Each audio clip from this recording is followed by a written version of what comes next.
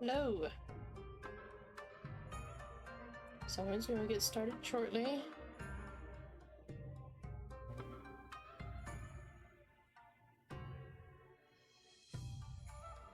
Gotta do the usual links.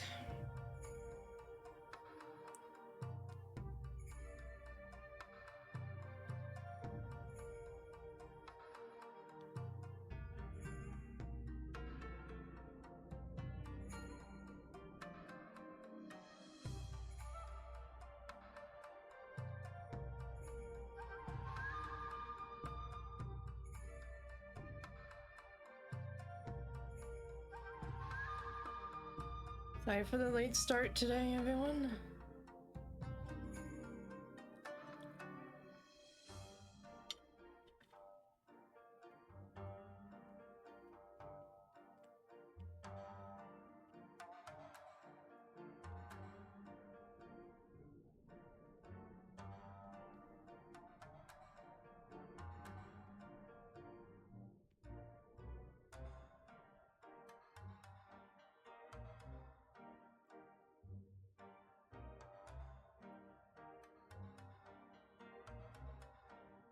Almost done.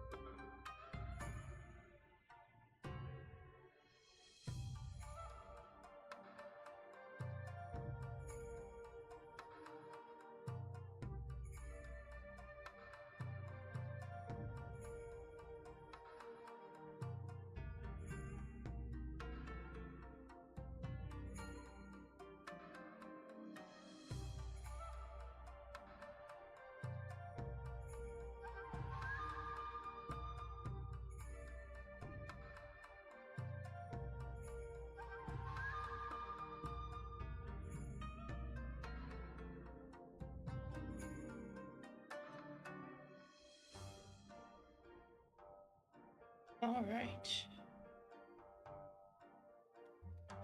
Links should be out.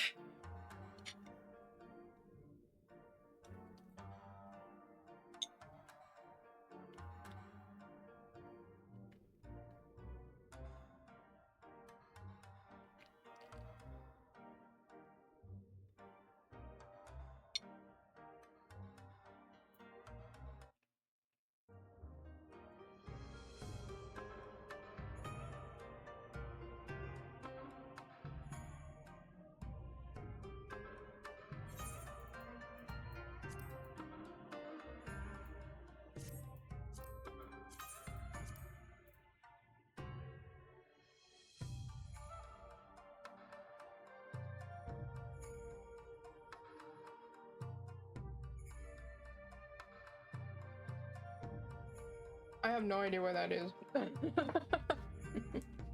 Rouge, where are you right now? It's bizarre looking. Oh, you're a samurai. Leveling samurai? Alright, let's see. I think it's time we were going, don't you? McDonald, we can here, and we have a lot to report. So, what just happened? Well, I'll say he's dead. And so is Yotsuyu and Gosetsu left. That's kind of what happened. But they got all their people back. But before we head back to the Rising Stones, let's call in at Roger's Reach. We should be the ones to tell Lee Sin about Xenos. After everything we went through together, we owe her that. Right. I think that someone is possessing Xenos' dead body. Forgot that that was happening too.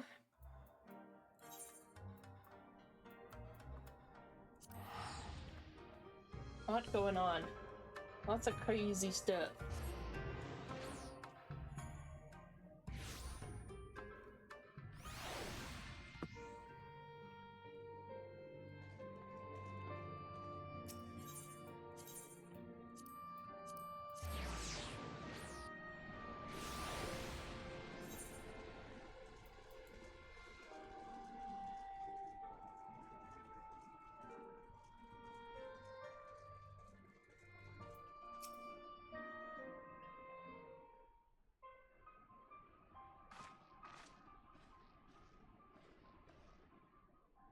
Hello, you're back. No Alfredo? It's good to see you, Lise. As for my headstrong brother, he's off on what will most certainly turn out to be a once-in-a-lifetime trip to Garlemald. It's a long story, but we have evidence that Xenos might still be alive. What? But that's... if this is a joke, gods, this had better be a joke.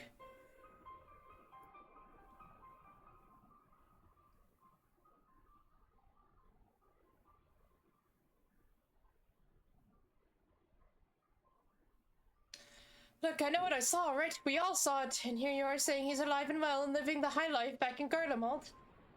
I know how ludicrous this sounds, but I'm still having difficulty believing it myself. But while I might doubt the word of an Imperial envoy, I'm inclined to trust St. Lune's.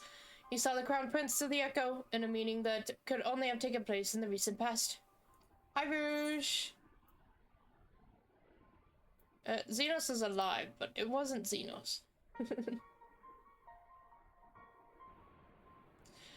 No, it must have been, I don't know, some kind of really convincing imposter. Xenos is dead.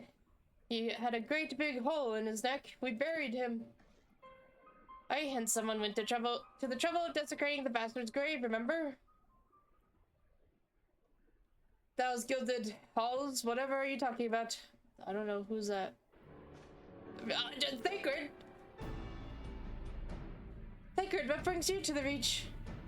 Alfino has had me lending a hand at the saltery, keeping an eye on the rebuilding work and so on, just until operations were up and running. And now that they are, I thought I might look in on you before wending my weary way back to headquarters. Forgive me if I misheard, but is there some suggestion the late Crown Prince could have gotten better? If so, might I suggest a quick look inside his coffin as our first order of business? As much as I hated the man, it doesn't feel right to defiling his grave.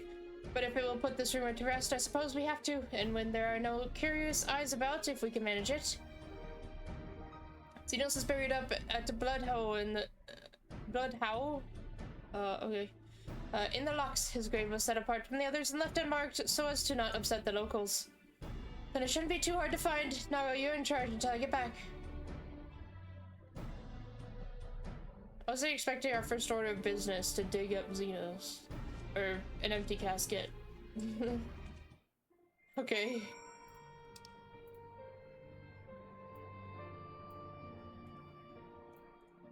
Where is this? Okay, I'm not insane. I haven't been here. I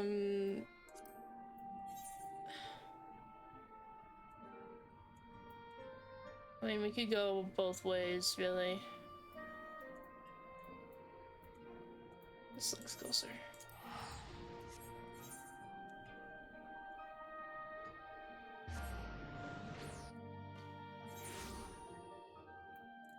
And we still can't fly, but so be it. We venture forth.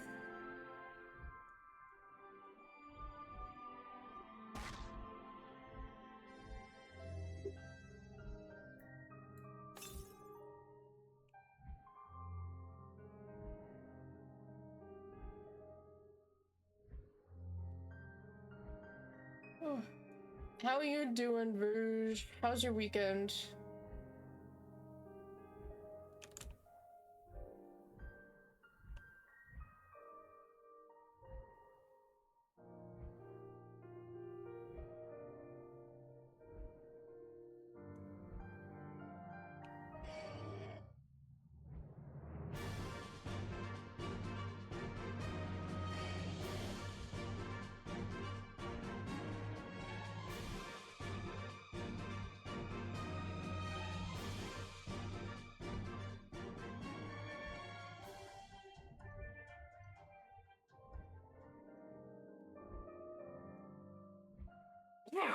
Oh, goodness.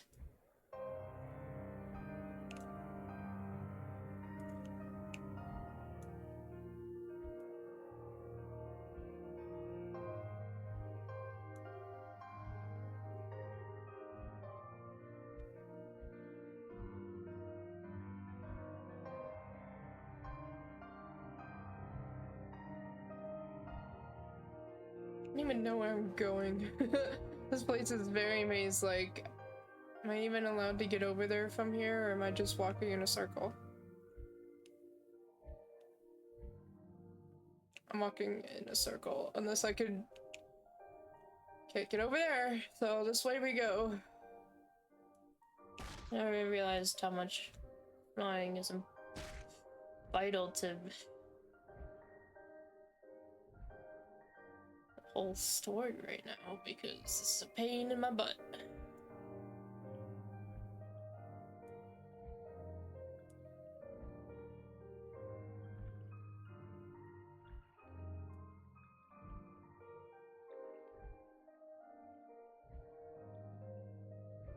It's okay, we're discovering more map.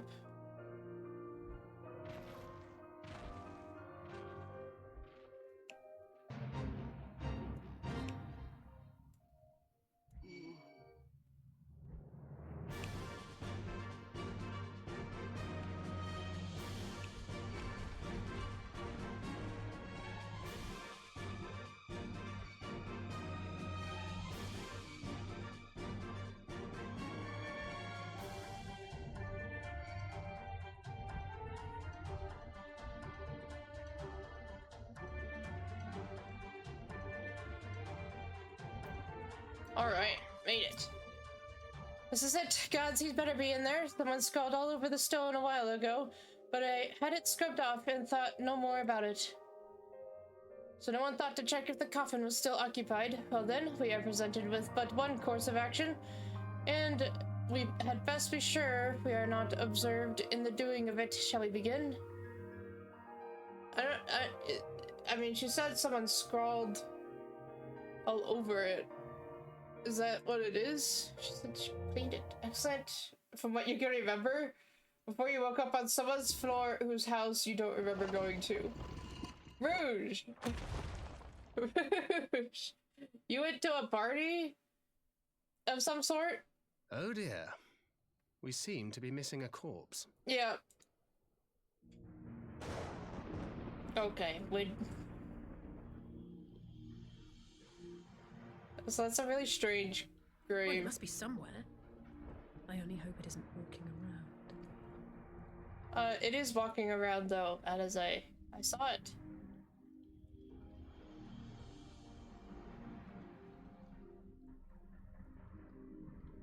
Hello?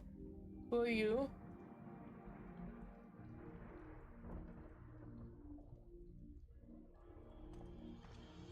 What was that smirk? Who is that guy? Jeez. I mean, I had a crazy weekend, but not like that.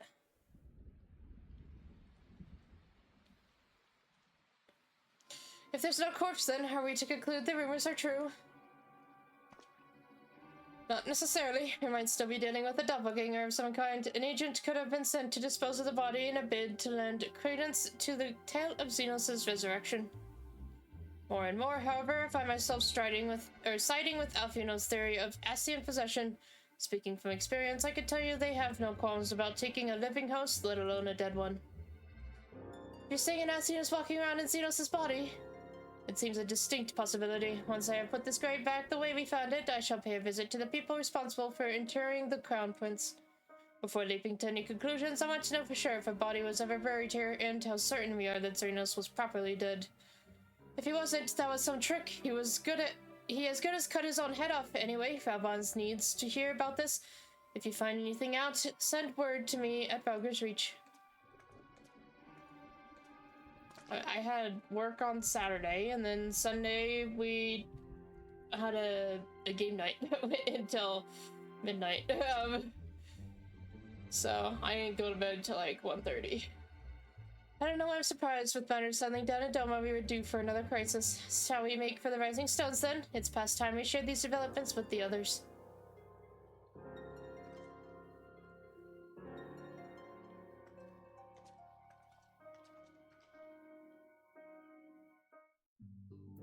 Oh my god, you took me with you. Thank you, Alistair.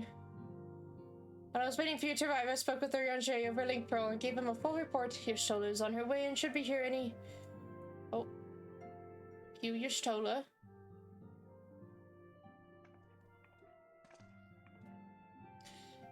Alistair, Saloon, it is good to see you safe and well. What news have you from the east? Xenos is possessed.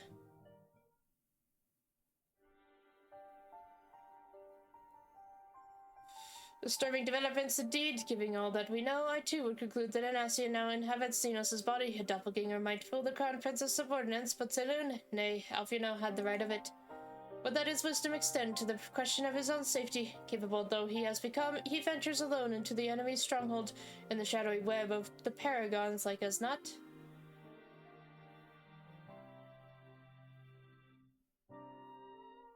When it comes to making rash decisions, I'm hardly in a position to criticize, but I'm worried. I just wish there was something I could do for him besides pray.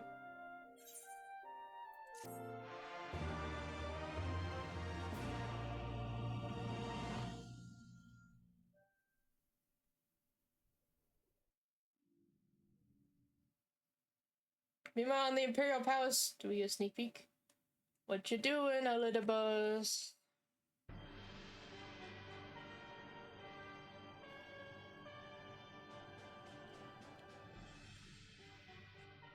Oh. We cannot suffer icons to exist. Was I not clear on this point? More than clear. The icon in question was similarly dispatched by the Warrior of Light. The summoner is dead and the right beyond repeating. Everything proceeded according to plan. Every party behaving exactly as it required.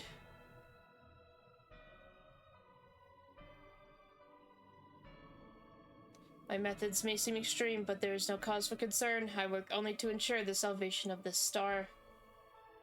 Yep. That's definitely Elidibus. Who was that other guy that was watching us though? Whoa. This is in that tower area that we took down. It's a dungeon. Oh, here's that. No, someone else. What are you doing fiddling with that thing? Okay, here's the stranger. Ask you a question, soldier.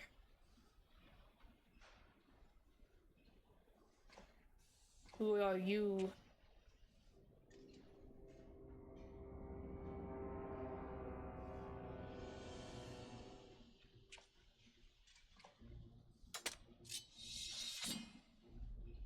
Oh. What are you? Have you lost your mind?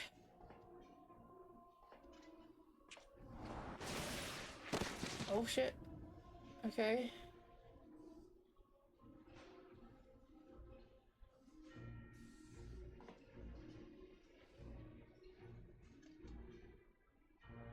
I've lost many things, so my mind is yet my own. There upon the stage I stood, prepared to take my final blow, only to find that the finale was but an intermission.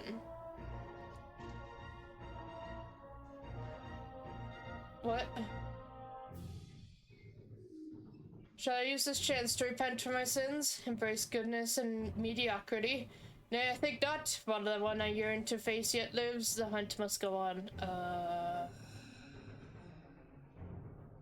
Okay, what? I'm so confused. That's awesome though. More mysteries. I like that. Oh. Okay. Got himself a ride.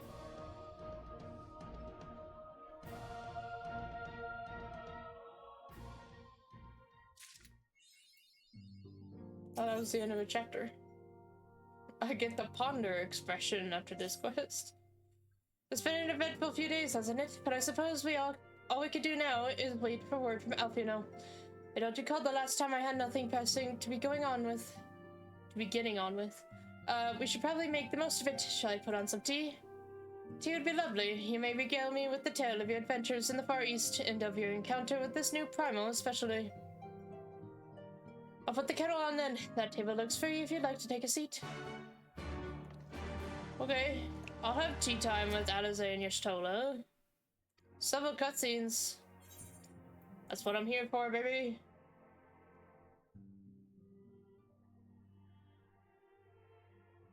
That looks like wine or something, not tea. Oh, there's some tea. Okay. Interesting. So the Tsukuyomi was summoned in much the same manner as Susanoo via the medium of a sacred relic. That's right, they believe their gods, or kami, reside in physical objects. Given the danger they represent, it may behoove us to begin a catalogue of such relics, but if we are to contain the threat, we will require a better understanding of the summoning method itself. I believe I shall pay a visit to Doma and learn what I can on the subject. A fine idea, and I know for a fact that our friends at Doma would be grateful for any information which could help to prevent further summoning in this region. I will pen you a letter of introduction. Lord Tien will wish to welcome our resident expert on aetheriology. Greetings. Could it be that I'm in time for tea? Yes, they could join us. Certainly looks that way. Come on, sit down and tell us how your investigations went. Yes. All good stories start with tea time. After you left, I went about questioning Bloodhole's gravekeepers. They all told much the same story. Once Lise and her officers had confirmed Xenos dead, his corpse was interred upon strict supervision. There seems little reason to doubt their testimony on that point, but when I mentioned the defacement of Xenos' grave, accounts grew rather more vague. None reported having seen any suspicious persons in the vicinity, and all assumed the act to have been perpetrated by a vengeful Alamegan. Crucially, however, I was able to confirm that when the offending scrawl was removed as per Lisa's instruction, no one involved thought to check the contents of the coffin. By that stage, 'tis like that the corpse was already missing. Assuming Xenos has not in fact risen from the dead, we are left with two possibilities. Either the body was disposed of to lend credence to the claims of an extremely committed imposter, or an Ascian has taken up residence within it.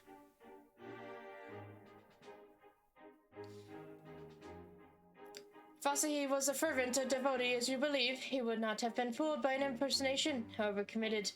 We must assume that we are dealing with an Ascian and proceed accordingly. Agreed. The question is, how many more such monsters are waiting for Alfino and Godemold? Their presence was his chief reason for going. He understood the risks. I only hope he did not underestimate the extent of the infestation. Alfino update? How's Alfino doing? Is he cold yet? Meanwhile, on the Imperial Hypersonic Assault Craft L-25.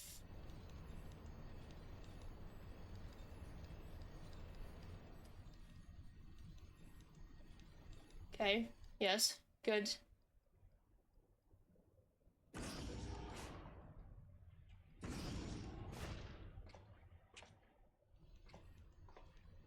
He's so tiny compared to him. What? How does that even... he's not even an elf. How tall is this man on normal? Maxima, you are very tall. So, we are making good speed towards our destination, is Optimus. Nay, 'tis just I can see not from my cabin, and was curious to know the land over which we flew. I'm afraid our military craft are built with little thought for such niceties. I'm happy to indulge your curiosity, however. We are presently passing over the burn on the western edge of Arthur. Even with the benefit of a porthole, your gaze would have been greeted with naught but mounds upon mounds of lifeless earth. The burn. I've read something of the burn. It was described as a desolate wasteland, bled dry of every last drop of ether. It is believed that a succession of icon summonings was responsible. When Emperor Solus first came to Arthur and beheld this blight, he is said to have reeled at the scale of the devastation. He declared icons a threat to our very star's existence and issued an empire-wide decree ordering the eradication of all such entities.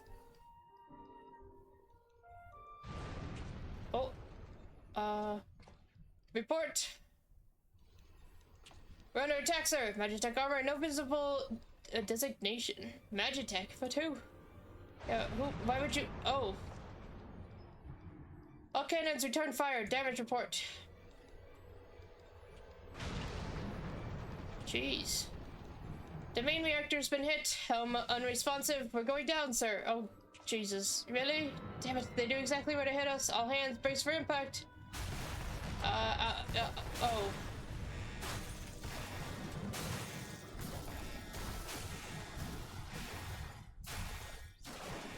I swear to God, if you... Come on, guys. That's my son you're putting in danger. Glad to have you back, Master Alfredo. We have landed in one piece, more or less. But the air filtration system is damaged and the ship is filling with smoke. We must gather the survivors and get out while we still can.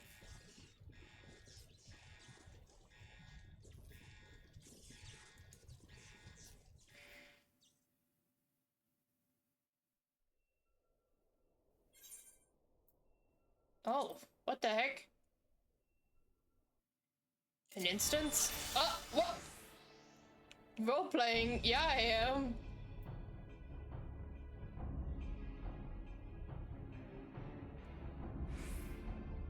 An aspect damage with potency. Master Albion, when I ask you to search for survivors, I will see to our injured husband. What is happening? Okay, sure. Look at him go. Oh my god. What is this?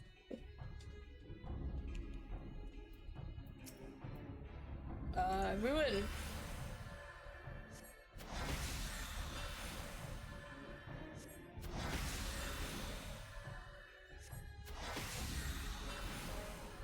This is bizarre.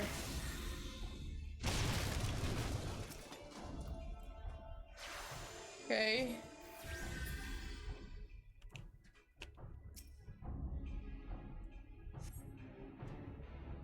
My thanks, I don't think I would have made it.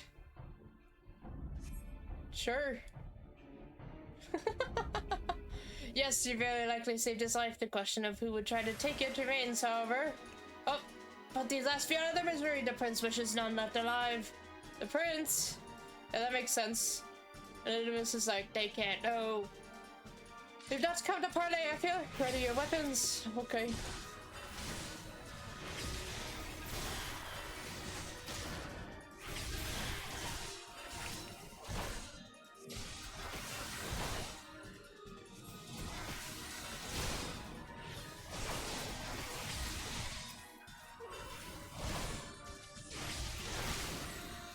This is so strange.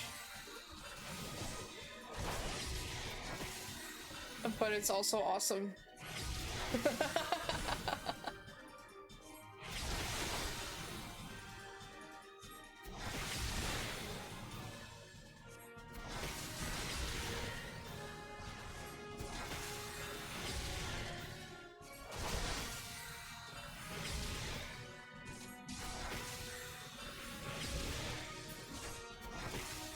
Take that!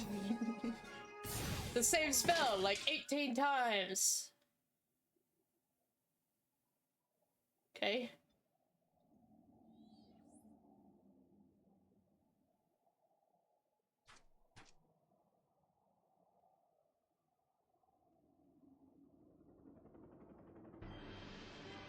Oh boy.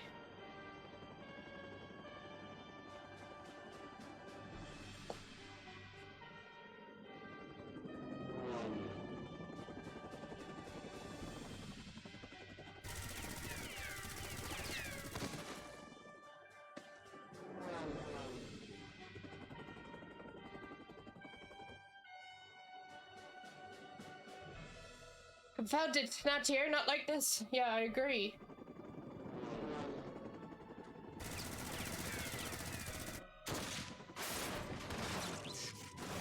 Oh.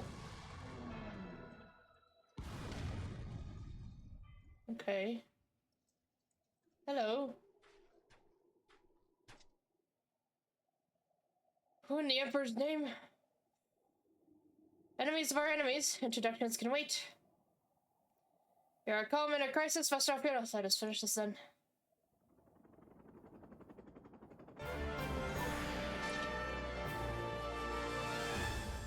Who is this guy?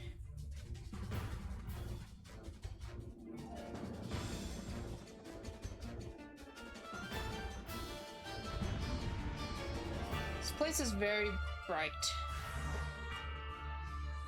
For some place without ether, I thought it would be dark, not bright white. Whoa, look at someone doing all that damage. This guy's crazy!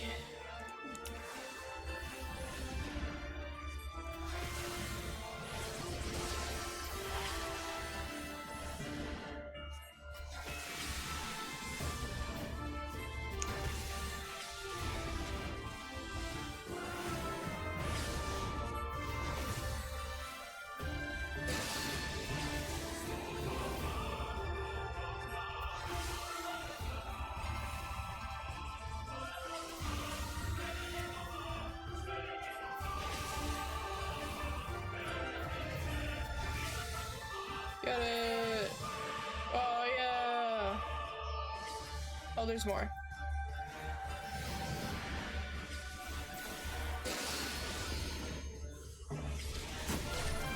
Oh, they don't like him.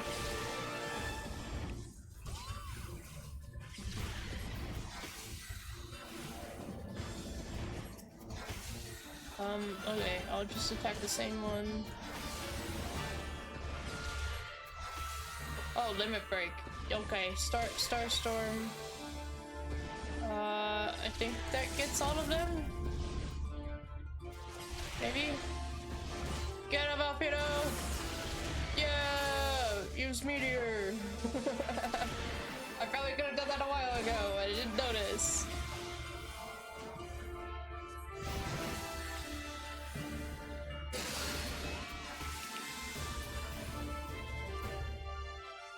Cool.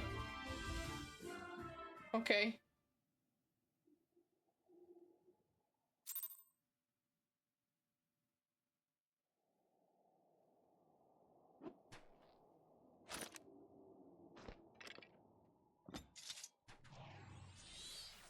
The elf has some interesting face tattoos.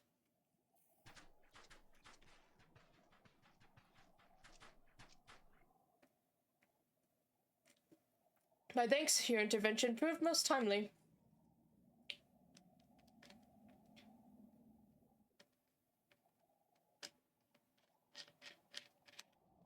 Well, I did not think to meet an Eorzean in this place, let alone a Scion. Oh. You know of me, sir.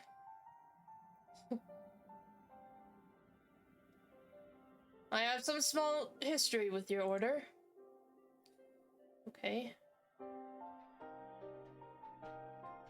But I would speak of the present, know you, your assailants, and the severity of your predicament. Soldiers bore the insignia of the Emperor's personal guard.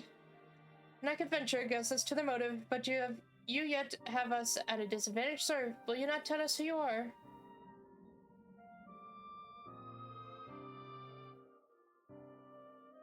It's probably someone to beat up at some point.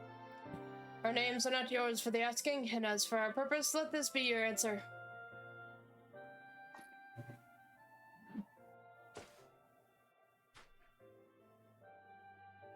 Oh, an Ascian mask. Yeah, so it is a mask. The face of our prey. Okay. He doesn't like Ascians.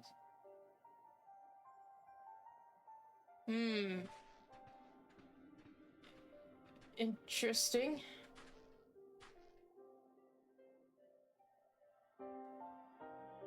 You must away before more arrive. Come with us or stay, but make your choice now. Eventually managed the long trek out of the burn and secure passage to the capital. We would no doubt be greeted by the Emperor's guard. Indeed, we accept your gracious offer. Give us something to call you by. Shadow Hunter will suffice for the present. Okay, sure.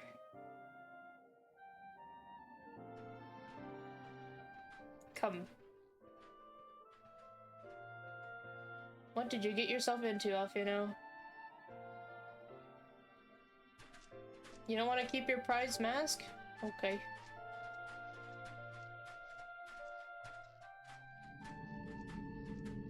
Oh shit. Oh, he's taking out a lot of them.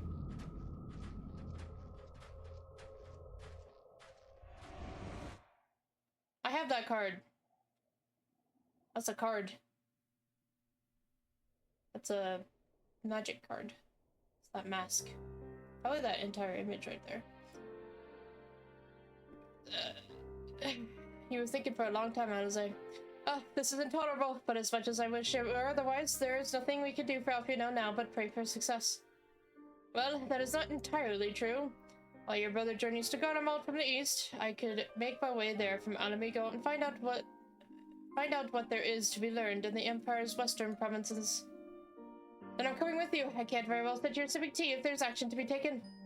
Forgive me, Anaze, but the provinces are hostile territory and stealth is all important. It is safer that I go alone. I can sneak well enough when the situation demands it. Don't patronize me. I'll go with him. And how exactly would that be any better? I must refuse your company as well, my friend. Formidable though you are, the success of my mission depends on moving unnoticed. Unless you forget you have grown rather famous, I trust you understand. Fine, just promise you'll be careful. Alright, we'll see you in the next DLC, Thancred. What? God, why? Why does he always show up and leave instantly? Thancred, please. Well, I have best put on my skulking boots. There will be no room for mistakes once I've crossed the border from Alamigo. Okay. It seems that praying is to be the extent of my contribution after all, but I will stay behind as I have been bid. We all have our talents. Mine just happens to involve a silver tongue and soft souls. I promise to send word the moment I learn aught of consequence. So that you notify me too. I mean to depart for Doma as soon as I find a suitable East Eldrenard vessel to bear me thither, but I shall return if I am needed. Be sure to drop in whenever you're next in the area, Saloon. With any luck, I'll have a painfully detailed report from Alfiono to share.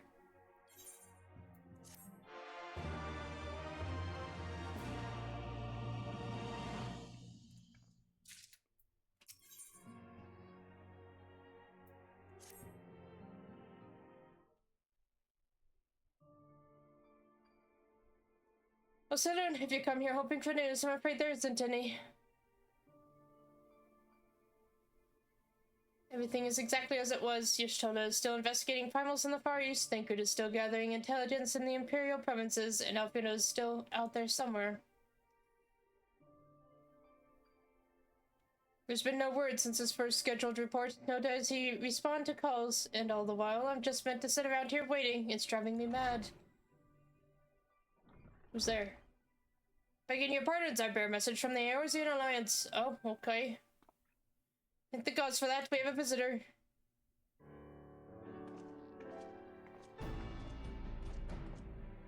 Welcome to the Rising Stones. If you have a message, I should be most eager to hear it.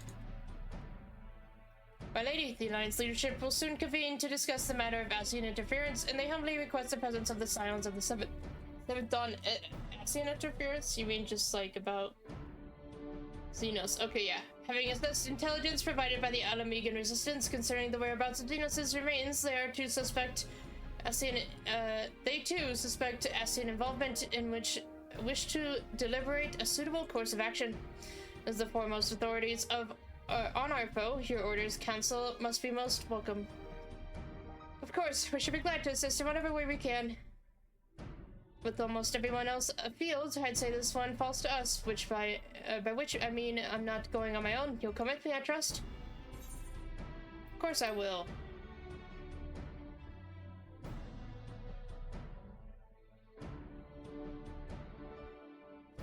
There you have it. We accept the invitation. Thank you. The time and date of the meeting will be shared in due course, but I can confirm that the council will take place in Alamigo. By your leave.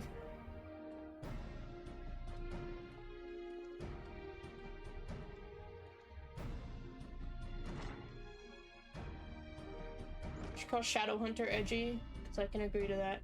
He's like, you just call me Shadowhunter.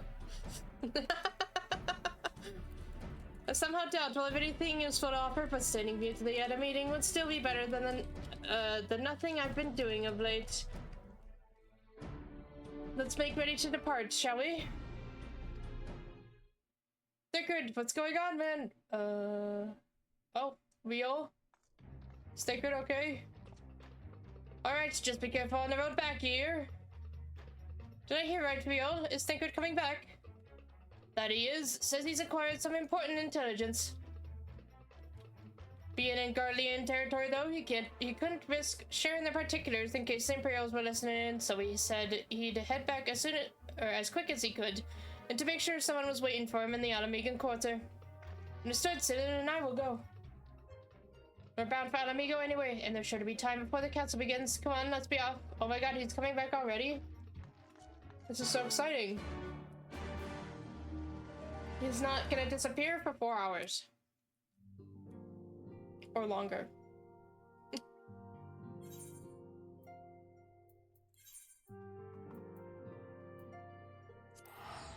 To the Alamigan Quarter.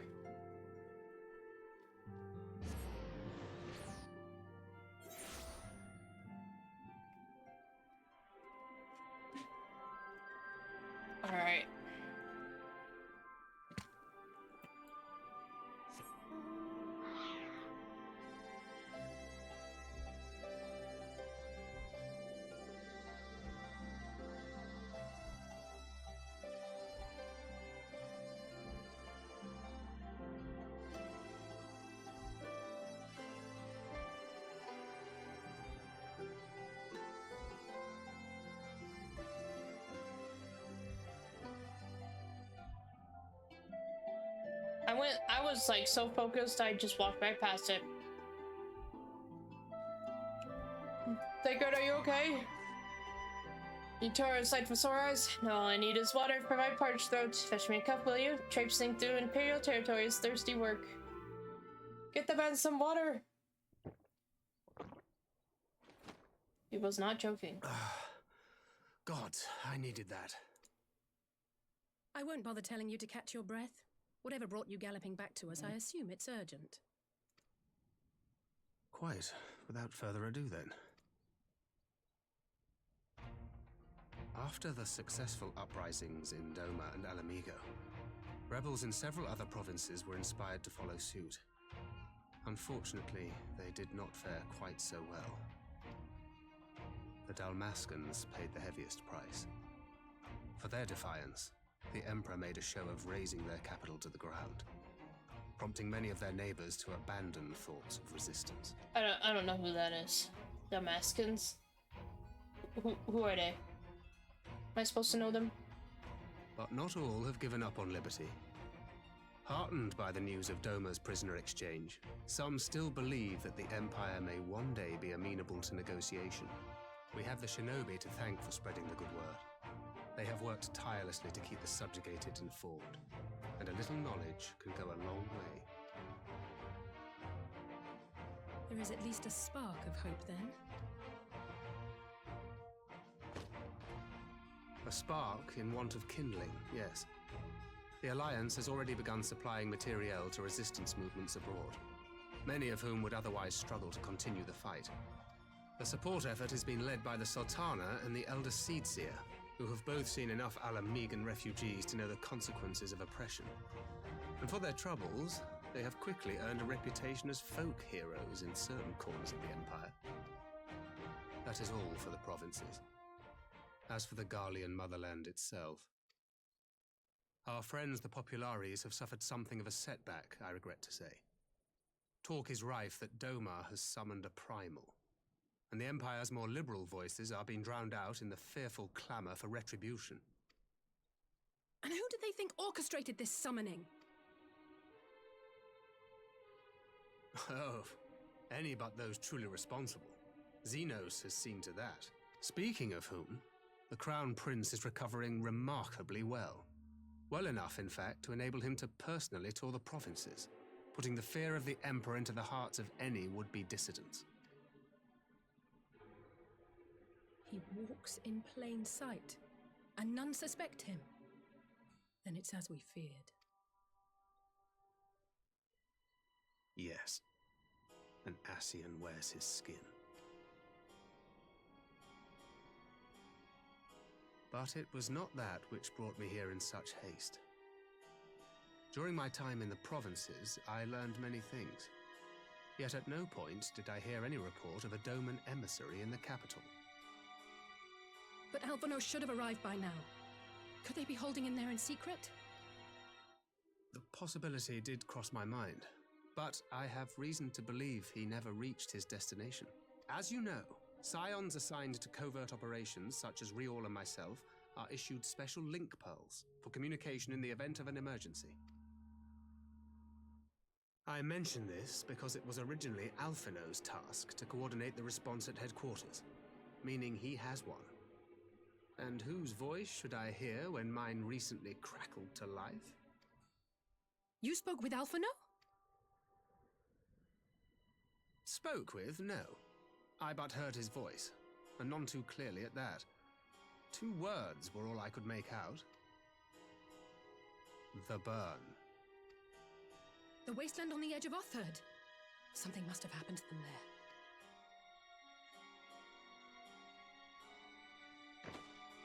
There's no time to waste. We must make for the burn at once. I had a feeling you might say that. And? I can't very well sit around here drinking tea if Alphino's in trouble. You said yourself that this link pill was only to be used in emergencies. So I'm going, and that's the end of it.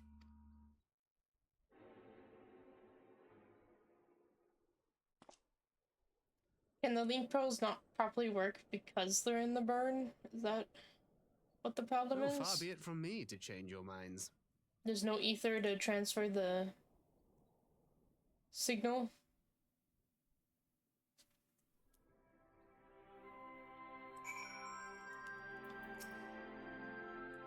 Loath though I am to neglect making preparations for the council, we must act swiftly before Alfionod's trail goes cold. I propose we first pay Hian a visit. He's sure to want to hear about these developments, and he may well be able to advise us on how best to reach the burn. A sound plan, and Y'shtola is in Doma, is she not? I dare say she'd join you in the search if you asked her nicely. While you see to all that, I shall go and report my findings to the Alliance. You may leave any preparations for the council to me. Yeah, you would know the best. Thank you, Thigrid. Right, to Doma then. We have much and more to share with Y'shtola. You are the best council when it comes to possessions. As much as I would like to visit Doma, it will have to wait till I speed you on your way. Oh, and give my regards to Y'shtola.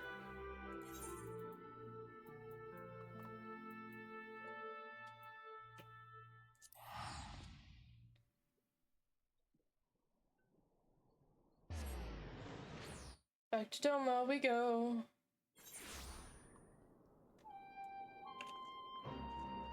It felt like it was only just last Tuesday that I was here and Ozzy was walking around. Last Thursday? Last Tuesday? Last Thursday. Okay, brain. That is curious indeed. While other matters demand my attention at present, I shall bear what you have told me in mind. Should you notice any change, do not hesitate to seek me out. Thank you, my lady. You are most kind.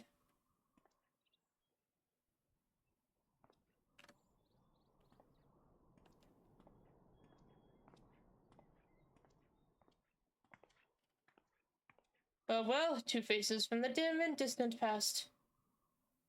Come on now, it hasn't been that long. Who was that you were speaking with? A local miner who supplies crystals for the rebuilding effort. Of late, he claims to have struggled to find a crystal with so much as a trace of elemental energy. Upon learning that I had some knowledge of ether, he came seeking my counsel. Just now he brought me one of his recent finds. It was precisely as he described, devoid of elemental energy and eerily reminiscent of the de-aspected crystals that manifested in Eorzea in the days prior to the calamity. We'd be wise to investigate this phenomenon more closely. What a calamity! I don't like the sound of that. Indeed, but on a more positive note, the locals seem to have taken a liking to you. More an interesting in than a liking to, I think. The sight of a Makote with a peculiar contraption upon her head has a certain novelty value in these parts. Oh, this thing.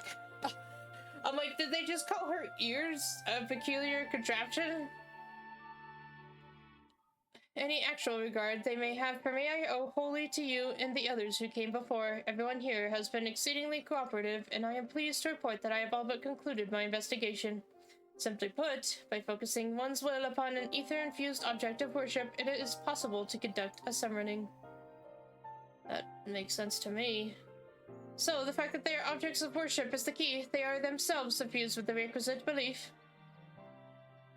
Correct. Such sacred relics as the Kojin collect obviate the need for religious fervor in the summoner.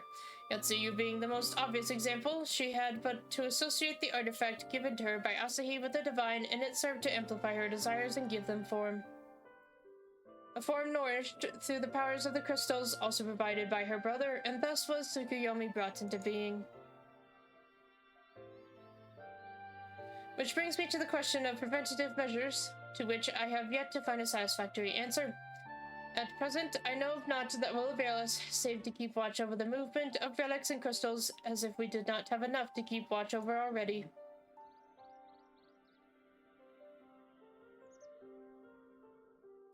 But I doubt you came all this way to hear that which may be perused in a report. Has something happened to Alfino? We gotta go to the burn, Y'shtola. I don't think you'll like it there. I shall join you in the search, of course. Thank you, Y'shtola. I should be glad of your help, truly. Now, if there's nothing else, I shall go on ahead and request an audience with Lord Hien.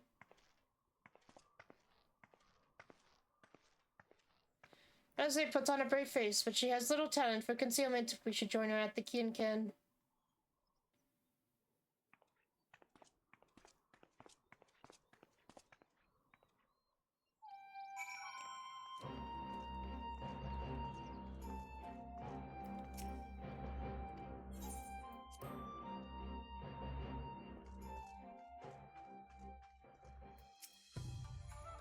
Greetings, my friend. Alice has explained all to me. Needless to say, you shall have our full cooperation in the search, even if Alfina's trail does lead to the burn of all places.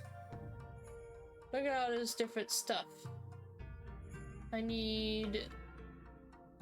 Piety is my class, I believe. Feel the burn. Good. The region known as the Burn occupies a special place in Goelian history. Every child in the Empire is familiar with the tale. In the distant past, it was a verdant land teeming with life, but successive summonings saw it blood dry of ether and reduced to a desert. It was upon beholding the devastation that Primals had brought that Emperor Solus was spurred to embark upon his crusade against their kind. The Burn offers a glimpse of the future we seek to prevent. Know you of any reason why Alfina might have gone there? Mischance, though it lies on the route to Garlemald, it is no place to make a stop. My guess is they encountered some manner of trouble there.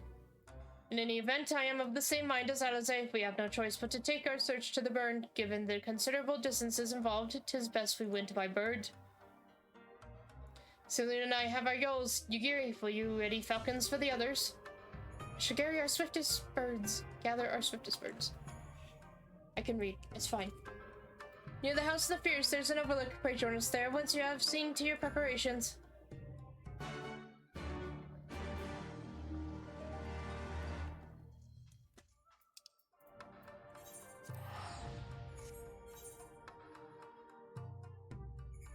Let's go to the Burn. This place looks terrible. I don't want to go there, but we're going anyways.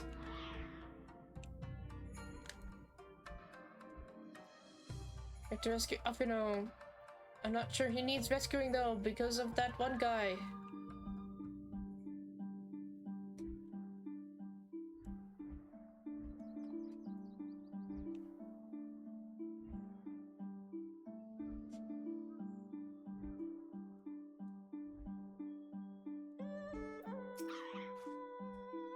If everyone is here and possessed of a bird, let us away. Remember, our destination is a barren wasteland. There is no civilization to speak of for 100 moms in all directions. Take care, you do not lose your way. Oh, what? It's a dungeon? Rouge!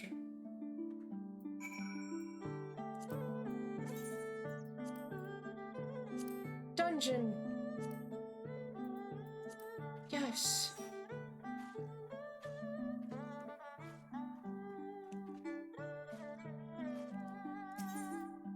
I was not expecting a dungeon. Oh, I'm so excited.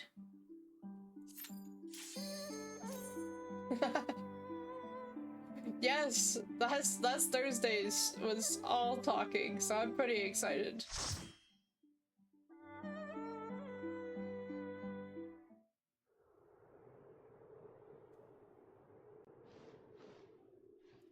Wow. Make ready, friends! We are come to the Burn! Uh-huh, I can tell.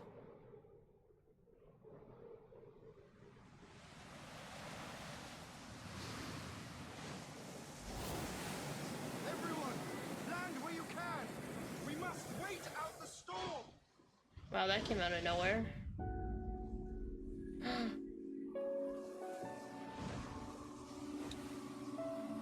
This music is epic.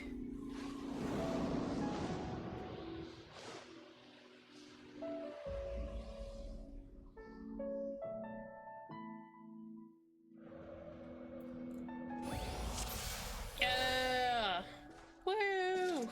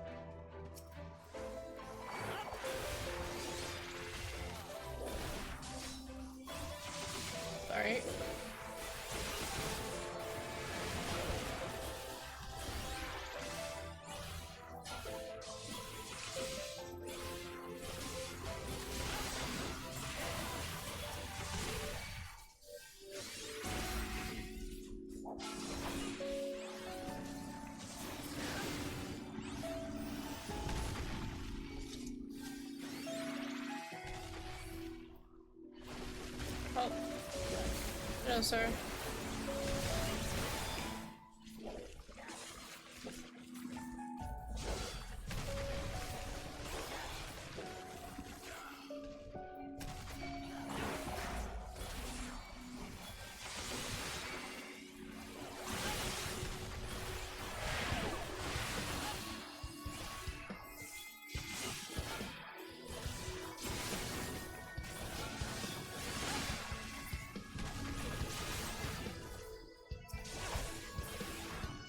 Oh, another one.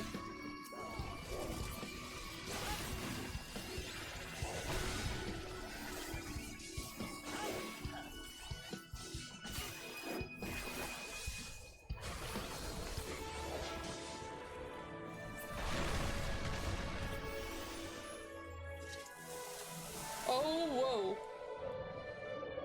Wow, I have dust everywhere for sure now.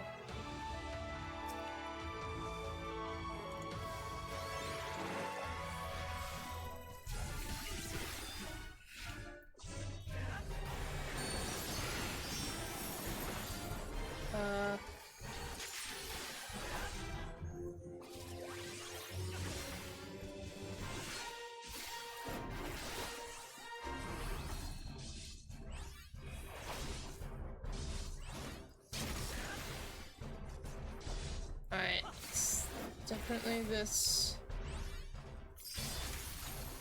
Oh, okay.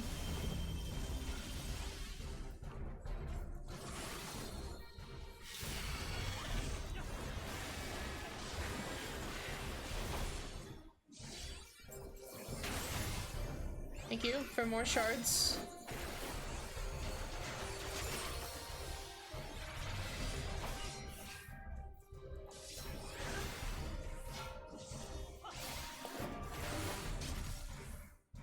What are you doing over there?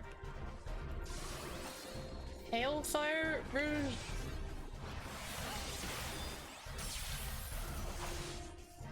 Oh, okay. I see.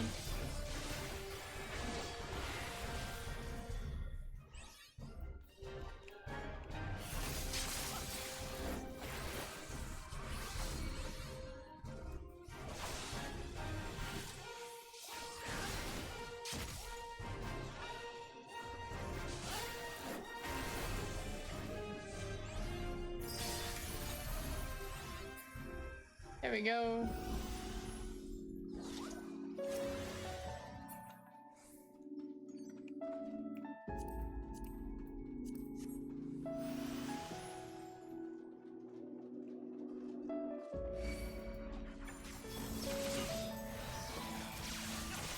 The heck are these things?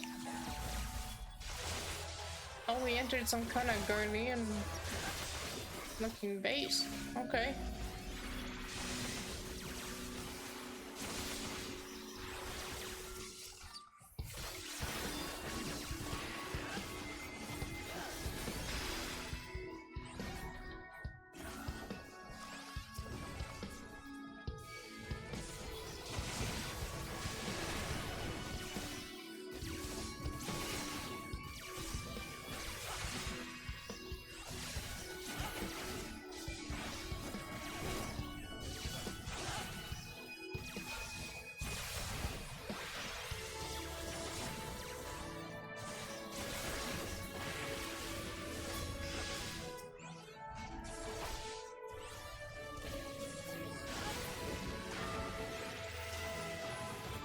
Treasure chest.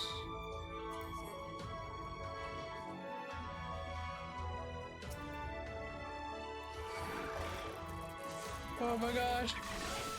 That's a lot of covens.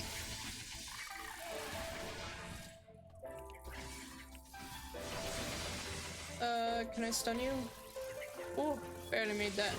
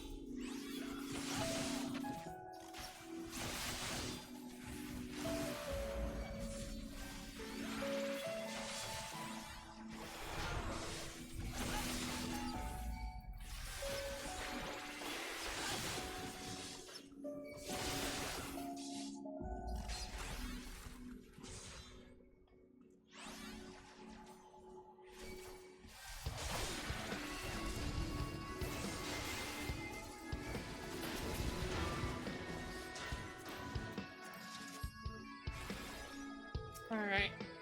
What does this guy do?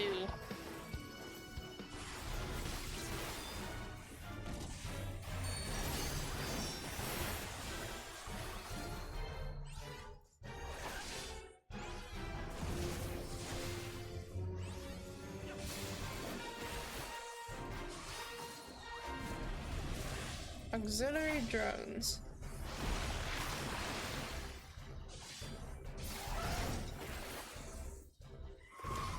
Oh. Broken one, right? Rouge! Oh no!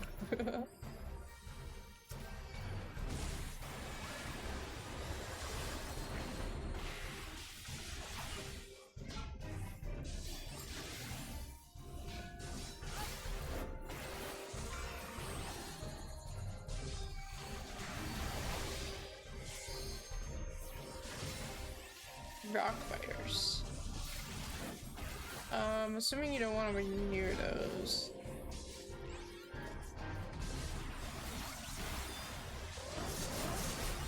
Okay.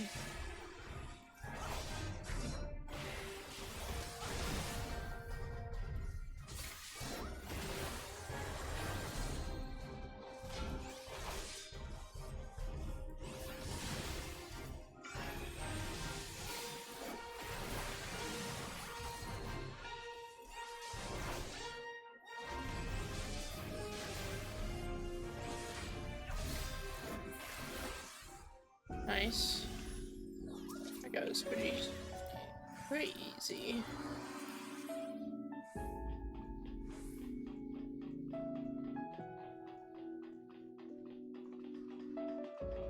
Some worms in there.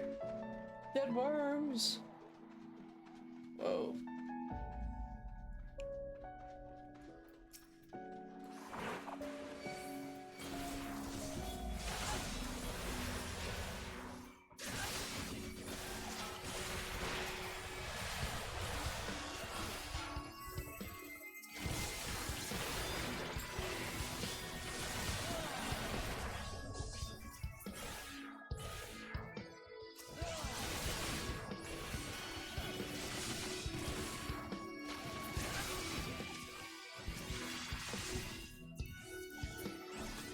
Cool looking coat.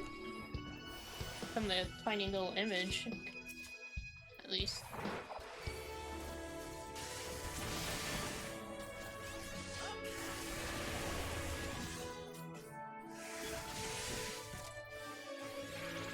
You doing that? Stop that.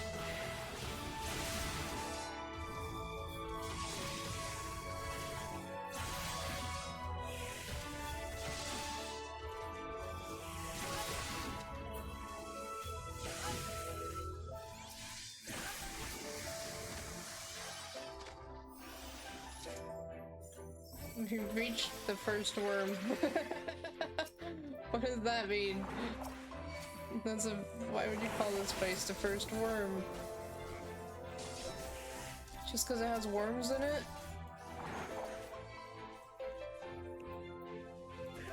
Oh Jesus. I can't stop too. Oh, hey, don't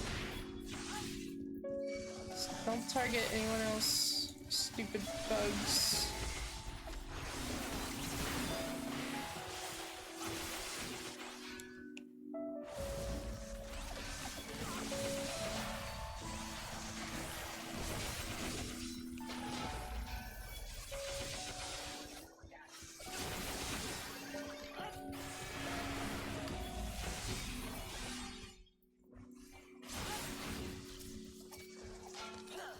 Oops, I didn't do it in time. I don't. Well, someone else maybe. I don't know. I don't think it went off, but whatever that AoE was. Alright, what's the final boss?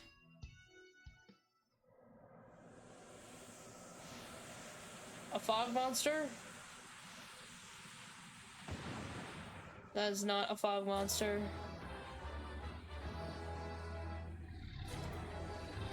What? There's a freaking dragon? What the heck? What are you doing out here, dude?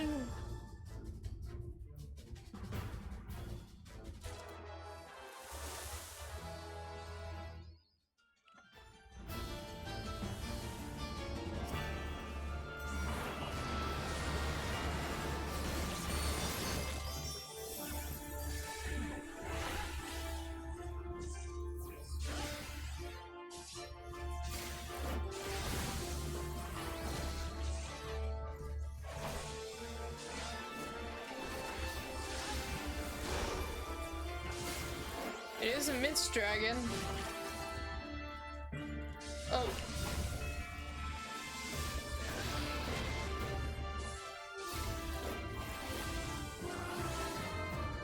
What is he vaporizing? Himself, okay. Sure.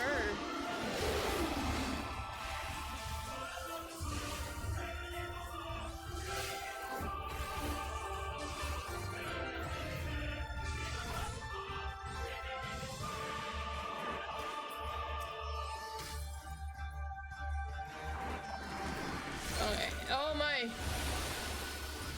Holy crap. Oh, okay. That was terrifying for a moment. I thought I got pushed off the edge.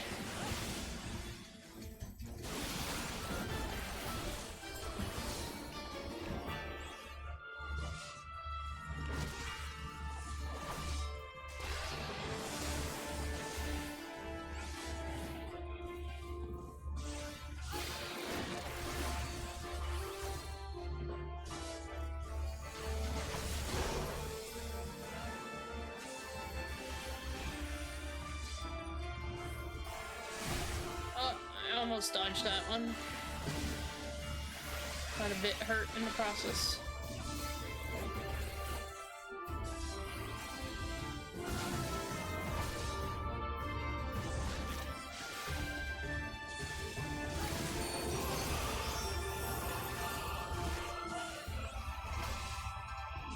Got him.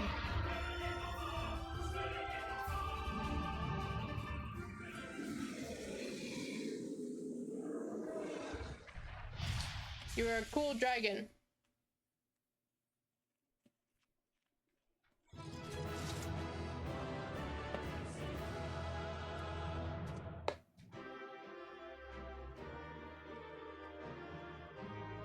I like this dancer's outfit.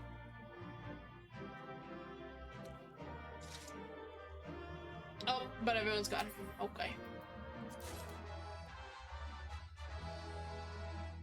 That was pretty cool. Thanks for... Let's go save my son.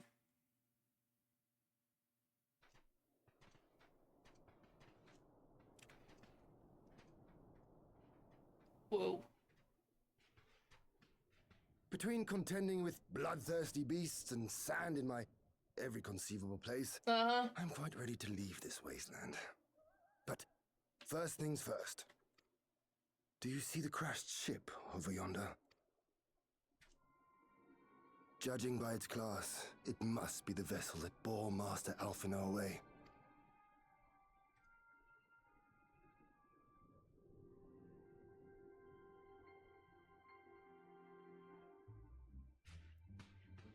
Yeah, the Chateau's got it right. Let's fucking go.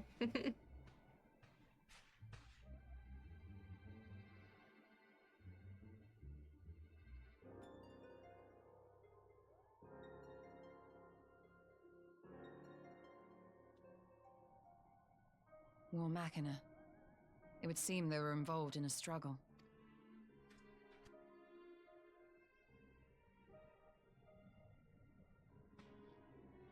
There may be clues. We should split up and search the area.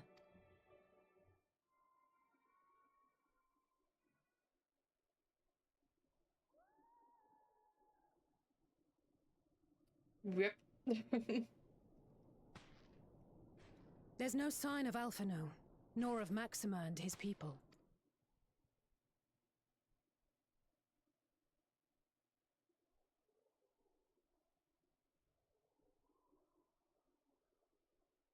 These were no ordinary soldiers. Over here!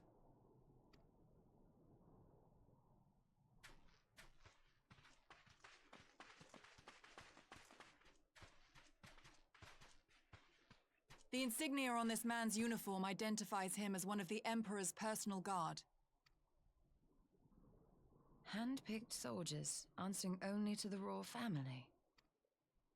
That would explain why all the casualties are Garlean. They were fighting their own. You're saying the Emperor was behind all this? that Alphino is his prisoner. Alfino's fine, I'm sure, but it's not like I took over his body for like 15 minutes and did a You battle. must not jump to conclusions. Besides, Alphino is more than capable of looking after himself, is he not?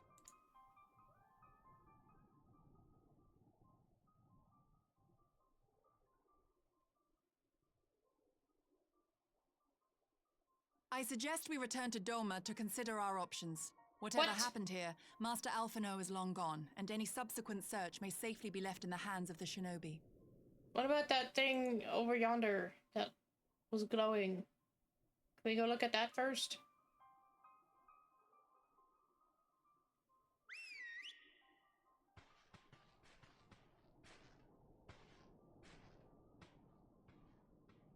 This, over here, this thing. Where in the world are you, brother? If you die on me, I will never let you hear the end of it.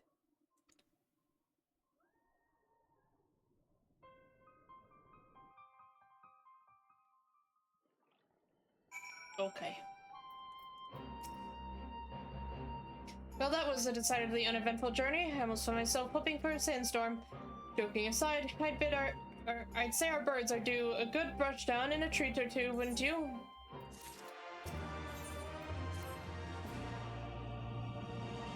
I had hoped to steal a moment's rest after our little outing, but it would seem duty calls. A foreign emissary arrived in my absence. Do not let us keep you then. Actually, I was wondering if you might join me. I cannot think of a guest who could fail to be impressed by the presence of the scions, at least none I should be happy to receive. Of course, I think, if you think it would be useful. Thank you. Let us return to my manor then. Alfino is more than capable of looking after himself. You're not sure about that one? I mean, yeah, from what I did, she only had 3 spells.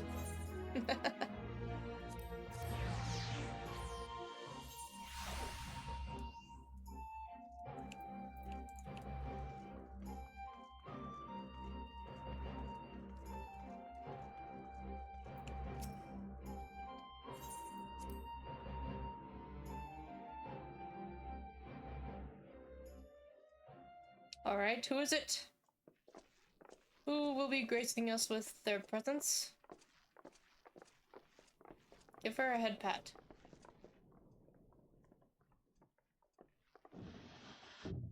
Oh. Hi, Lise. What brings you here? Oh, Alliance business. We have a request for Doma. Well, Hian. Oh. But that can wait. They told me you were out searching for Alphino. Did you manage to pick up his trail?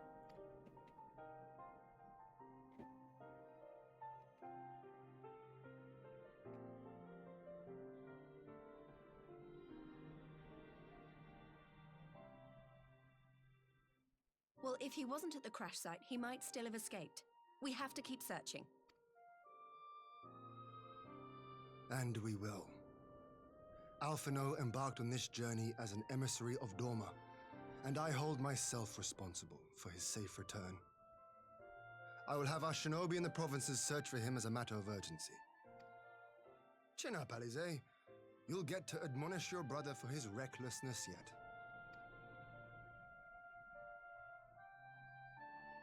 Well, someone has to do it. I'm sure he's going to be fine. There is one thing I'm not sure about, though. You said it was the Emperor's personal guard that attacked Alphino's airship.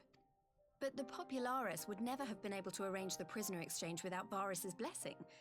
So why would he sabotage his own mission? They may not have been acting on Varys' orders. The guard answer not only to him, but to his family, the Crown Prince included. When Yotsuyu summoned Tsukuyomi, Asahi was quick to proclaim that a Dorman citizen had violated the terms of our agreement, that the negotiations had failed. And it is this version of events that is now being repeated across Garlemald. To hear the tale, one would think the prisoner exchange never took place. Plainly, someone is manipulating matters from the shadows. Most likely Xenos, or whoever it is that wears his face. It's Elidibus. Whichever Ascian you mean. We all know the nature of our adversary. It's Elidibus. The servants of chaos are true to their name. Their meddling has cost Dorma a chance at peace. Whoever it was that loosed his personal guard, the Emperor cannot be ignorant of these developments. We must proceed on the assumption that our treaty is indeed in tatters.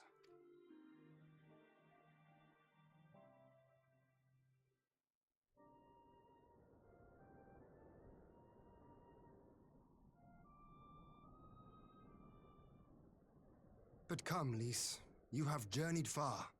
Let me hear your petition. Right. So the big news is that Alamigo has agreed to join the Eorzean Alliance. To make it official and discuss where we all go from here, the leaders of the 5 nations are planning to hold a meeting, and we were hoping you might come too. We've already seen what we can achieve when we work together, and the Alliance hopes to work even more closely in future. They think it's our best hope of keeping the Garleans in check, and I agree.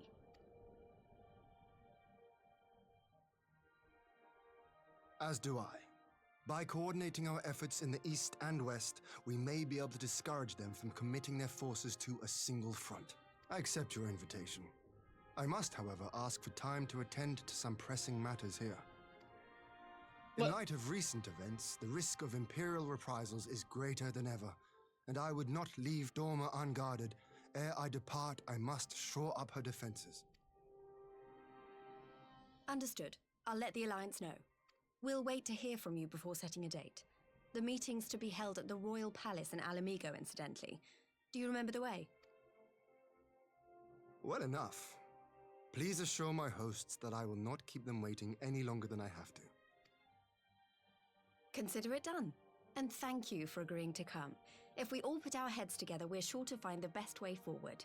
For everyone.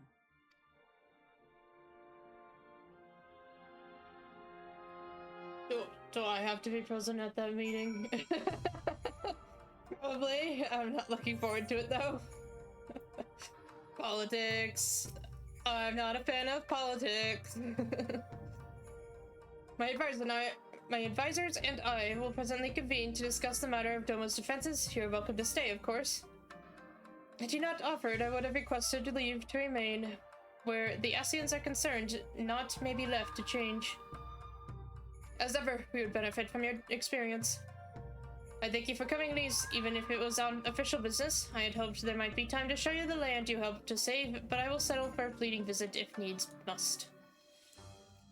There never does seem to be enough time for anything, does there? But I did get to see a little of the Enclave. You've made excellent progress, I must say. And soon you'll have the chance to see how we're getting on too. Till the meeting then.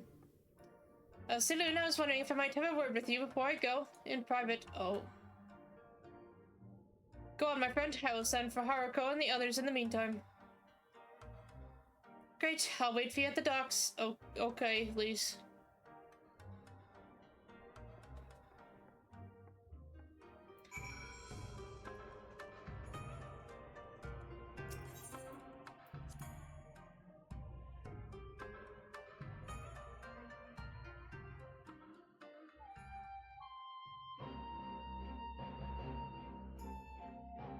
Hang on, one moment. Okay.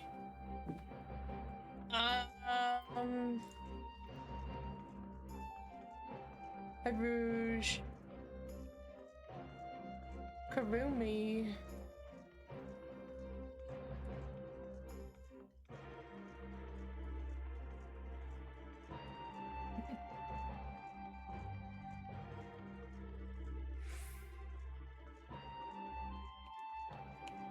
What is it, Lys?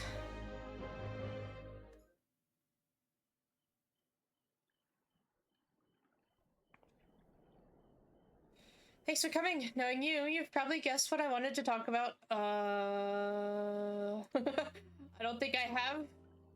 Hello, Gigi. Unfortunately, we just did the burn dungeon. Alize, she's acting as if everything's alright, but it's clear she's barely coping. Oh, okay. The Alize I know is overbearing, willful, and reckless, and that's fine. It's how she deals with feeling weak. She has to keep moving, or she's afraid she'll fall apart. A lot like me. But the thing about people like us is that we need someone to keep an eye on us. I had Papalimo, and now I have my friends in the Resistance, and Alize has you in the Scions.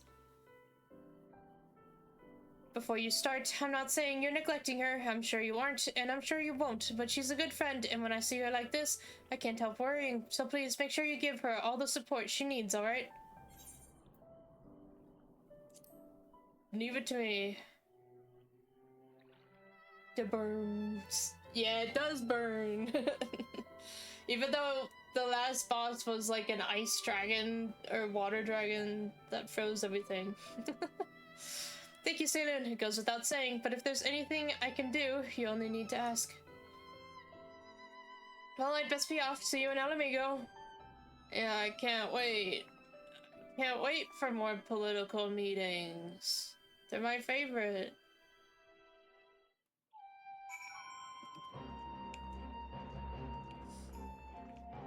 And right back I go.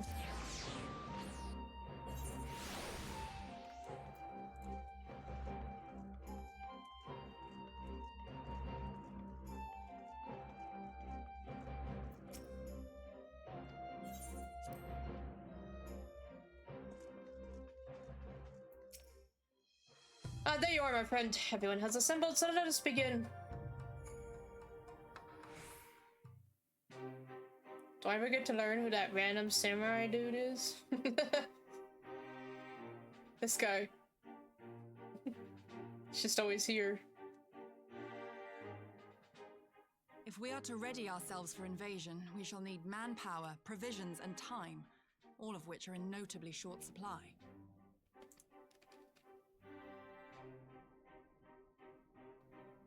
Candid as ever, Yugiri, and correct, I concede. Fortunately, I have an idea. 'Tis plain no single nation can stand against the might of the Empire. And it was only with the aid of others that Dorma succeeded in winning her freedom. So, I mean to take a leaf out of our Eorzean friends' book and form an alliance of our own. In addition to those with whom we already share an understanding, I would reach out to Hingashi and Suinosato, and further afield to the myriad peoples of Nangsha and Dalmasca. Oh, Dalmasca. I am under no illusion. Not all will answer the call. Yet disparate though we may be, we are united in our desire for freedom. I still don't know who any of those people are. If our neighbors could be made to see what is at stake, Ascian machinations and all, cooperation need not be so far-fetched a notion. It may even seem practical. Under the guidance of our former leader, Master Louis Soir, we once strove to unite the fractious city-states of Eorzea. I dare say that experience shall be of use in your endeavor. We should be glad of your wisdom. For the record, I would have been in favor of this plan even if it hadn't been my grandfather's, but I have to ask, how will we secure the time to carry it out? Not that anyone has forgotten, but the Garleans have airships. Lots and lots of airships. Should they catch wind of our plan, they could send an armada to overwhelm us before our alliance had even begun to take shape. Not if we deny them access to the skies. During our time in the Burn, the Warrior of Light and I chanced upon some Allagan ruins. Yeah. Oh? Why'd you have to inform As Alize such of that? ruins go, She was they were there. not particularly unusual. But something about the surrounding land struck me as odd. Faint though it was, its ethereal residue was uncannily similar to that of Azizlar. Identical, in fact. For locations so far removed to share a single etheric signature is all but impossible. I conclude, therefore, that the Allagans created the floating continent with land taken from the Burn. Oh. While that is a most intriguing theory, I fail to see what relevance it has to Dorma's defense. Azizlar was enclosed in a powerful energy barrier, impenetrable even to an Agrias-class battleship. It occurred to me that those ruins may have enjoyed similar protection. I have no proof, but the Warrior of Light did report seeing a structure resembling other known Allagan field generators. Was it? You just told me you were there too. I don't know why we're sharing reports. We were all there. All right. But even if we could put up such an energy barrier, it surely wouldn't extend beyond the limits of the burn. So what's to stop the Garleans flying around it? It'll take longer. Fuel. The Dalmascan capital, Rabanasta, was a key imperial refueling point in the east. By laying waste to it as a lesson to the rest, the Empire greatly hindered its own operations in the region. Wait, Rabanastra? That's...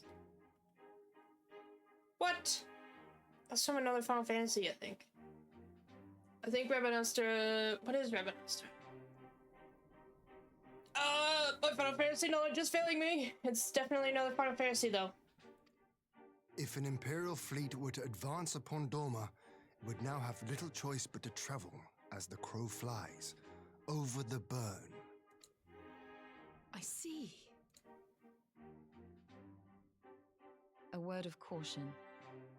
Even assuming the generator still functions, raising a barrier of such a scale will require a prodigious amount of energy. And few places are so bereft of suitable crystals as the burn.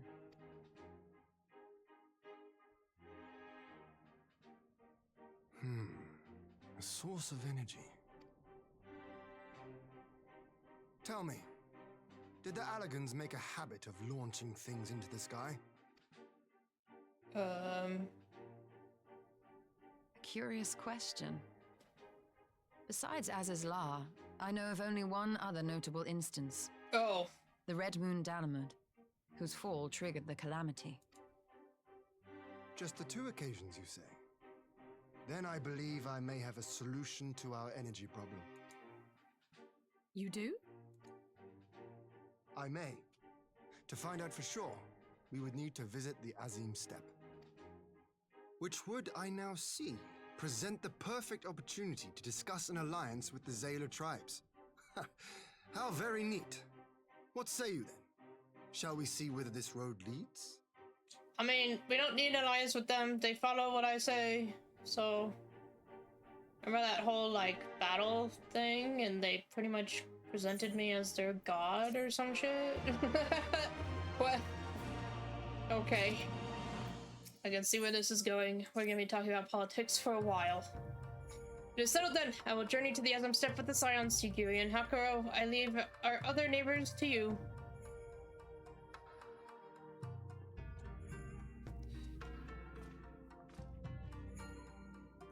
My apologies, but I won't be joining you.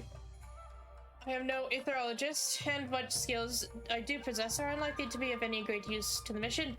But more importantly, it seems to me that the ruins and the burn warrant attention. And so, while you are away securing an energy source, I will engage our friends at Garland Ironworks to undertake a complete overhaul of the field generators. We'll need them in good working order if our plan is to succeed. I trust there are no objections. Could you not get Totaro to do it? Have care, Alize. Have care on the step. From what I hear, the Zayla like fighting with friends almost as much as foes. Good luck. It's probably true. Just the 3 of us then. Very well. Shall we make first for reunion?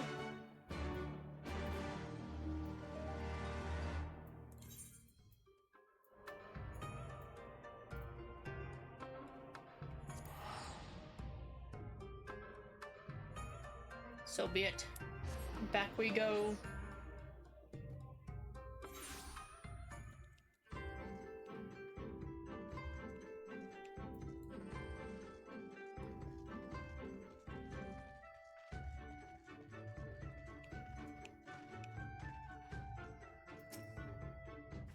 So this is the Azim Steppe. The tales do not do it justice. If you think the view is impressive here, wait until we reach higher ground. Actually, seeing as it's your first visit, permit me to show you my favorite spot. Know where that is. Oh.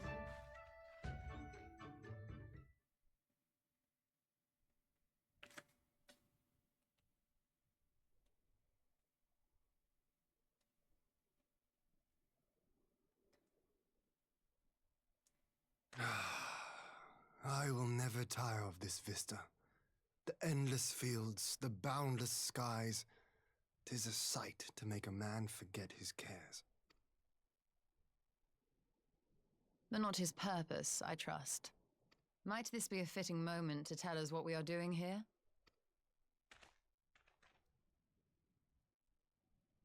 Of course.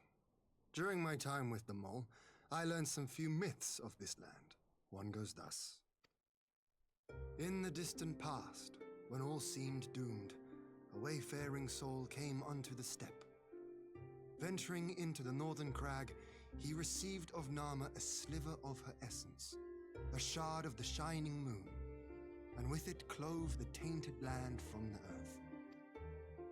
The end thus averted, to these fields did the wayfaring soul return, and venturing once more into the northern crag, he buried the shard, and made unto the heavens an offering of blood. A tainted land cloven from the earth and an offering of blood to the heavens. Azizlar and Dalamud. That was my thinking, yes. And you believe that yonder mountains hide an artifact possessed of sufficient power to raise Azizlar up to the heavens? I suppose that might suffice. Worth a closer look, would you say? I would.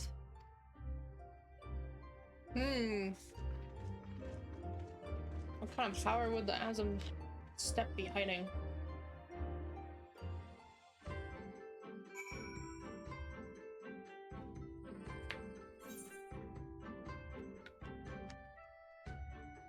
Okay. From here, we shall travel to Mol Ilo, where we may ask Sirna about the particulars of the myth and raise the matter of an alliance with the rulers of the steppe.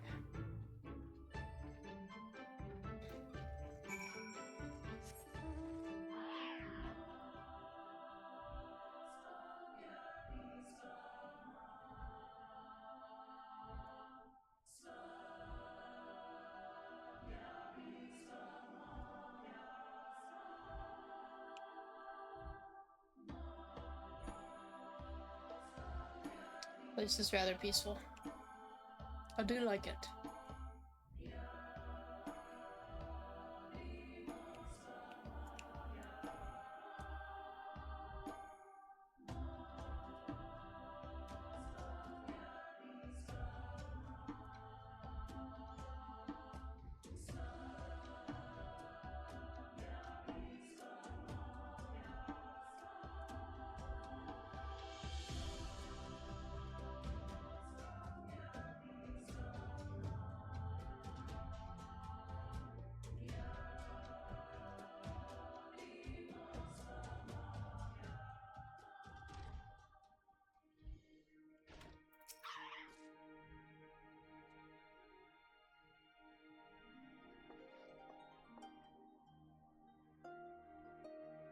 And Thaylun, I am glad of your visit and the opportunity to welcome a new friend. How may we serve you?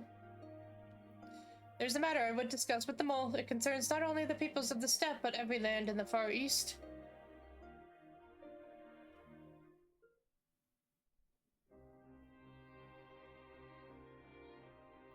A shard of the shining moon left behind by a wayfaring soul, and you need this to protect our lands. I do. My friends and I wish to find the shard and ascertain the extent of its power. Will you tell me more of the place where it lies buried, this northern crag? If that is your wish, in the mountains to the north there's a cavern called the House of the Crooked Coin. Inside this cavern are pillars of stone, but legend holds to be the source of Nama's power. There, I believe you'll find what you seek. I vaguely remember that. Actually, I know exactly what she's talking about. Yes, I know this place. 'Tis a brisk walk from here, and what are your thoughts on an alliance? Should the Empire return, our lands will be engulfed in a storm of conflict, whether we will it or no. If we do not stand together, we will fall apart. This I believe with all my heart. However,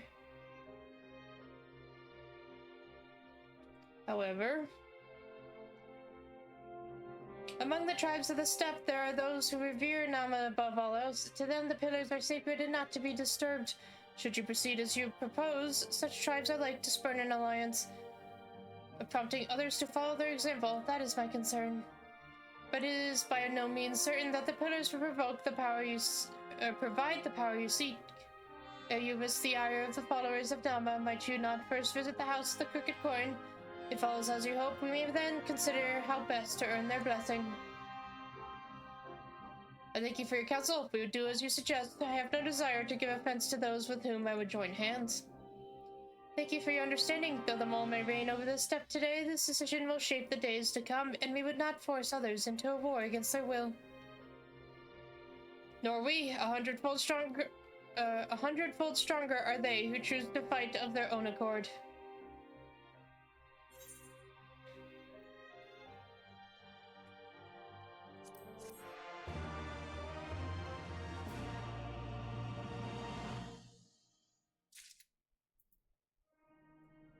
Oh. In a place such as the steppe, where myriad tribes exist side by side, it is important to respect each other's ways. It would be wise indeed to respect the beliefs of those who would gladly render up body and soul to the Dust Mother. Okay. That was weird. It seems the time has come to put my skills to use. Pray lead the way to the House of the Crooked Coin.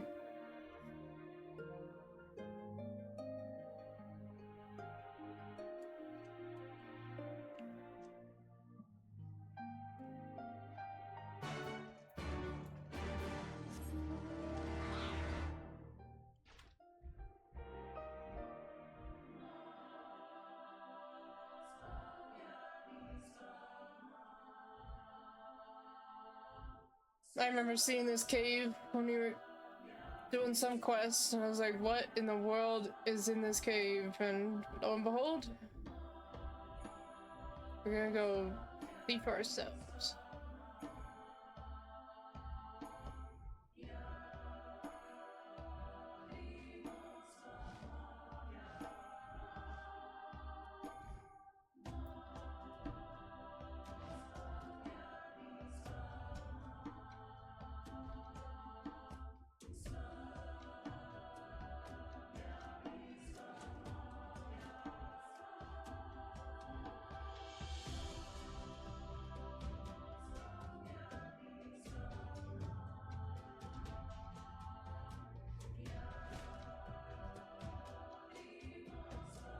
It's crazy. Oh wow. Holy crap. I didn't expect it to go down into the abyss.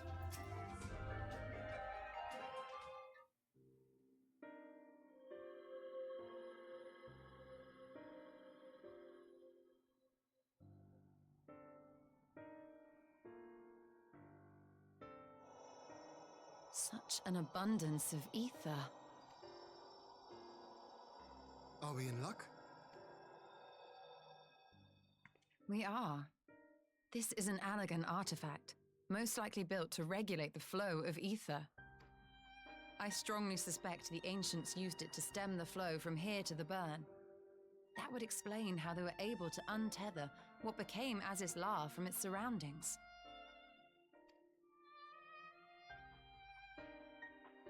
But were we to throw open the floodgates, the resultant deluge would surely be sufficient to raise our wall.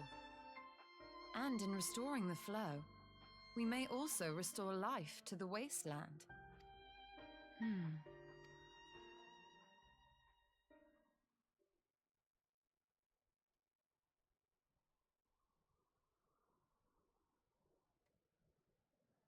What is it?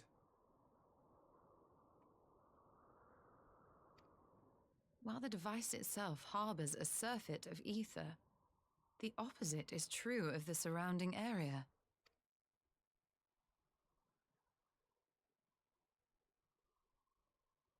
An effect of regulation, perhaps.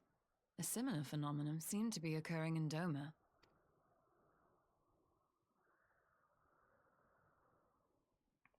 Whatever the explanation, the answer will not reveal itself here. We have seen what we needed to see. Let us return to Mol Ilo.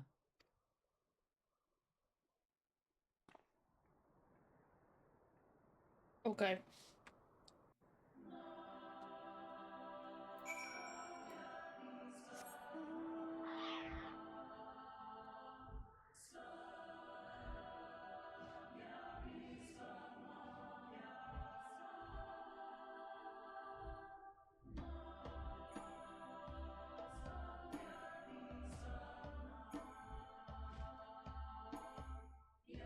Thanks for these steps down the mountain. Very convenient.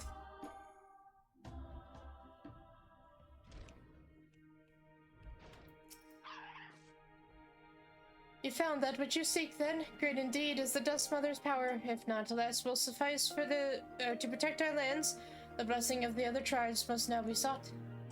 Of course, but to which tribe should we appeal? There are many who worship Nama, but none are so fervent in their faith as the Darthol. The consent shall be the key. I don't know what you guys expected. The Darthol only spoke of them, a warlike tribe possessed of unique customs and beliefs. I sense their cooperation will not be easily won. Nay, but it will be well worth the effort. The Darthol fear nothing, death least of all, and our alliance will be greatly strengthened by their presence. Let us go to Darthol Ka and treat with their Hatun Sadu.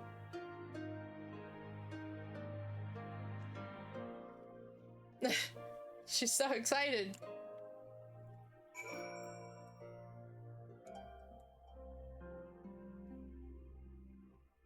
Oh my god, it's so far.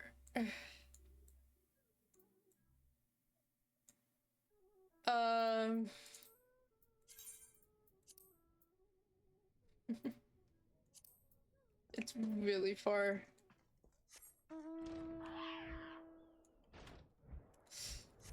Alright, well, away we go. The curse of being unable to fly.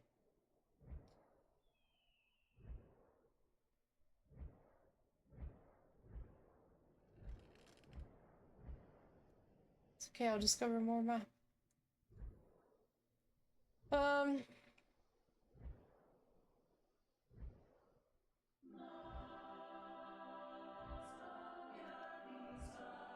The heavens like to sing here.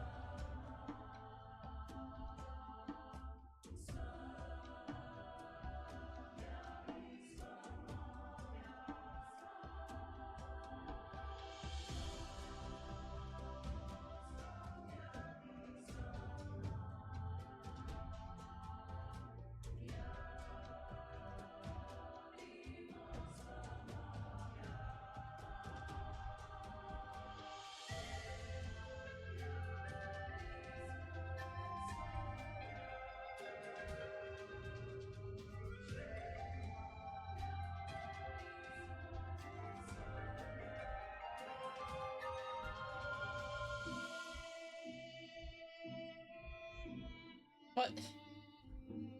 Stupid frogs.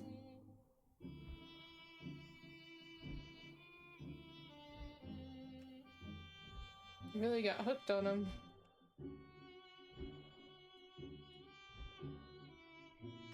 Alright, I'm here. Sadu.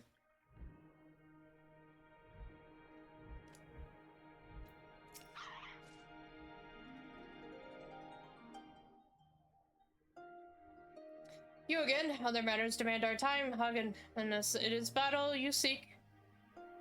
Alas, not quite the opposite, in fact.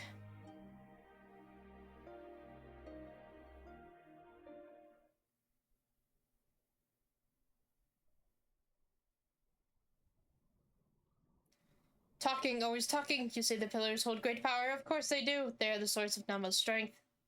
To the Dathal, no place is more sacred, and we will make ash of any who would defile it, though I see this is not your wish. You see the wisdom of our proposition, then? You will join hands with us? I said nothing of joining hands. You wish to wield Nama's power to defend these lands, and this I will allow, but for leaving the steppe to fight the men in iron, I would have something in return. Namely, battle with you, Hagen. The Nodam ended here ere it began. I would face you again, alone, without distractions. Defeat me, prove yourself the stronger, and you shall have the Datharl as your allies. Surely these are agreeable terms. Well, this is a not fully unexpected turn of events, though I had assumed I would be the one required to fight. Alas, the Hatun has made her choice. Shall we dance?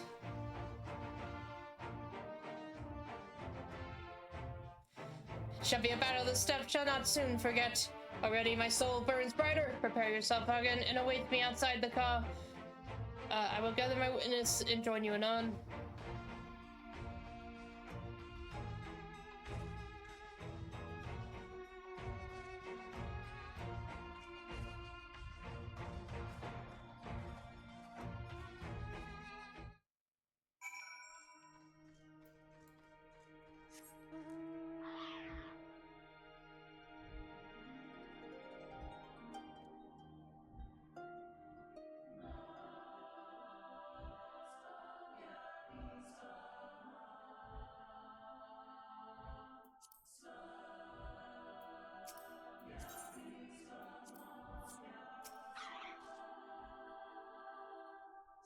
Let's do this.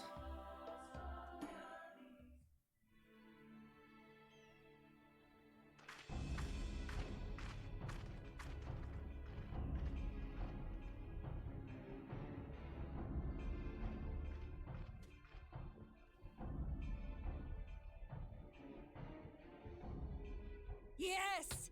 This spot shall serve as well as any. I shall enjoy this Hahn. Is this truly necessary? Have you no peaceable way of making decisions? They don't. Speak not of peace. You stand before proud warriors of the Dathal. In the heat of battle do our souls burn brightest. We lay low the strong that we may rise higher. That is our way, the way of might. There is no other. Oh, they do not want for conviction.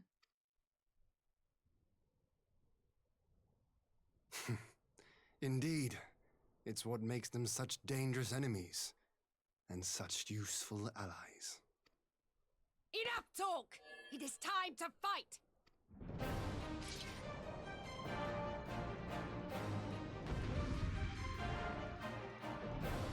Okay.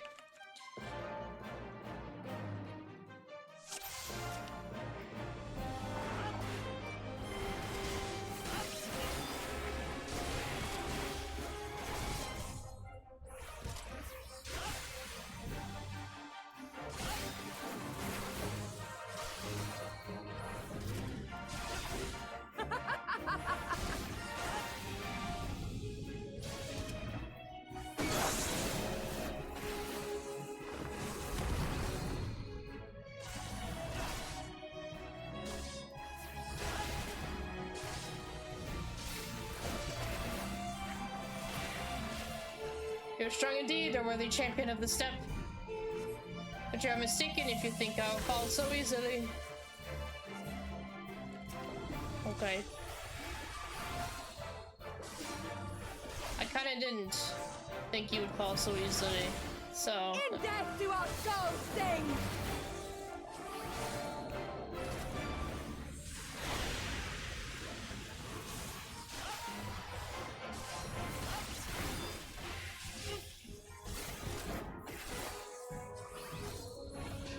In death do our souls sing!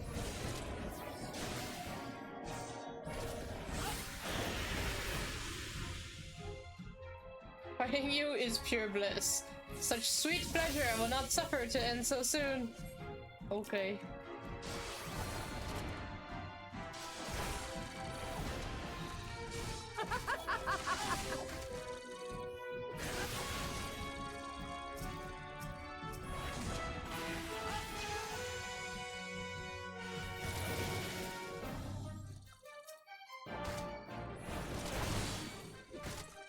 What, she just steal them back up? Okay, fine. I can heal too, you know.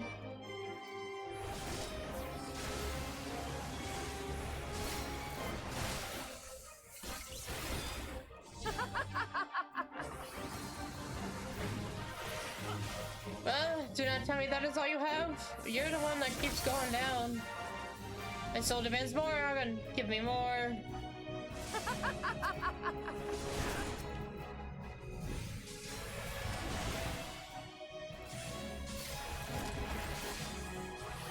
In death do our souls sing!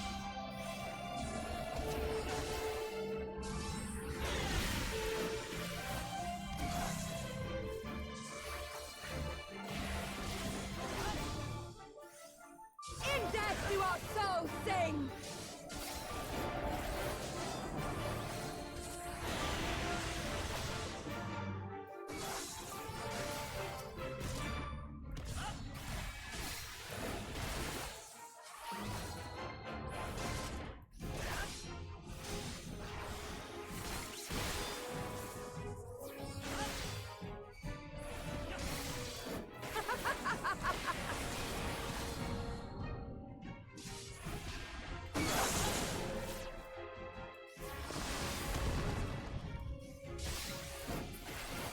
My arms grow heavy, my eyes dim.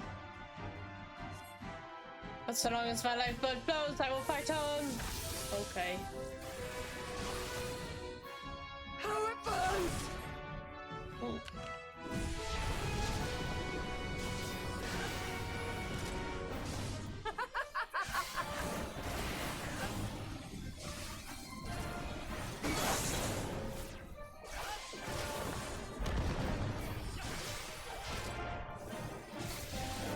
In death do our souls sing!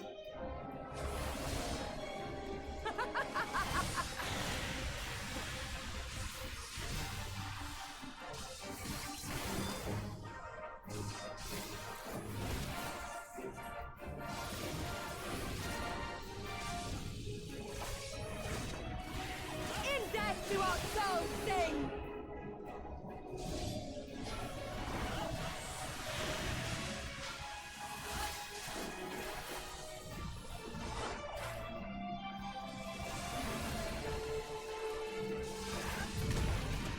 There we go.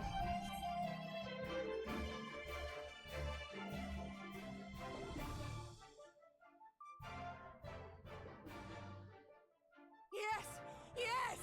Not since the Nardum has my soul burned so!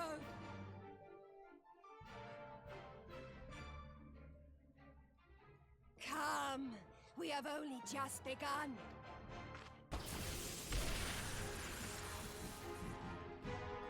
Enough!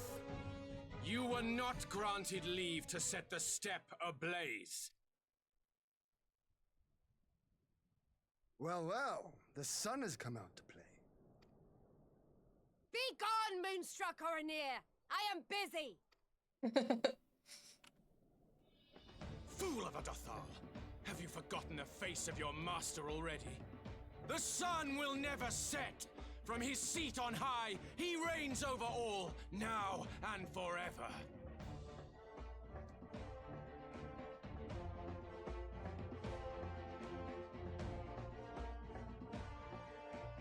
Yet what should he find here but a battle to determine the fate of the steppe? A battle waged without his blessing. This will not stand. You, Doman! You who come to petition the warriors of this land, forget that all Nama's children are wards of the Oranir. As first among my brothers, your petition is mine alone to judge.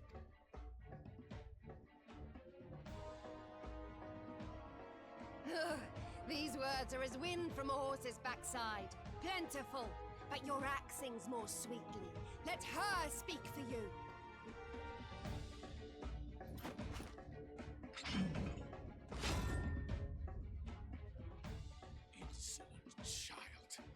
You will learn your place!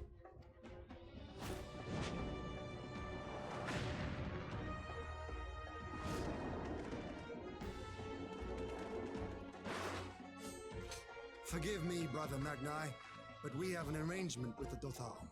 We will not abide any interruptions. So be it. The sun will pass judgment on all. Didakul, join me.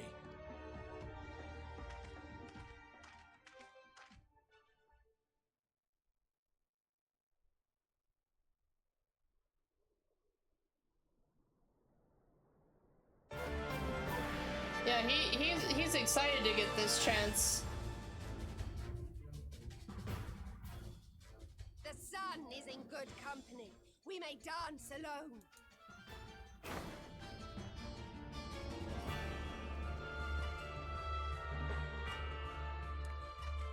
Beg not for mercy, for you will have none.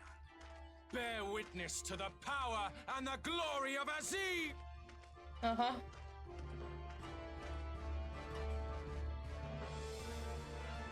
Constantly at each other's throats like rabid dogs.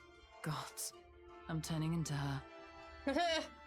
Okay. I have not the patience for this, but if we must fight, let us at least be brief. Come.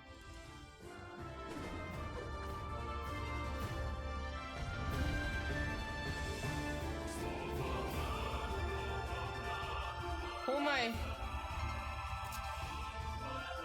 Oh, am I just Tola? I am. Why? This is so bizarre.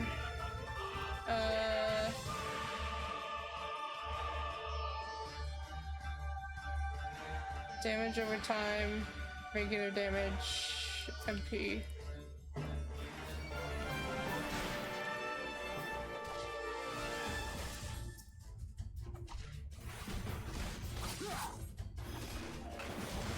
Come, plead your case unto the sun, for we shall endeavor to be most convincing.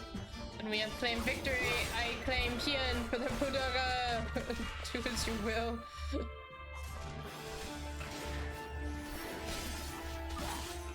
Kneel or die! Jesus.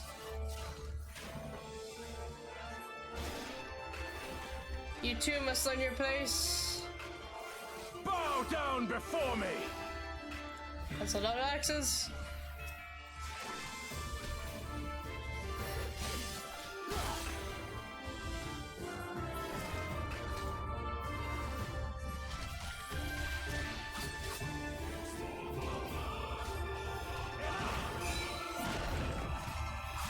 Or die!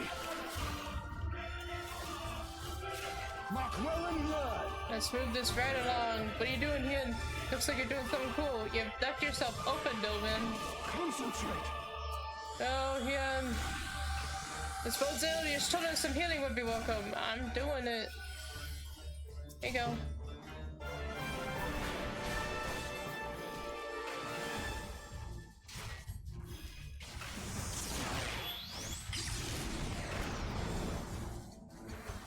Kneel or die!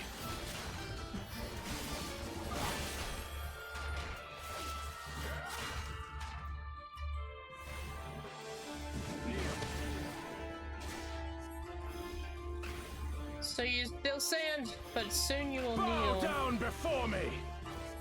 Just doing the...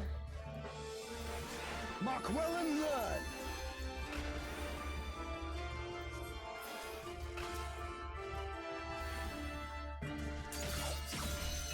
Oh, wow.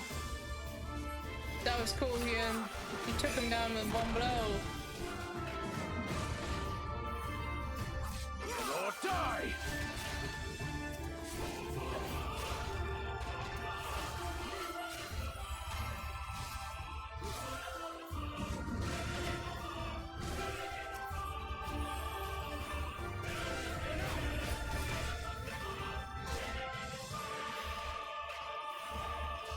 Bow down before me!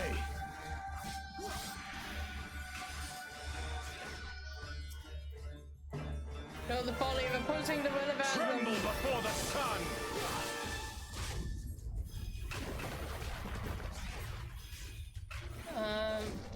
his weapon isn't going down. These axes will not break. You have nowhere to hide. To Hien. Oh, okay.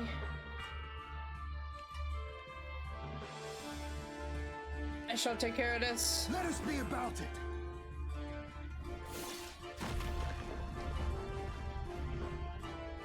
Oh. Oh. Predictable. Every step you take, every step you will take, every move you will make, the sun sees all. Now fall.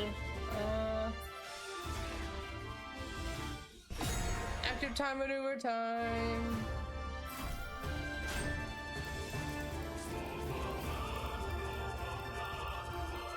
Yeah.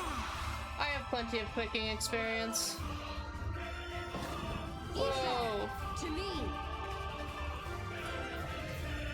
She's like casting an avatar spell with earth and water. How about you?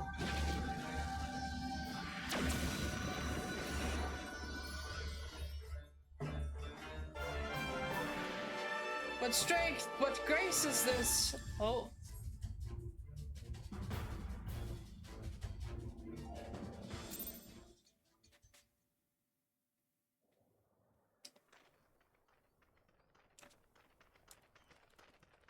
So cool. That was cool.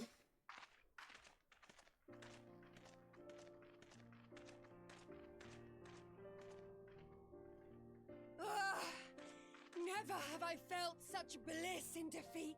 Okay, don't get that excited. 'Twas a battle to burn soul and flesh to ash. We Dothal will lend you our strength as promised. Nama's power is yours to wield.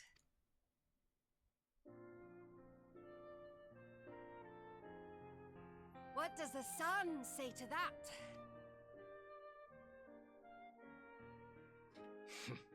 The sun is not driven by base motives such as yours.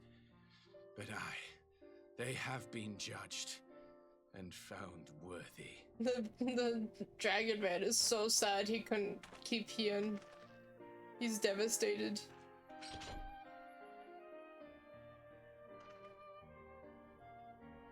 It is the way of the Oranir to accord recognition and respect to the strong. You have made sufficient proof of your strength. The sun shall answer your call. You have our thanks. We are glad to call you allies.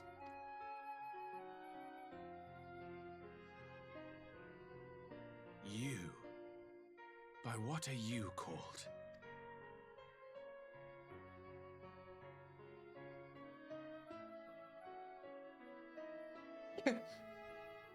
Y'shtola, why? Are you Um. Are you my Nama? Oh boy. Oh no. I beg your pardon? In battle, you shone with all the majesty of the full moon's light. Your healing touch, the embodiment of the Dusk Mother's love. Oh. Long had I wondered if my Nama might not be a woman of the steppe. Beholding you, I am all but certain. Don't speak like that.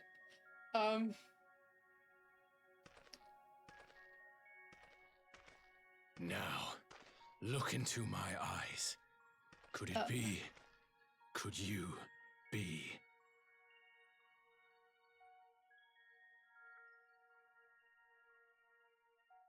I am. Not interested, little son. Try again when you've become a man. Oh, shit! Oh!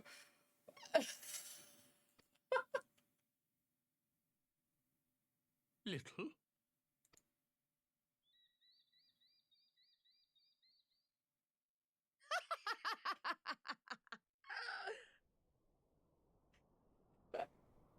Little son! Little son!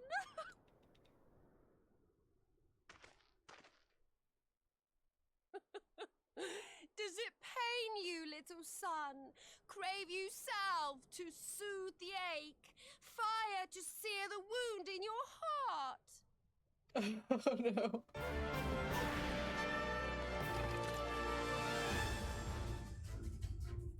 We have wasted enough time here. Siren awaits for word of our success.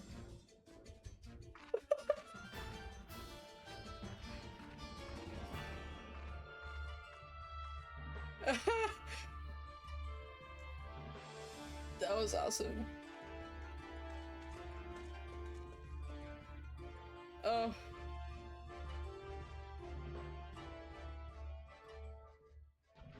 Dang, Y'shtola.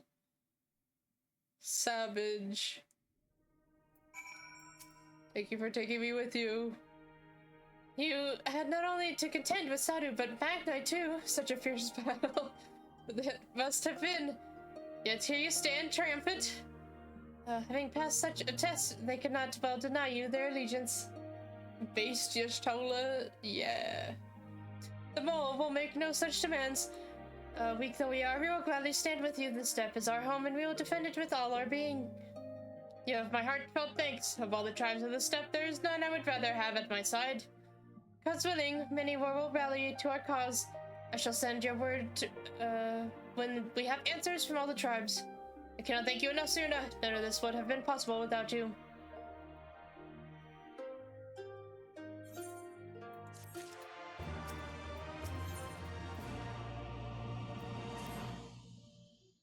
We have the requisite consent. 'Tis time to put Nama's power to use. If the ether flows as planned, all that remains is to have the ironworks engineers do their work at the ruins. Come, let us return to the house of the crooked coin.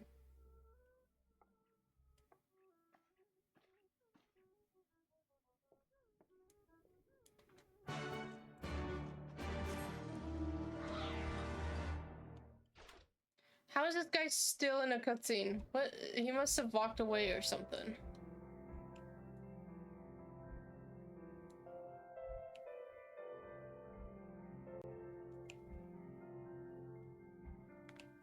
He must be away from his keyboard, because that is ridiculous.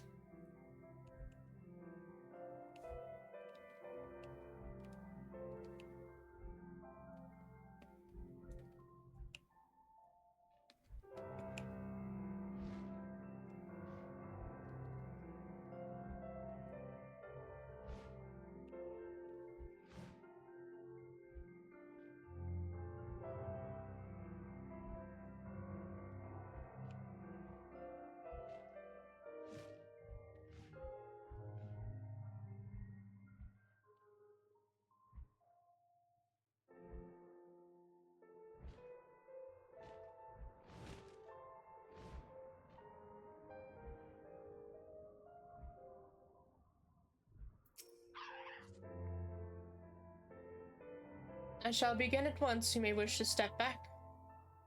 Okay. What does this look like?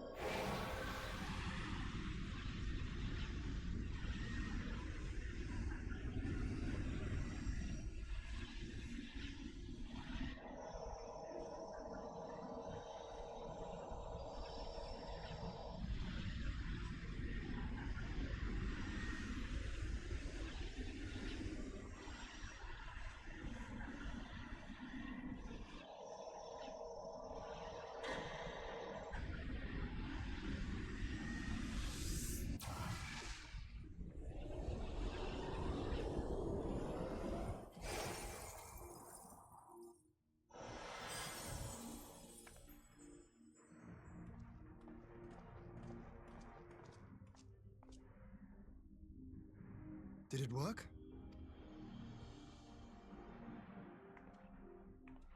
It did.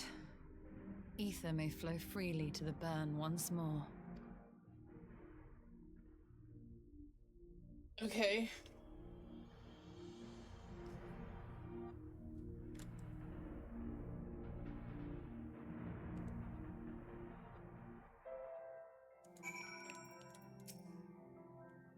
Do not pretend to understand what you did, Y'shtola, but you did it. Thanks to you and Saloon, of course, we have taken a momentous step towards securing our defenses. Now, as much as I believe the rest is in order, we should probably make haste back to the Enclave. Agreed. The others may already have returned from their missions, and I would know how things stand. As would I, without further ado, then.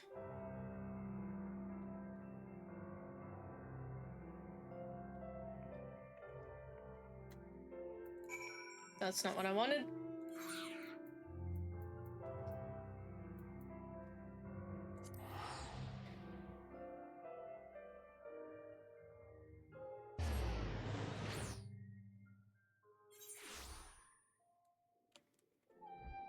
You could have your mount here. Why didn't I know that? Hi, Bruges.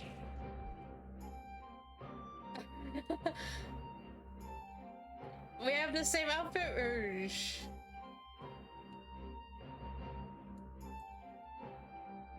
I think yours is like a shade darker than mine, though. Looking good. Where'd you get demon horns? Those are cool.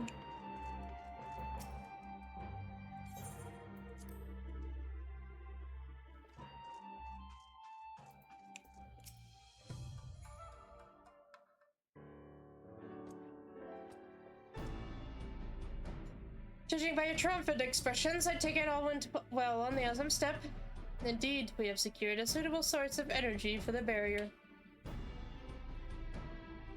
It was a Halloween event? Huh. Good. Tatara and I have commissioned Garland Ironworks to ensure that the field generators function as they should. A team of engineers stand ready to set out for the burn at a moment's notice. You need only say the word. I thank you for engaging their services on our behalf. The minutiae of the arrangement you may leave to me. Which just leaves the small matter of our alliance. Sayagiri and Hakuro, how fared you with our negotiations of neighbors? With our neighbors. I don't know where I got negotiations. My lord, all of the factions we approached are in agreement that the Empire poses a threat, and many responded positively to talk of an alliance. From Hinagashi to Suonosato, however, we received outright rejections. The former will not break its treaty with the Empire, and the latter will not involve itself in conflict. Just as we expected then. Well, there is not to be done about it. We must focus on the rest. To each of the nations that were amenable to an alliance, I will personally send a missive. And once I've attended to that, I believe we'll have done everything we can to fortify Doma's defenses, for the time being at least. All of which means I may leave for the meeting in Alamigo with a lighter heart. Yugiri, Hakuro, if you would be so kind as to hold the fort in my absence. And this guy. They don't... Why is he even here if they don't even talk to him? My friends, we could not have achieved so much in so little time without your help. For that, I give you my heartfelt thanks. To the meeting, then. I took the liberty of asking Thancred to attend as well. He should have arrived in Alamigan Quarter by now. Then let us not keep him waiting, shall we? Are we going to the meeting, or are we going to the burn?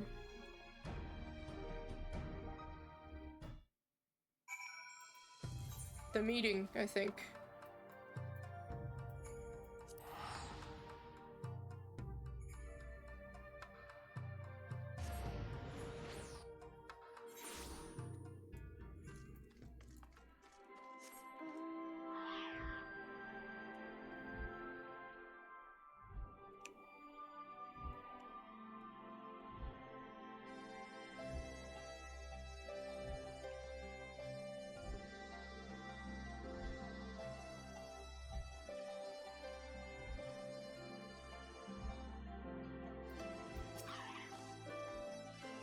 Y'shtola has told me all, and I duly told Urianger and Cryo.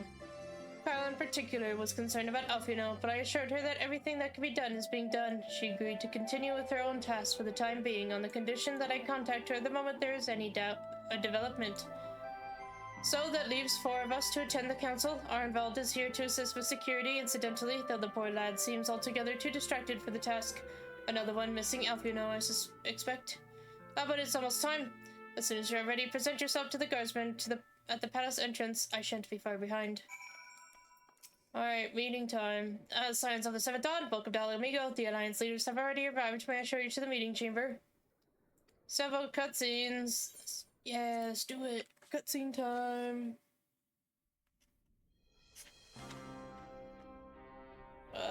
Okay. Mistress Lys, Commander Aldin, it gives me great pleasure to formally welcome the city-state of Alamigo to the Eorzean Alliance.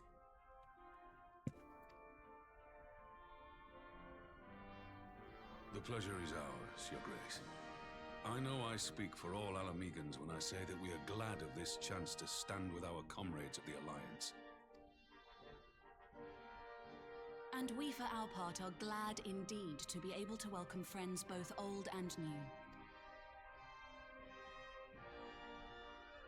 Lord Hien of Dorma, at your service. Pray, accept my heartfelt thanks for your generous invitation. Nay, 'tis we who must thank you for journeying so far. And 'twould be remiss of me not to acknowledge the part the Scions of the Seventh Dawn have played in bringing all of us together. Hi, Emmerich. It's good to hear your voice.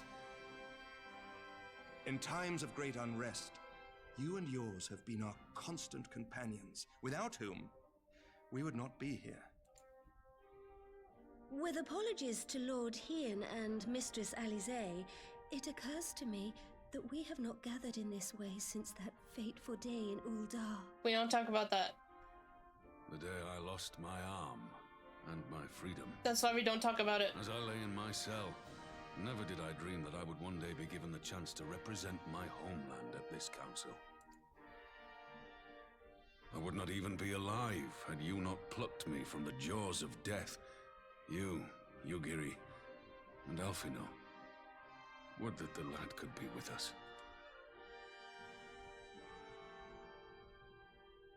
I too owe my presence here to Alphino, in so many ways. Until such time as he returns, I mean to carry on his good work as best I can.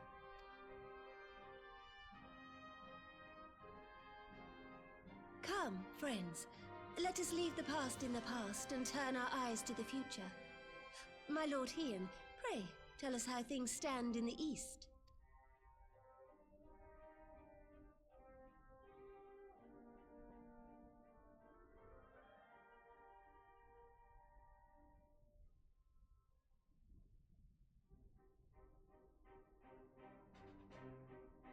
Having heard the rumors of dissent in Garlemald, I dared to dream of a peaceable solution. The Empire will not so easily change its ways. If the Garleans have a mind to take back Doma and Alamigo, we'll be hard-pressed to stop them, even with the might of 6 nations. But while we lack the strength to fight the tide, a course may yet present itself, if we read the winds aright. The winds suggest but one course to me. One which leads from the sea unto the river and thence to the source of all our woes. The Ascians. Indeed. All here have felt their blighted touch. It was the bringers of chaos who nurtured the Archbishop's tyrannical ambitions. They who bestowed upon him the secrets of summoning, as they have so many others before and since. And while they remain, we shall know no peace. As ever, good to see you here. Our objective is clear. The question is how to achieve it. That our enemy parades about in Xenos' skin poses problems in itself, but ere we get to them, how are we to infiltrate the Empire and get close enough to strike?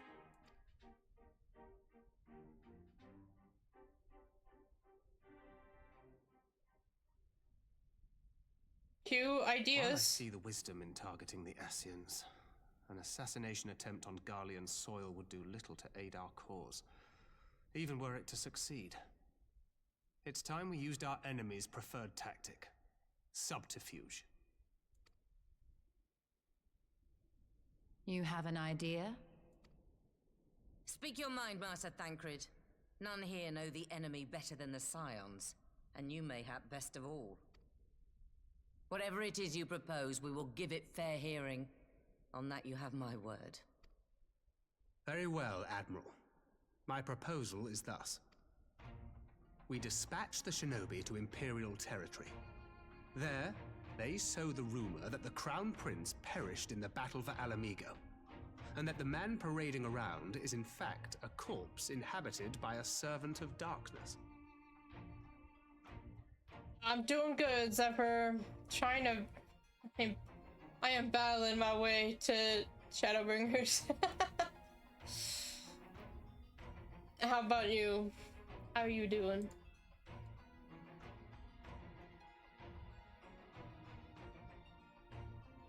Well, it does have the ring of truth about it.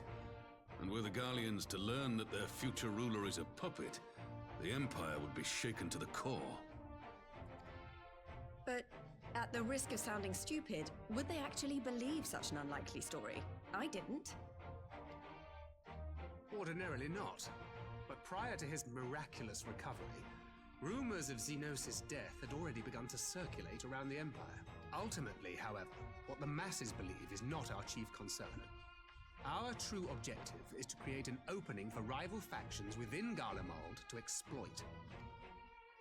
Just as a war of succession erupted in the wake of Emperor Solus's death.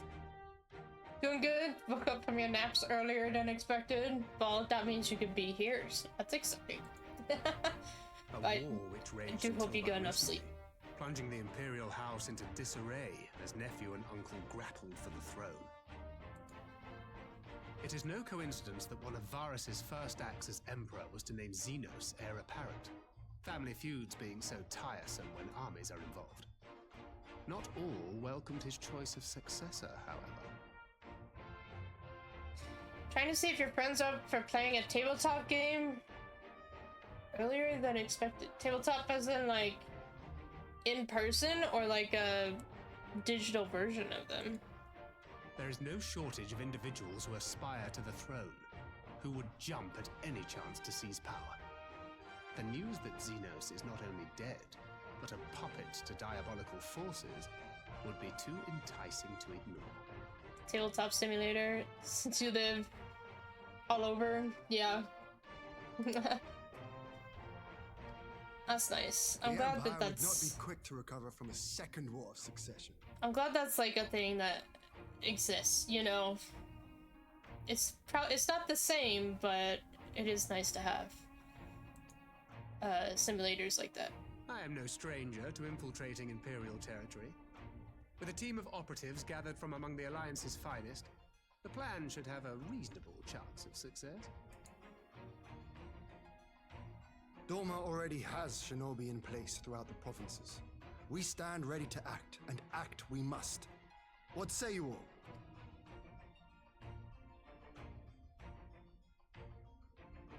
I'm for Master Thancred's proposal. We shine a light upon the Ascian and test the Empire's unity. 'Twas his plot that scuttled Doma's negotiations, was it not? Why then, if we can eliminate him, there may yet be a chance for peace. Let us wage this war of subterfuge, that we may one day lay down our arms. Gods know we never will while the Ascians remain.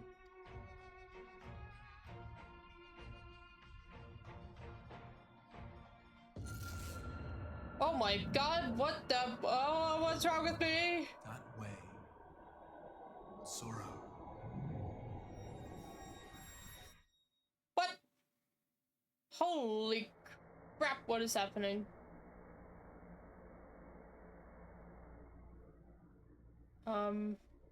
History must be changed.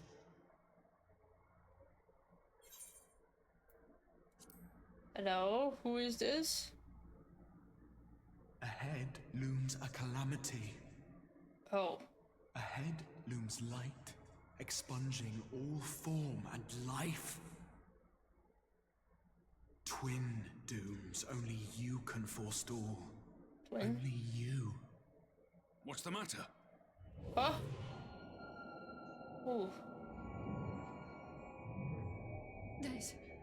There's a voice. Spies in our midst. Nay, I I sense no such presence. What the Let heck? expanse contract. Eon become instant. Throw wide the gates that we may pass. What is... What is happening? Oh. Okay. Everyone take a breath. The headache has passed. Oh, Thicker's not looking over? great. Master Thancred!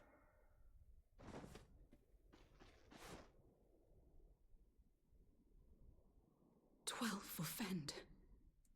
What? Bear him to a private chamber. Have every healer make ready. What the- Swiftly! What? Thickerhead? Thickerhead? What? You,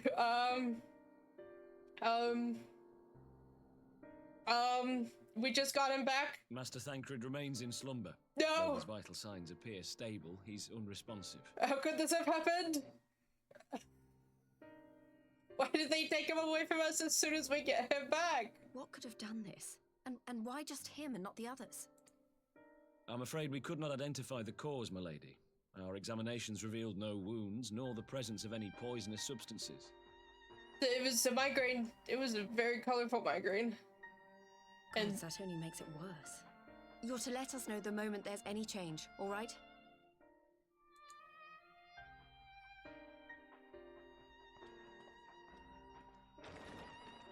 What? Thank you for coming. Knowing Thancred, he would apologize for being otherwise engaged at so crucial a juncture. In gifting us a course of action, Thancred sowed the seed of all that is to follow. We have but to nurture it as best we can.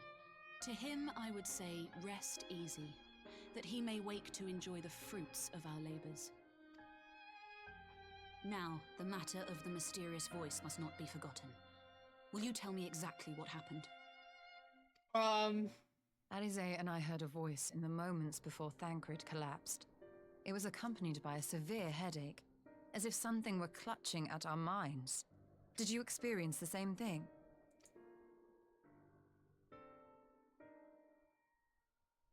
So, in between the voice and the pain, you felt as if you were somewhere else entirely.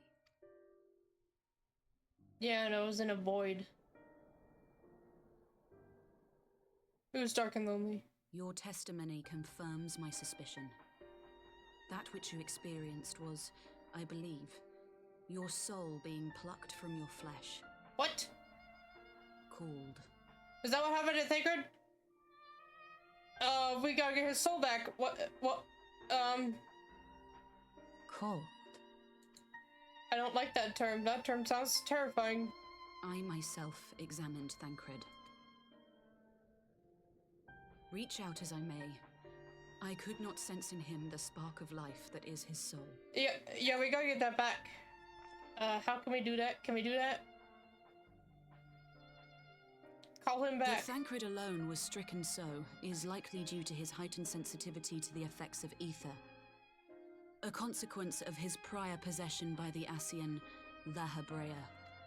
Right, yeah. The owner of the voice, whoever it may be, reached out to you, called your souls, and in so doing, caused you and yours such pain. But if that's true, where exactly are we being called to?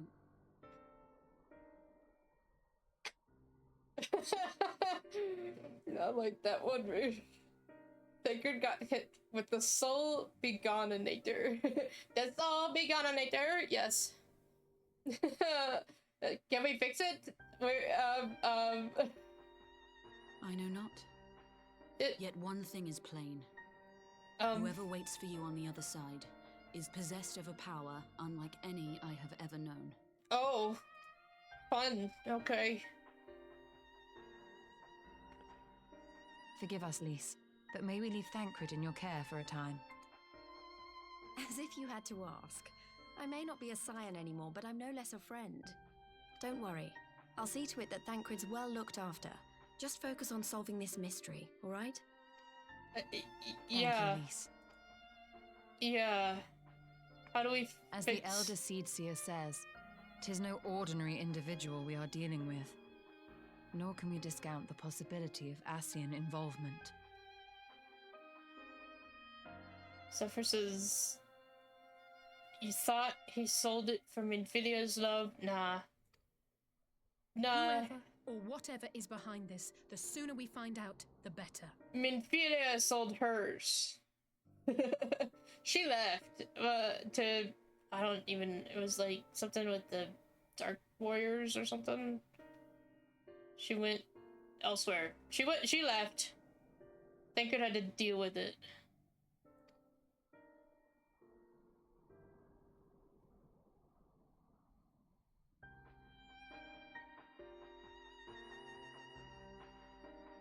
He dealt with it by talking more with Urianger, and now the...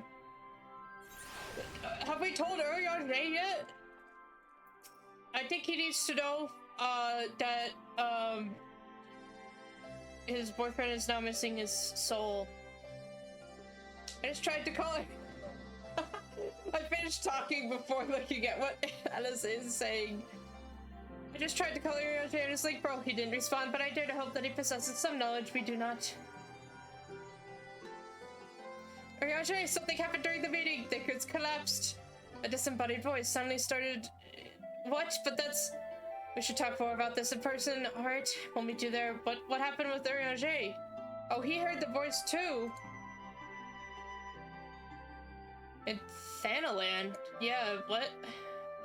As we alone are affected at the meeting, I had my suspicions, but if the voice also spoke to Urianger, there could be little doubt the Scions were targeted specifically. Oh. Has Thancred changed much? No, he's been gone before he could do any changing. He's been gone every turn, and now he's soulless, lying in a bed. He's gone again. By whom and to what end is this question? One to which we must find an answer with all possible haste. Yeah. What the heck? So that means that whoever it was knew that Lise left the Scions, which is interesting.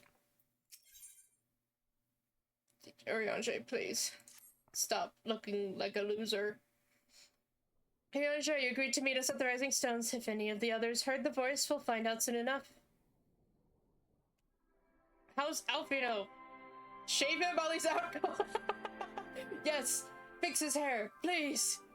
Get rid of the stubble and the ponytail. Ponytail's not as bad though. Just shave his face. Good luck. I should get back to the meeting with the Elder Seedseer, but if there's anything I can do, anything at all, you must let me know, alright? Promise me. Okay, just look after Thancred's soulless body. I still don't... Right, let's be on our way. What the heck is happening? It came out of nowhere, dude. Oh.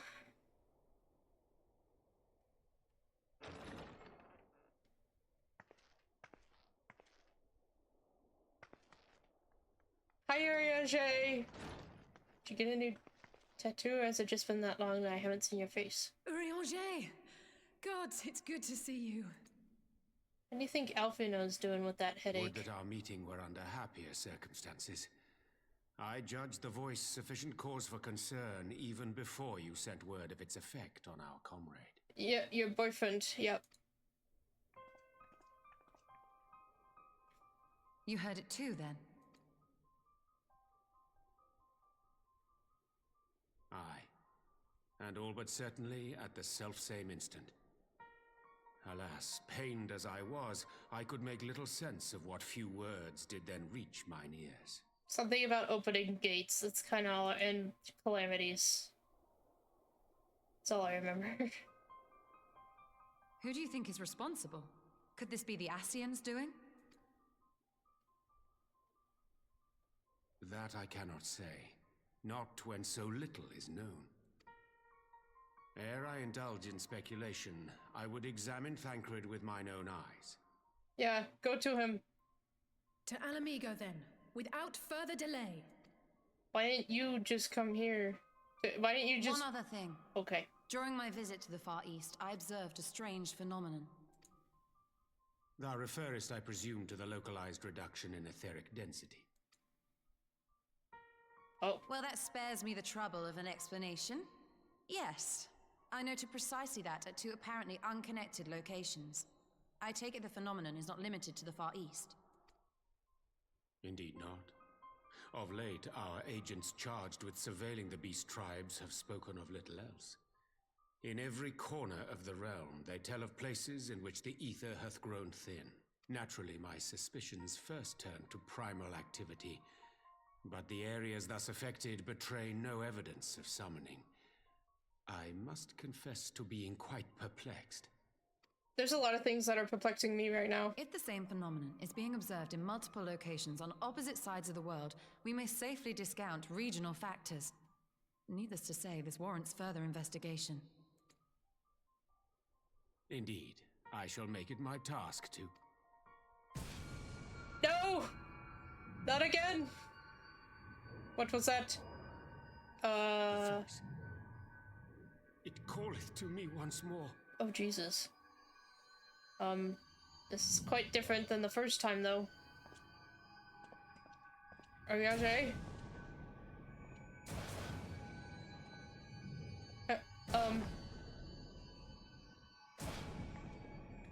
Oh shit. I hear it too. There it is. Only you. Only you. No! Ishtola! Ariage!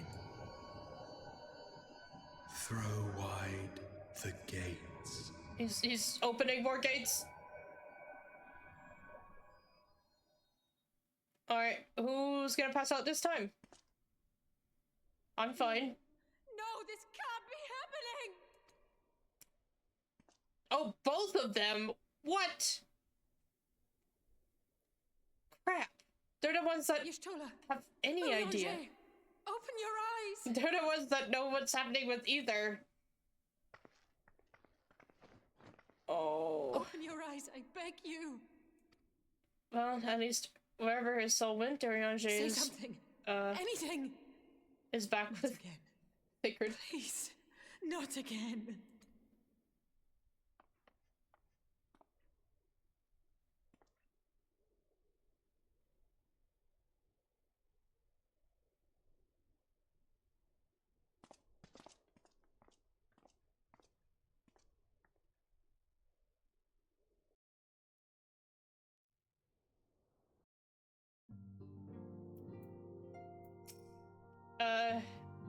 It'll be okay, Alize. Our two smarty pants is just passed out, though. They lost their souls.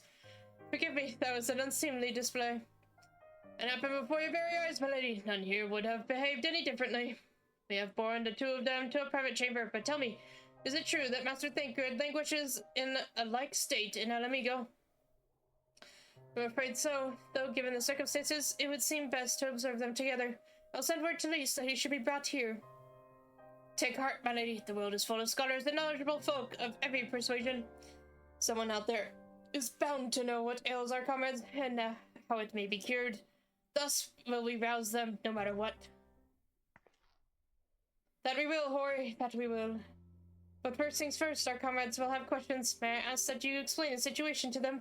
I must attend to a private matter. Yeah.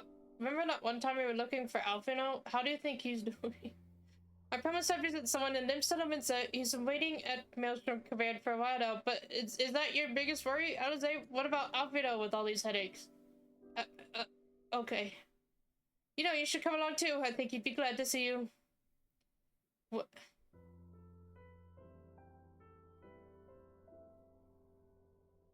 What about Alfino? Oh, okay. Are you sure it's a good idea to leave when everyone around us is losing their souls? I feel like going to Limsa is not the best idea. I'll be honest with you. If I'm gonna pass out and lose my soul, I want to be in bed. I want to be home. Oh dear lord. Yep. hello everyone. Let's get the fuck out of here to the app castle. It's best to stick together in case one of you passes out at this point. It is, but why do we have to go all the way to Limsa? There was another nurse. As you probably guessed, it's Gabu we've come to see. The private here will bring him out to us. Ever since the Maelstrom took him in, I've tried to visit as often as I can. And after what befell our friends, I was taken by the urge to visit again. It's difficult to explain. I don't think okay. I mean, yeah, but... okay. Hi, Gabu. You still staring off into space? Here he is, my lady. That helmet does not look comfy. Give him a head pat. Gabu, it's been too long.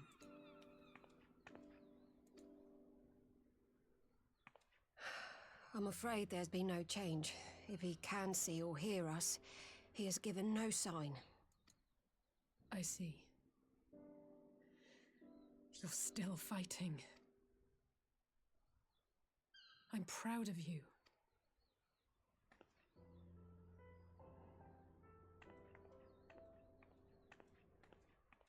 We promised that we would come and visit you together, didn't we? Alphino and I. I'm sorry that we haven't managed that yet. You know, with the three of us like this, does it not remind you of that night? Of the stars beyond count twinkling in the heavens?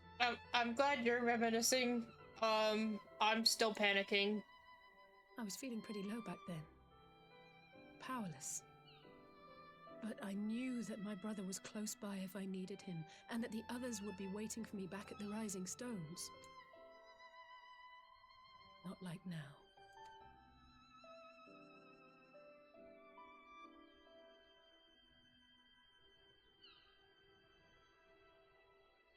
I've seen my share of trouble since coming to Eorzea. Been reminded again and again of my limitations, of how little I can change about this world. And I've come to know the sorrow of parting all too well. But to have the people I hold dear struck down before my eyes, and be powerless to help them,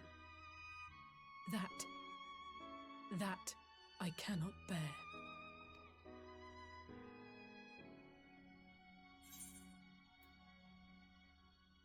Don't have to bear it alone, Alize.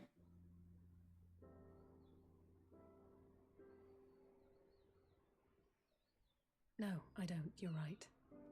It's pure arrogance to imagine I can solve everything by myself. You'd think I'd have learned that by now. Thank you. I don't know what I'd do without you.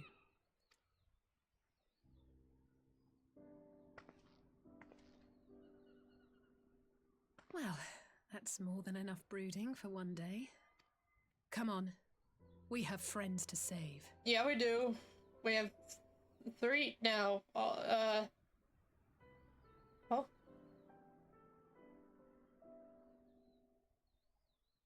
He moved!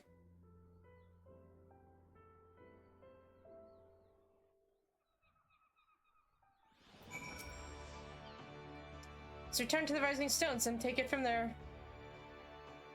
Thanks again for agreeing to come. It meant a lot to me. Yeah, okay. I only thank the heavens that we didn't pass out right here and...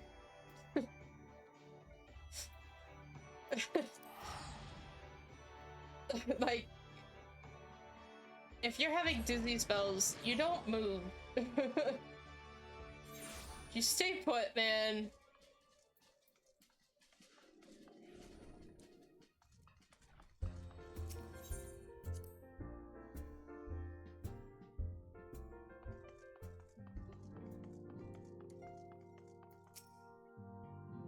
I did some thinking on the way back, and I think Corey was right. We need to seek outside help. Ordinarily, we would turn to our own experts on such matters, but they're both among the stricken. Yeah, exactly.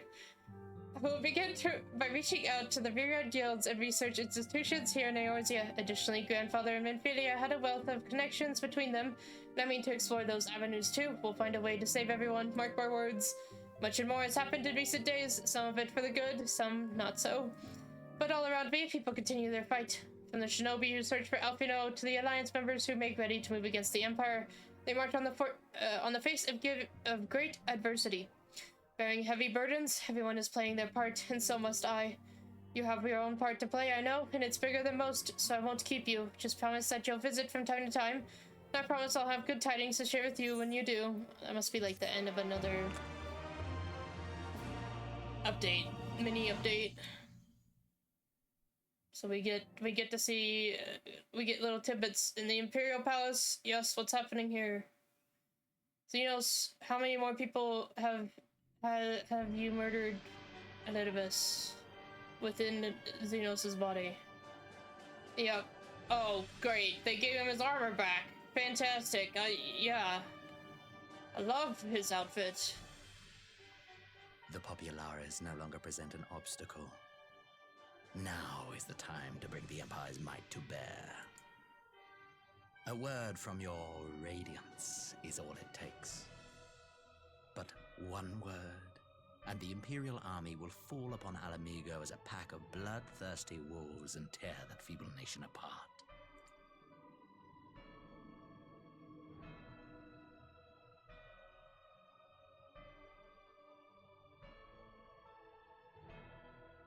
Have you no words for me? Despite the lengths I go to, an emissary playing the part of a fool. When first I took this face, I swore to use all of my knowledge, all of my power, to further the cause of the Empire.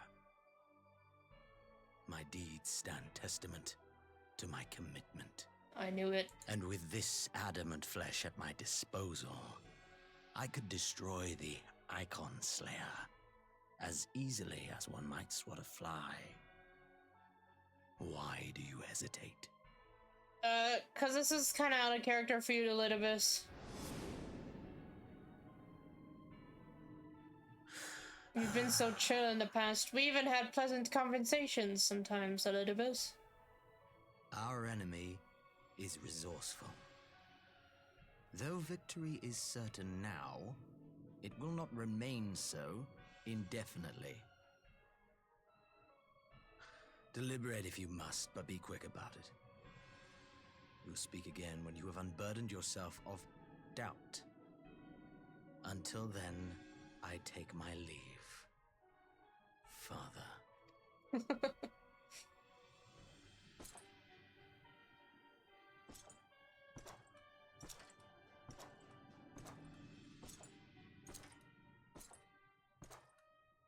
Okay.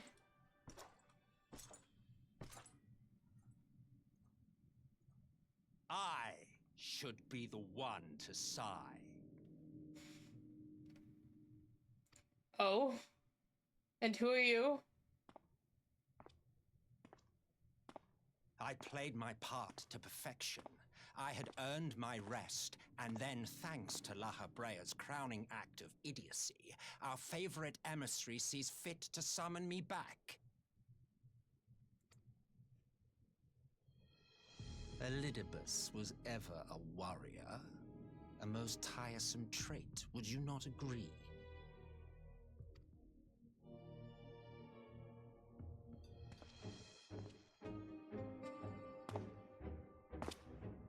What? Have you no words for me either? No matter. I've long grown weary of this mummery. Now, my dearest grandson, let me remind you of your place in the simplest of terms. What? How old are you?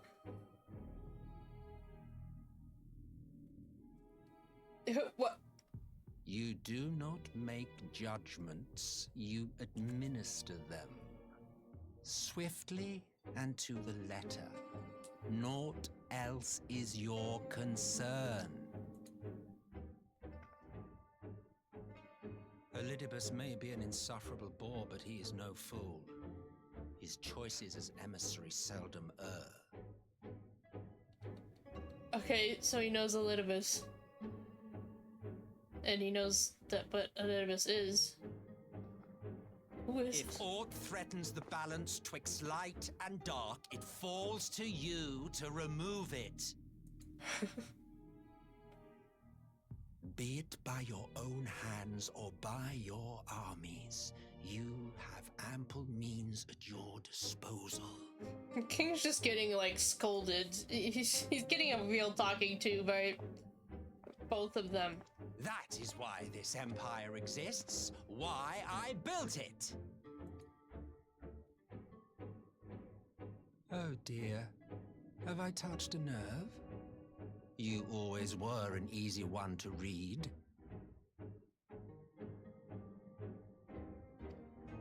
I pity you, I do.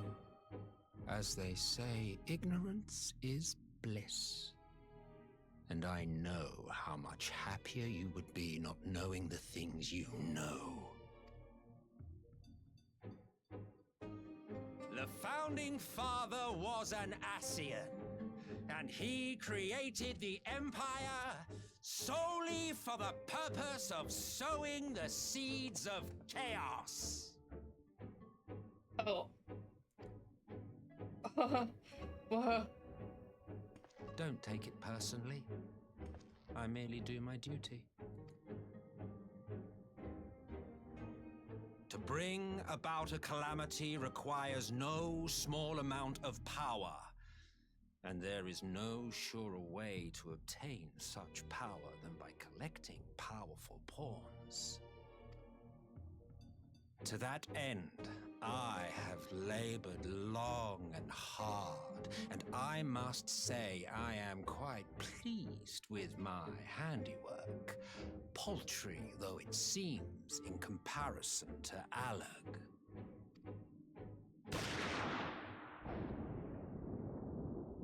What?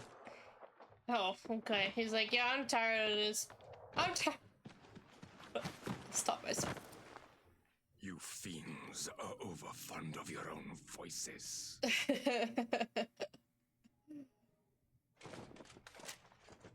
Mark me, Ascian. Man is the master of his own destiny.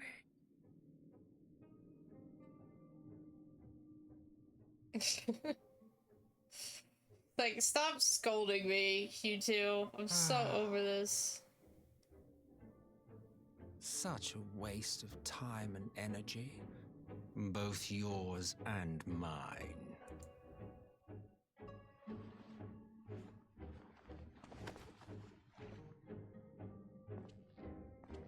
Lest you forget you are Emperor now. If you wish to spout drivel about man's destiny, save it for the masses. It will serve to give them a sense of purpose, and you pliant pieces for the game.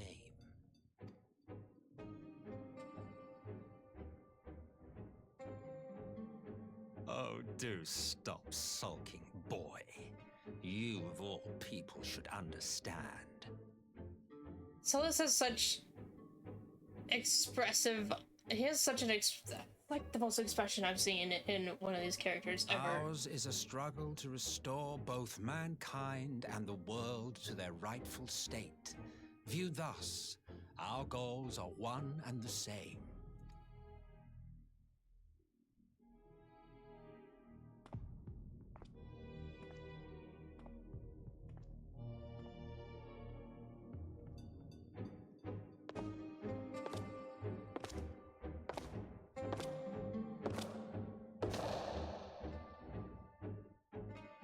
Damn.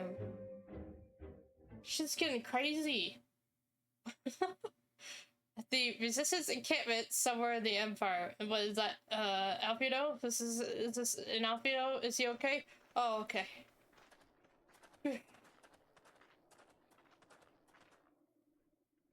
This isn't the Empire?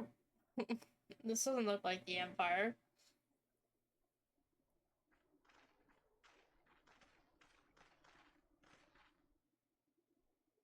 Where's... What in the world? I don't know. What is it? Oh. Everyone's dead. Wow. Okay.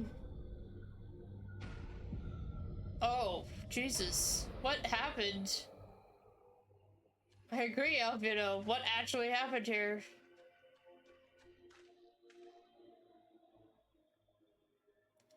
Dead. All dead. Yet I see no wounds nor any evidence of battle. What happened to, like, Maximus?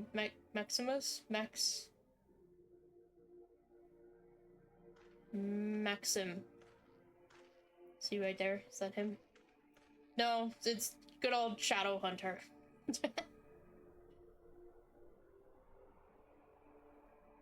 Damn them.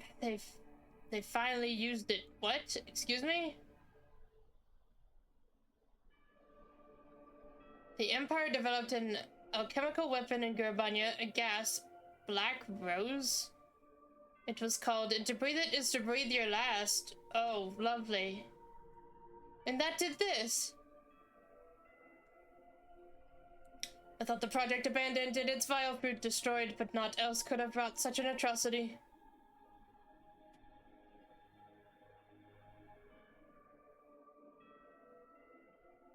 Fools, what do they hope to gain with this butchery? Can they not see that a rule won through terror will not endure? How many more provinces must they lose?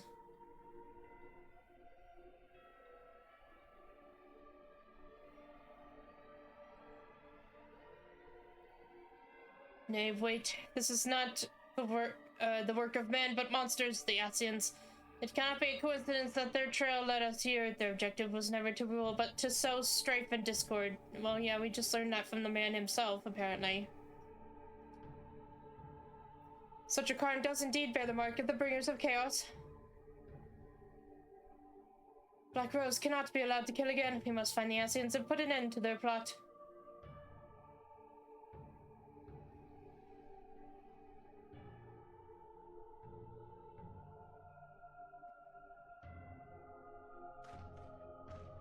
Oh, where's Maximus? I still can't remember his name. What is this music?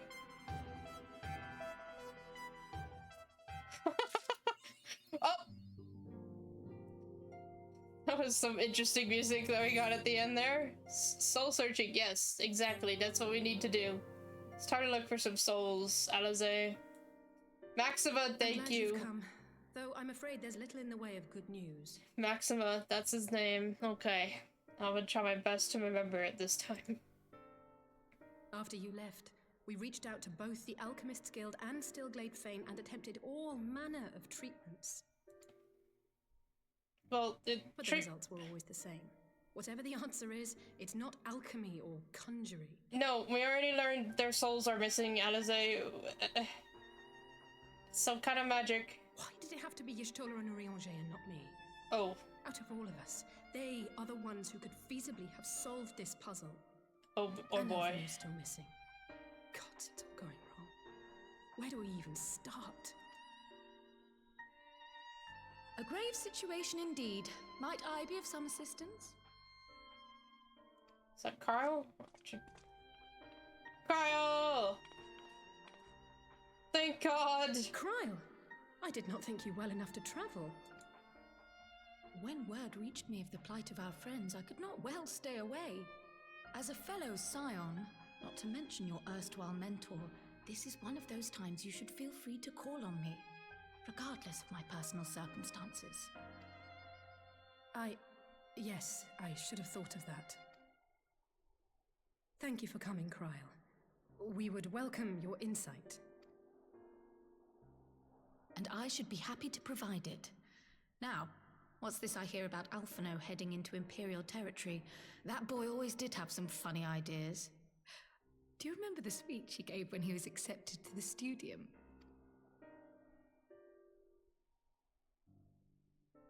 My life's goal is naught less than the salvation of this star.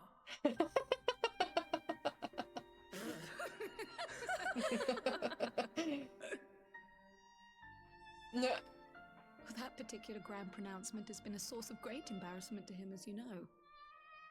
But the fact of the matter is, he meant every word and has lived his life accordingly. Yes, he remains altruistic to a fault, but I'm worried he was too fixated on his goals to see the dangers, as has happened before.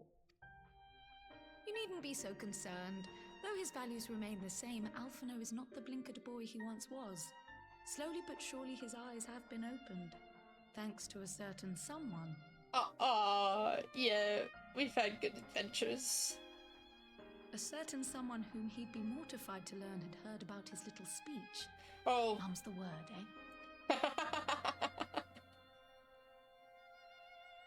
Right, I'd better have a look at our patients. They're in the infirmary, I assume. I'll need absolute quiet, so it would be best if I did this alone. If you'll excuse me.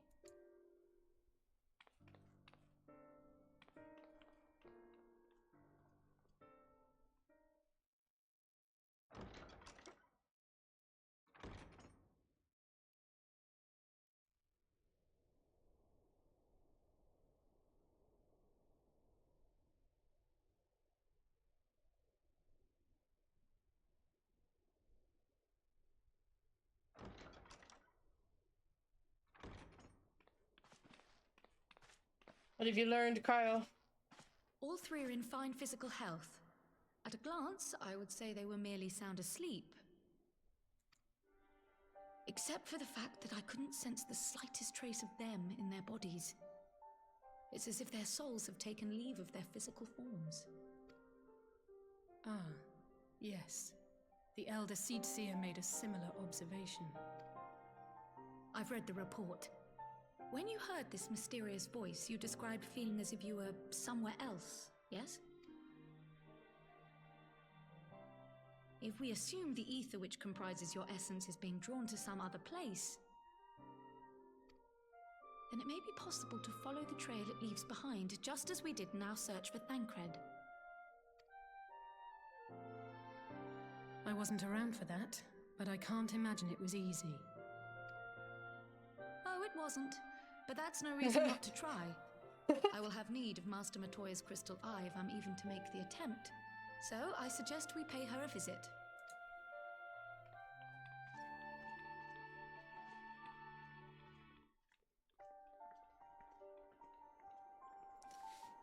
More time with Cryo.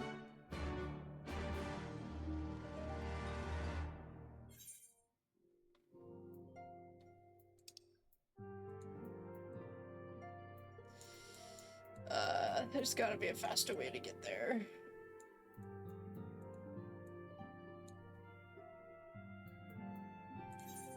I think I remember a shortcut. Thankfully I can fly in these places.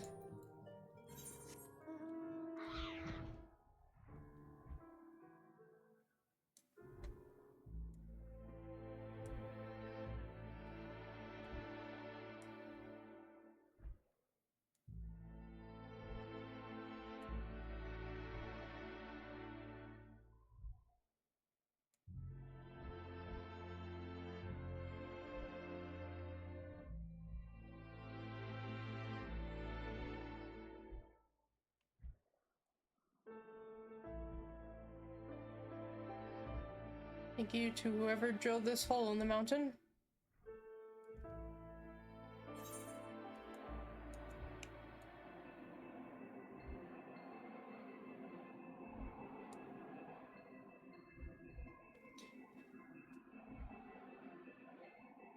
I can feel it. We're close to Shadowbringers.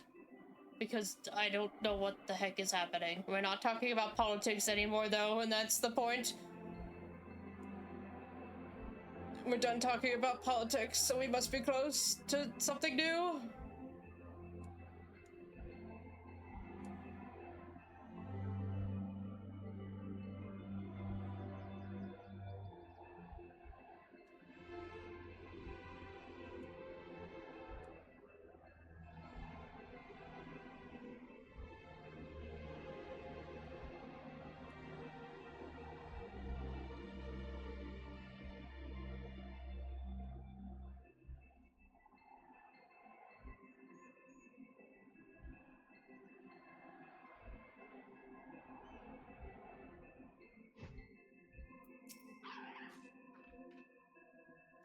I'd heard Master Matoya was something of a recluse, but this seems extreme. Still, I'll happily overlook her eccentricities if she agrees to help us.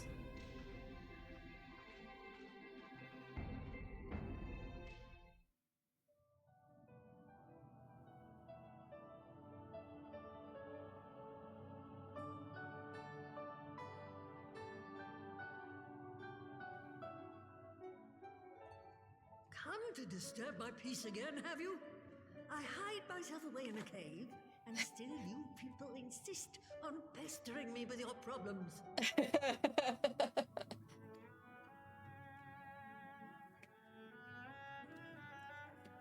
Oh, I mistook you for young what's-his-name, but I see now you're the sister.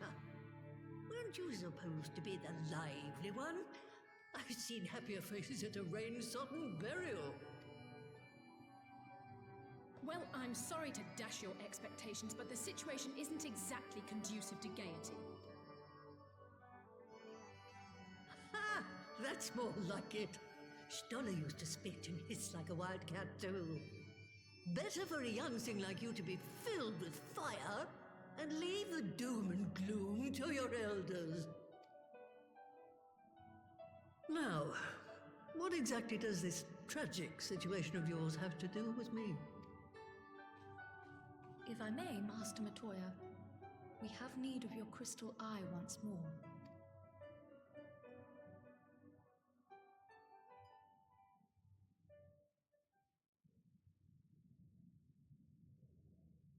And Stola is one of the afflicted, is she? Very well. She may be an ungrateful stray, but she's my ungrateful stray, and I'll not see her buried before I am.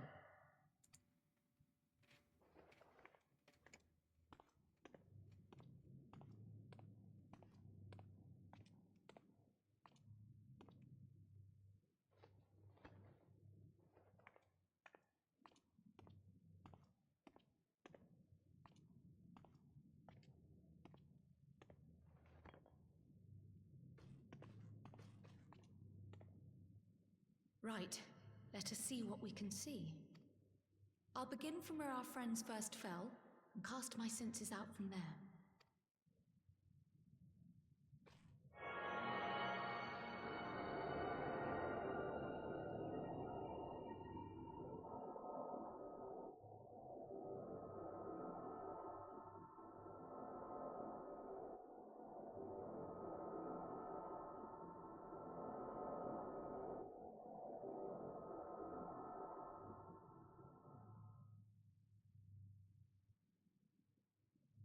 What is it? Did you find them? This doesn't make sense. How is it even possible? She's learned something. How is what possible? Kryl, what did you see? The threads, they just ended. And no, I didn't lose track of them. I followed them as far as they went. It's as if they were cut off. That doesn't sound nice. I don't like the sound of that. Dissipated if it had. Oh gods. Their bodies are just husks. It's like the broodmother's daughter all over again. The snake lady. No, this is different. The Kalyana girl was already dead, body and soul, when Lakshmi effected her resurrection. Aye, let's not jump to conclusions. If their physical forms yet breathe and show no signs of wasting, then it follows that their souls must still be intact somewhere. But where? That's the question, isn't it, girl?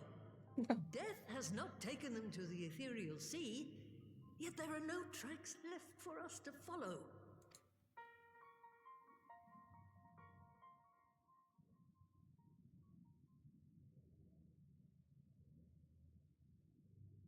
Cue a headache. We're no closer to an answer than when we started. But knowing their souls are still out there is progress of a sort. We just have to keep looking. Okay. Pray, excuse me a moment. Yes? I remember, but... What, to Alamigo?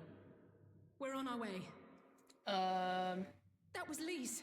Apparently, a group of Populares have defected to Alamigo, and Maxima, the envoy Alphino left with, is one of them. I'm sorry. I realize we've barely begun here, but... Go, child, go! You've made up your mind, and life's too short for dithering. I'll do some digging in the meantime and see if there isn't some other method we could use to continue the search. Let's be off then. We have to find Albedo before he falls asleep or something. Oh, what's that? Oh, not again. The enchantment barely seems to take these days. I chalk it up to old age, but I rather doubt it's that simple. It's whatever Y'shtola and Urianger were talking about.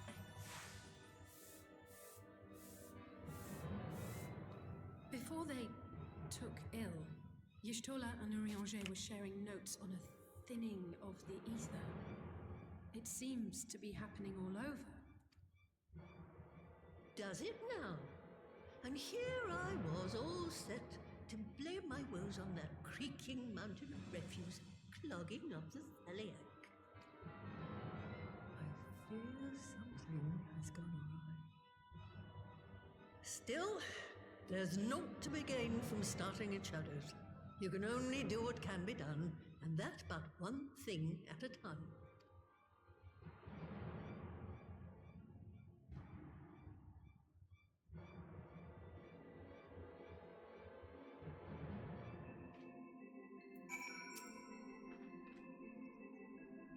So that was the woman who tamed Y'shtola. I think the distinct feeling of being grabbed by the scruff of the neck and having the nonsense shaking out of me.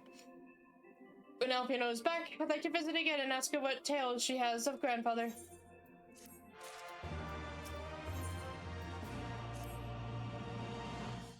I almost can't bear to hear what Maxima has to tell us, but I can't be bad news, can it? At least what I've said, unless there's no point speculating. Lise said she'd notified the guards of our coming, so we should head straight to the palace gates in the Alamigan Quarter. I'll be praying for good news. Learn what you can about Alpina's plight, and I'll leave the search to our friends' lost souls to me. Thank you, Carl. Don't pass out, Oregon. Please.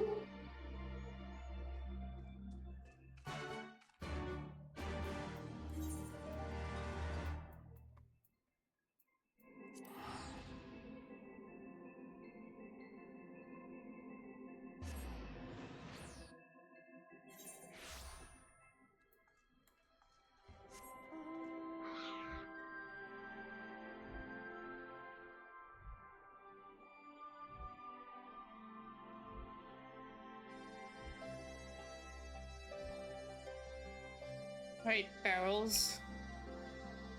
Get my way, barrels.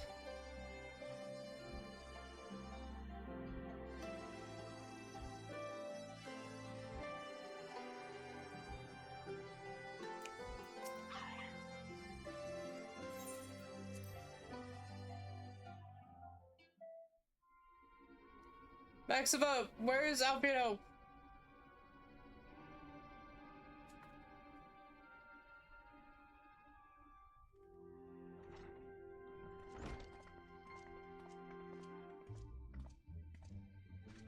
I'm sorry to drag you halfway across the realm, but when Maxima mentioned Alphino, I thought you'd want to hear the news in person.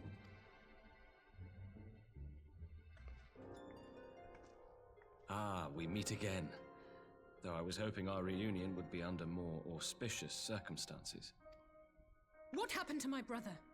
Where is Alphino? Never fear, my lady. Your brother was in fine health when I took my leave of him, and I have no reason to assume that has changed. You assume? If you will allow me, I shall endeavor to explain events. Our troubles began not long after we departed Doma. While crossing the burn, we were fired upon by the Emperor's personal guard and forced to make an emergency landing.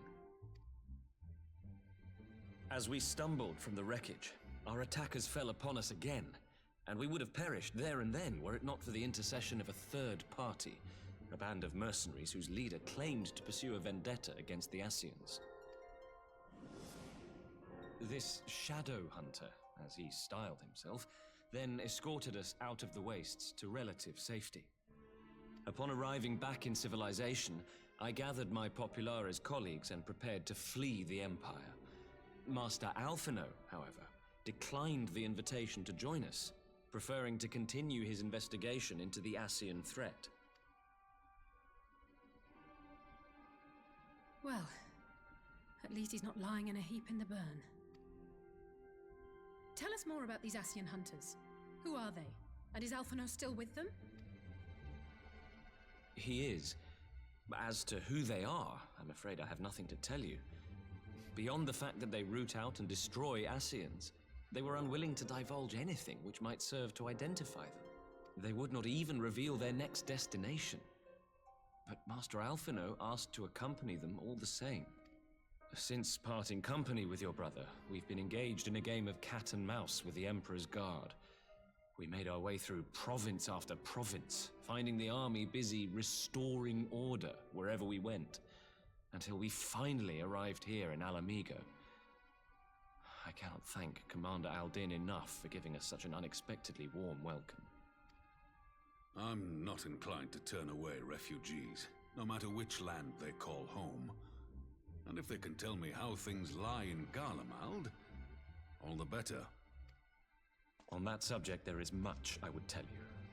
During the course of our journey, we heard tales that an entire rebel army had been slaughtered in the space of a single night. It would seem my former comrades grew tired of putting down uprisings in the conventional manner, and chose instead to bring a formidable new weapon to bear. Details were sparse, but the rumor alone was enough to dampen the flames of rebellion. I have also heard reports that several companies have withdrawn from their designated provinces and begun marching westward. It is my assessment that the Empire's forces are mobilizing for a large-scale military engagement. Westward? You mean they're getting ready to invade Alamigo? We knew this was coming, but not that it would be so soon. We've barely even begun to shore up our defenses. They won't stop an invading army. No, they won't. Dispatch messengers to the Alliance leadership requesting reinforcements, and send word to our officers in the field to hasten completion of those border fortifications. Prepare to meet the Imperials head on! No matter how quickly we act, we still want for time. When the enemy comes into view, our best recourse will be to open negotiations with their commander, and see that the ensuing proceedings take as long as possible. How did we get back to politics so quickly? Would you and Alize head to Doma and let Lord Hier know about this? I'm sure he'll want to hear about Alphino too. As I remember that time everyone lost their soul, because that's still happening too. Consider it done. We'll send word when... Oh, speaking of which... Oh, shit! Untold sorrow must be changed. Ahead looms a calamity. Eon become instant. Throw wide the gates. Oh, he's opening the gates for more people. Alize, don't do it! Don't go, Alize! Oh! You heard it too. Of course I did, but you're still here. Well, at least we're both still standing. Kyle? Kyle, you good? Call Kyle. Oh, thank the gods. I thought we'd lost you for a moment there. So did I. Why does this keep happening? Alphino? I wish I knew. Nothing we've tried has brought us any closer to an answer. That's probably Alphino's. We'll keep working on it. But first, we need to go and see Lord Hier. Yeah, okay. Your brother probably just lost his soul, though. If it wasn't either of us. Hello, Nanami. Everyone's dying. It's interesting. Terrifying. So Alphino is safe for the present, at least. Now all we need to worry about is a full-scale Imperial invasion.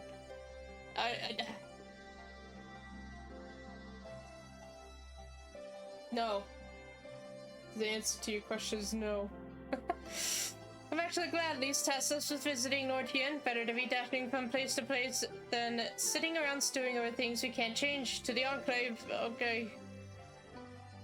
Don't pass out on your way.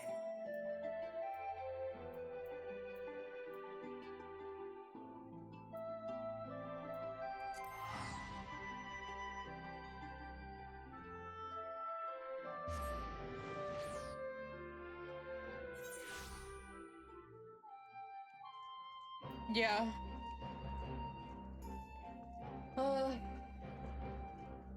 Jeez. What the heck?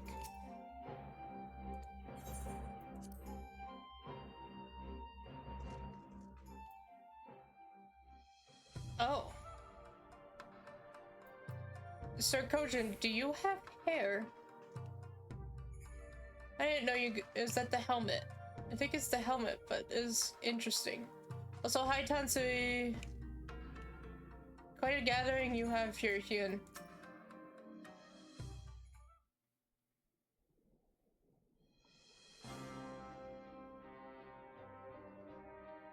Greetings, my friends. I was just discussing future endeavors with the members of our newly formed alliance. I've noticed.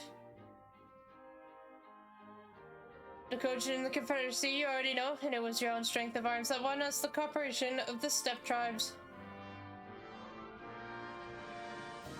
We have also been joined by our neighbors from Nagxia and the indomitable citizens of Dalmatia. Yeah, okay, they could definitely both be characters from other Final Fantasies.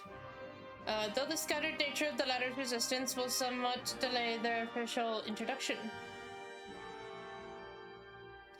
These proud peoples have united under a single purpose, to stand against the tyranny of the Garlean Empire.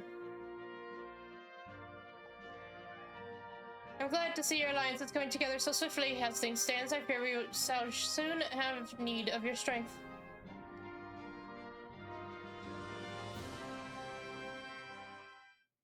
Are we gonna tell him that more of our friends passed out? I thank you for bringing me news of Alpino. His fate is never far from my thoughts, and not only because he is our emissary. As for the sudden deployment of Imperial forces, I agree that Alamigo would be wise to shore up its borders with all haste. The report we received from Shinobi indicates a massing of troops in the western provinces. It seems all but certain that the Empire is poised to bring its fist down upon Eorzea. And I would help deflate that blow, but I cannot risk sending reinforcements just yet. We will remain vulnerable to airborne assault until our wall in the burn is in place. The all-important Allegan energy barrier. The energy barrier, yes. I thought to call it something more auspicious. A name drawn from the four lords of legend, perhaps Sirius, Aegis, or some such. Well, just a thought. The Ironworks engineers report that they have finished calibrating the generators and are ready to proceed to the testing stage.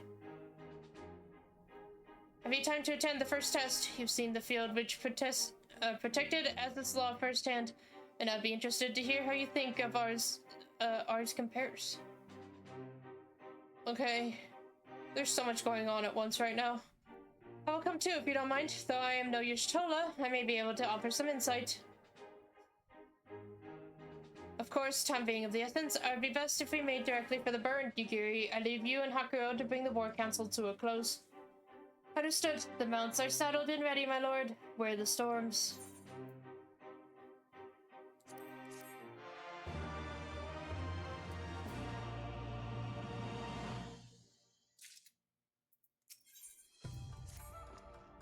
You cross the burn by Yol and Falcon. As before, join me at the overlook near the House of the Fierce.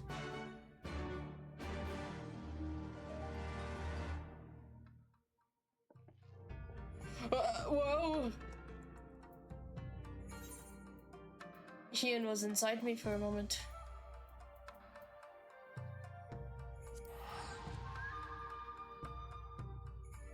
Yugiri.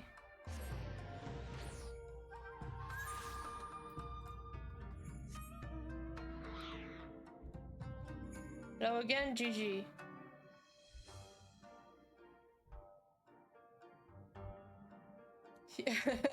Hien was what? He walked through me. Therefore, he was inside me for a moment.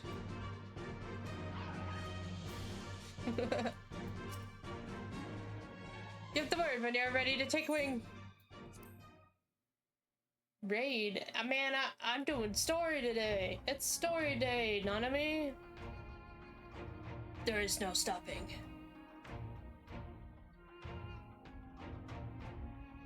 We're this close. Oh. I don't think there's a raid in the MSQ. That was only Realm Reborn. It seems the engineers have matters well in hand. Also, Should I have the barrier work as we intend, Doma will be free to reinforce her allies in Alamigo without fear of weakening her own borders. another dungeon. Oh, yeah, see, I would have no idea. I have no Honored idea what's friends, happening. The time has come to put your hard work to the test. Start the generator. Don't make that pose, Hien. I don't know what's coming up. There's like 15 different things happening. We're putting a barrier up. Finally got back to that. I'm glad we got to conclude what's happening here. Alfredo probably just passed out. We haven't heard news of him yet.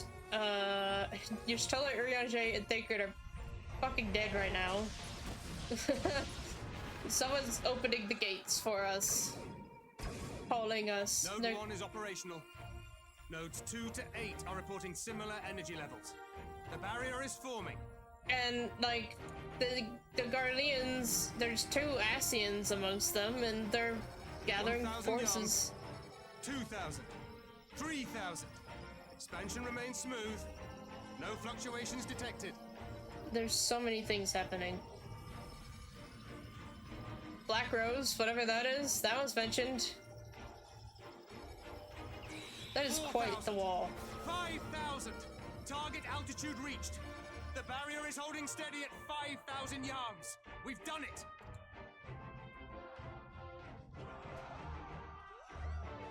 They built a wall.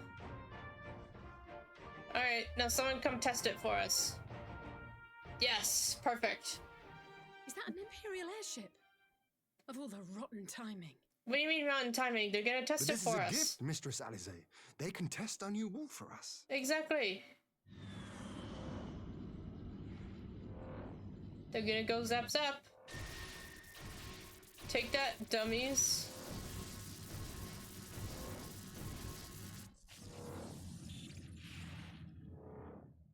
Seems solid enough, though I was hoping for a fireball.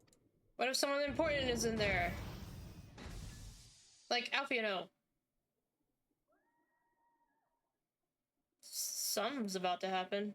I knew it! How did I know this? Hello, Shadowhunter. Yup, my boy. Yeah. His soul got called. It's Alphino. She's a witch. I am a witch. Let me go! He has my brother! Lower the barrier!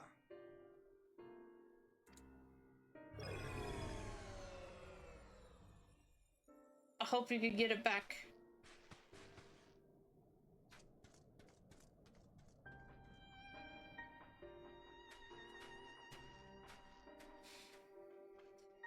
Thank you, Shadowhunter, for bringing him back. Really appreciate it. Girl. The lad is not dead, merely locked in slumber. Yep. No, not him too. You're next.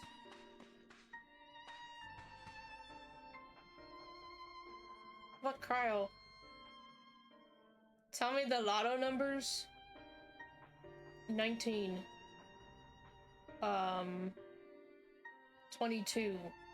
We could identify no cause and found no remedy. 48. Thus I sought to return him to Doma, and into the arms of Lord Hien himself, it would seem. 32. It is a day for fated reunions. Would you not agree, adventurer? Or should I address you as the Warrior of Light? 11.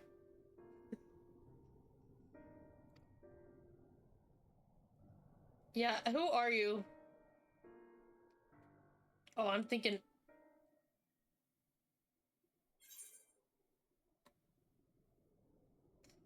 I thought it looked familiar. I had. I'll let you know if you win it big. Okay.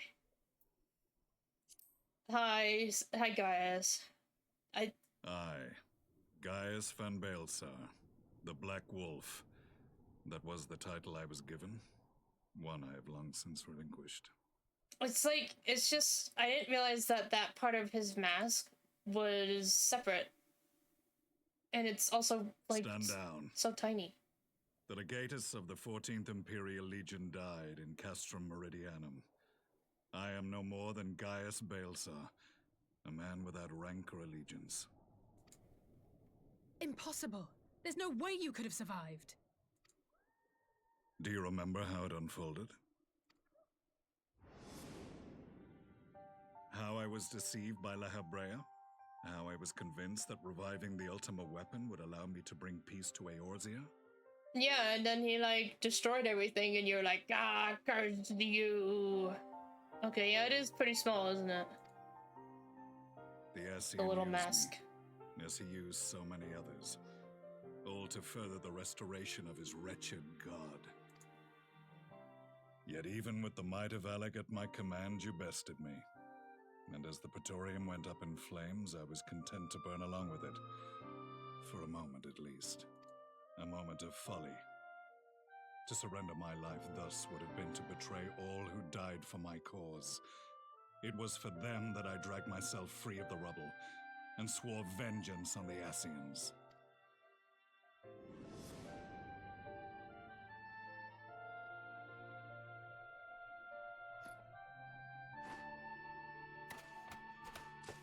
The Black Wolf has shed his pelt, never to return to Garlemald or her legions. I live now only to exact revenge. Okay. My principal quarry was to be La Habrea. He's dead. Whom I gather you have since ushered onto oblivion. Yep. But so many more remain. Long as their kind lurked in the shadows, laboring to sow chaos throughout our world, I would see each and every one dragged into the light and put to the sword. Guys, are you coming out to us, Gaius? Is that what this is? Because that's, like, the perfect place to stand right now. Are the Scions not of like mind? Yeah, I am. In this single respect, perhaps. Then I shall continue the partnership the boy began, and share what intelligence I have acquired. Yeah, I have no issue with Gaius. He got my son back. The Black-masked ilk are subordinate to those who wear red. This you already know. We've only met one red one. That was Elidibus. So yeah, I suppose I know that. Who is this one? I want to know who these ones were. Yet among the red there exists a hierarchy. Those set adrift with the shards clearly stand below those still joined to the source. Do you know their names? Nabriales, who once dared to intrude upon the Rising Stones, belonged to the former group, and while he was indeed a dangerous foe, his powers were inconsequential next to the paragons of the source. I remember Nabros. The first was La Habrea, who plagues us no more. There is also the white-robed Elidibus, and the elusive Emmett Selk, about whom little is known. What? Have we heard that before? Because I don't know what you're talking about, dude. We have files on La Habrea and Elidibus. Yeah. But I believe this Emmett Selk is new to us. Who's that? Tell me more. As I assume my brother told you, we have evidence to suggest that an Ascian now walks in the body of the Crown Prince. Have you identified this interloper?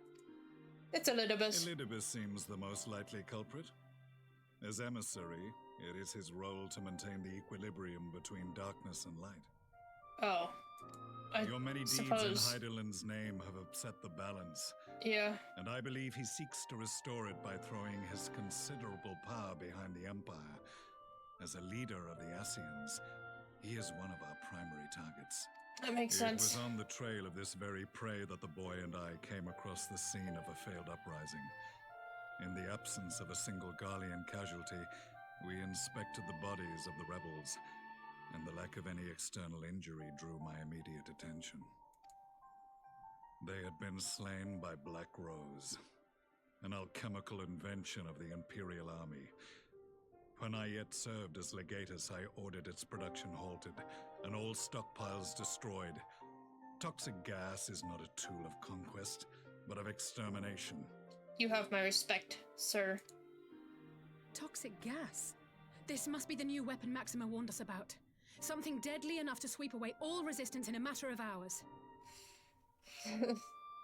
You haven't done Praetorium enough to recognize his attack at a glance. The one where he carves those X's in the air? But what's her name could do that too.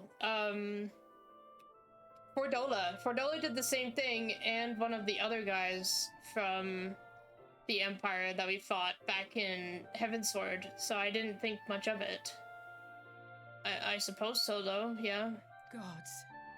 You don't think they're planning to use this in Alamigo, do you? Put your fears to rest.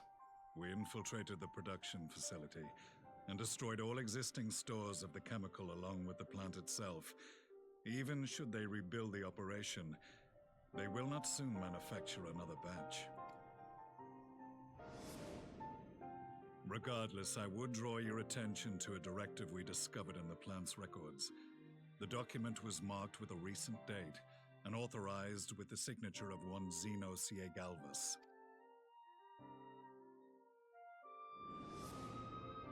A dead man signing the death warrant for thousands. 'Tis bad comedy.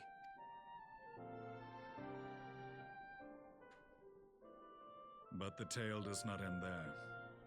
Within that same facility was a chamber filled with devices of elegant design. Cloning technology, we realized.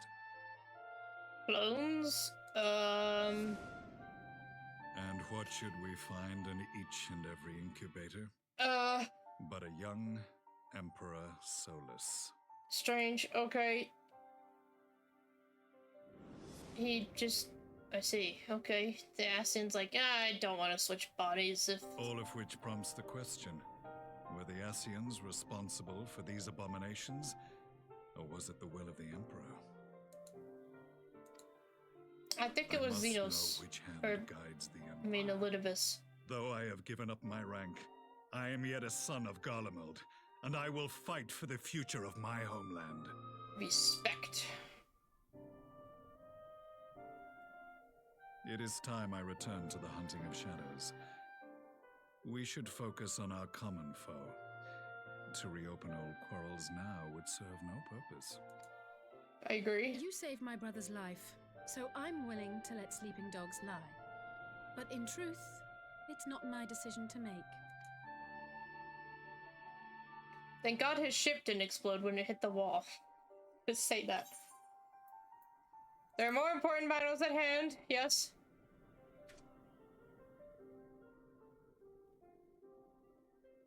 There was a time when I scorned those who placed their faith in false gods, even as I, in my blinkered conviction, place mine in Ascian promises. Unlike yours, my strength of will and my restraint was found wanting. We shall meet again, warrior of light. I don't doubt that. I'm sure you have some off story.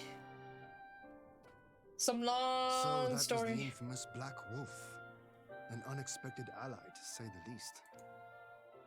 And he brought Alfina home, and that's what I'm happy about. Well, I am content to leave the fine-tuning of the barrier to cleverer minds. Let us bid our friends from the Ironworks farewell, and see what can be done for Alphino back in Dorma. What could be done is bringing him home to lay with the others who have also lost their souls.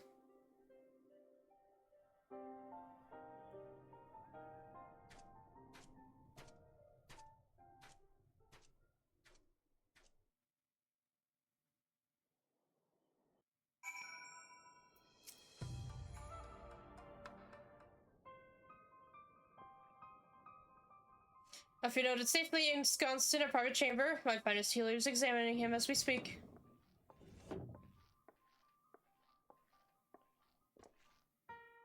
I've spoken with the physician, and there are no outward signs of illness. Alfino is lost in a sleep from which he cannot be awoken, just like the others.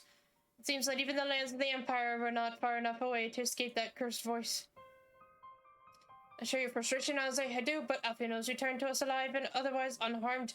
All that remains is to find the means to wake him. Until then, you can but fulfill your duties as a scion, yours and your brother's both. You're right, of course. There are arrangements to be made, and little time to make them. To business then, my lord. Now that we know Sirius Wall works as intended, we can expect reinforcements for Alamigo. You most certainly can. As promised, I will send troops to bolster our allies in Eorzea without delay. You may be aware, however, that they will not arrive without delay, save for some few who boast teleportation magics. The bulk of our force must be transported by sea. A lengthy voyage for which the smaller vessels favored by the Confederacy are ill-equipped. Accordingly, I mean to enlist the assistance of the East Aldernord Trading Company in finding suitable ships. As for navigating the distances in question, we are in the happy possession of being able to call upon those who plotted the course of my people's exodus to Eorzea. Beyond the procurement of ships, I think it unlikely that our East Aldernord friends will consent to any involvement in military operations, but I am certain that they will afford Alfino a berth aboard one of their vessels. I shall have a Chirurgeon accompany him every inch of the way to the Rising Stones. Yeah, my thanks, Lord Tian. Yugiri, have a go on ahead with our friends to Alamigo, enlist all those capable of teleportation and put them at the disposal of the Eorzean Alliance as soon as possible. They will form the vanguard. Yes, my lord. This is exactly what we'd hoped for. These and the Alliance leaders will be glad indeed to welcome the combined strength of the East.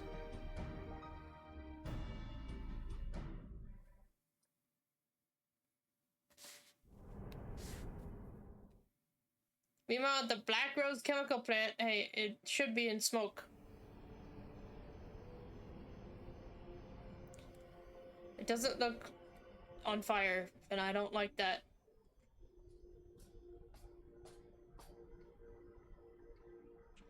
Our supplies at Black Rose have been ruined, but the new plant is already under construction. We should have the first batch ready in time for the offensive, Your Radiance. God damn. See that you do. Do we get more Solus? He was interesting. Solus? It is! Ah, yes, the infamous Black Rose. If I recall correctly, Gaius did not much care for the invention.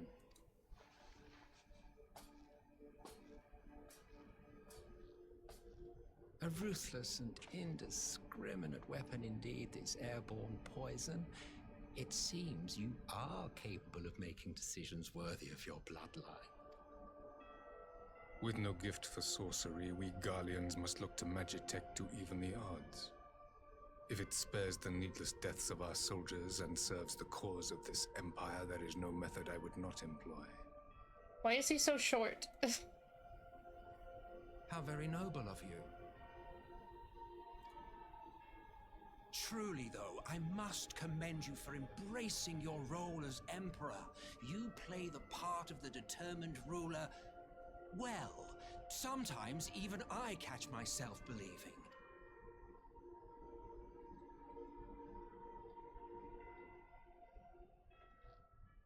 A silent agent of death. Now that I think on it, Black Rose may well possess the perfect aspect. Slowly but surely, the deluge of light has worked upon the ether here in the source, and the gas should be most susceptible to its influence. Well, I shall leave you to your own devices. Go forth and bloody the land with your grand and glorious war. What is he on about?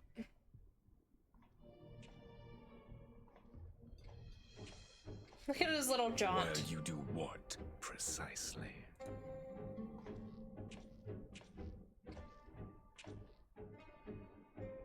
Need you ask? I will be doing what all Ascians do. I am well aware that that your kind exists only to usher in the next calamity. But you seem oblivious to the harm your singular agenda causes to the Empire. He doesn't care. You cannot have forgotten the events which followed your mortal demise.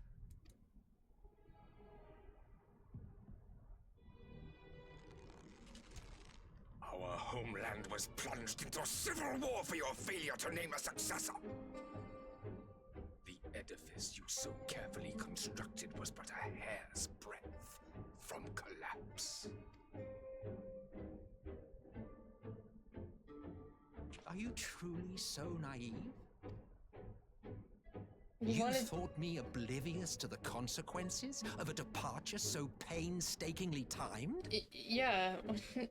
This old man is an idiot. It was by design? Yeah, it was, you idiot. Well, of course it was.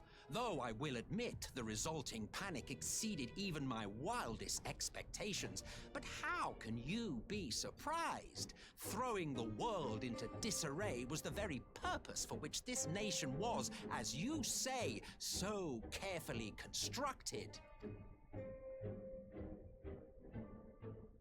No wonder this guy gets bullied all the time. He's a Now, dummy. If you have no further questions, I must be on my way. No wonder he got pushed around by his own, like, son or something. Not meet again in this lifetime, it would be remiss of me not to offer a word or two of gratitude. Oh, gratitude? I really must thank you for this surplus of vessels.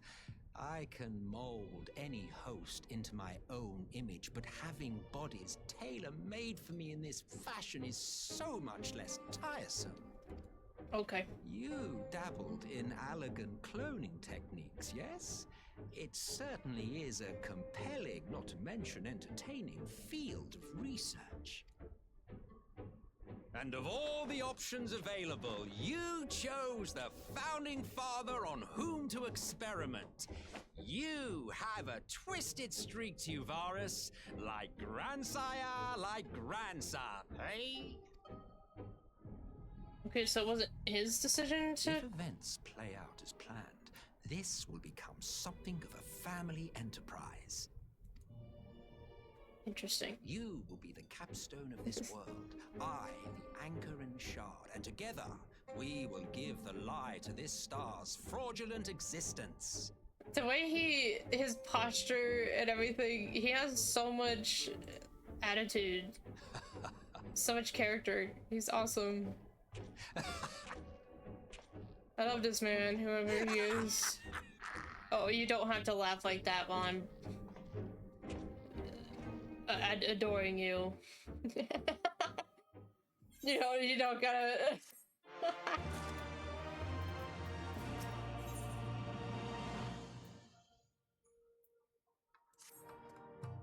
I must leave now to convene with Eorzea's leaders, and it may be some time before I return to Doma. Hakuo, I leave you in command. My lord. I shall assemble an advance party with all haste and join you in Alamigo forthwith. I agree. See you later. I just received word from Lys. The Alliance has established a base camp near Alamigo's northeastern border. Once we've arrived in the locks, we're to report to a resistance officer stationed in Puerto Praetoria, who will point us in the right direction. Let's not keep them waiting.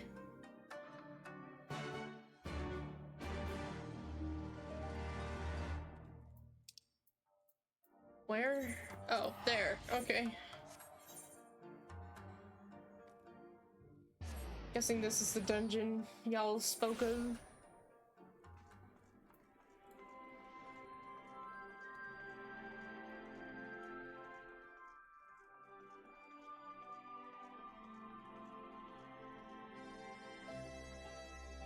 GG!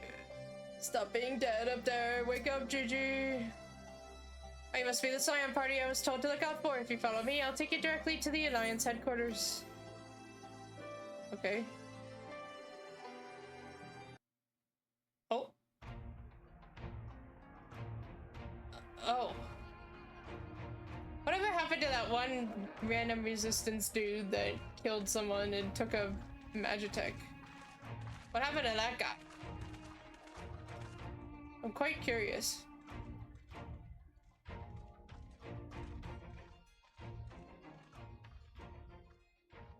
Welcome back, you two. Greetings, Lord Here. Glad you could join us. Glad to be here. I would have come sooner, while our own defense is not in question, but I am pleased to report that our soldiers are assembling for deployment to Alamigo as we speak. We're grateful for your support. Thanks to the efforts of our allies, it won't be long before we've established defensive positions on this front as well.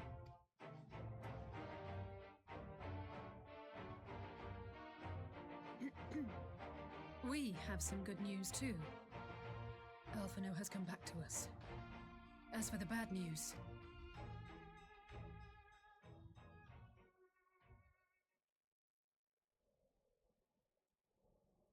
so Alphino won't wake up.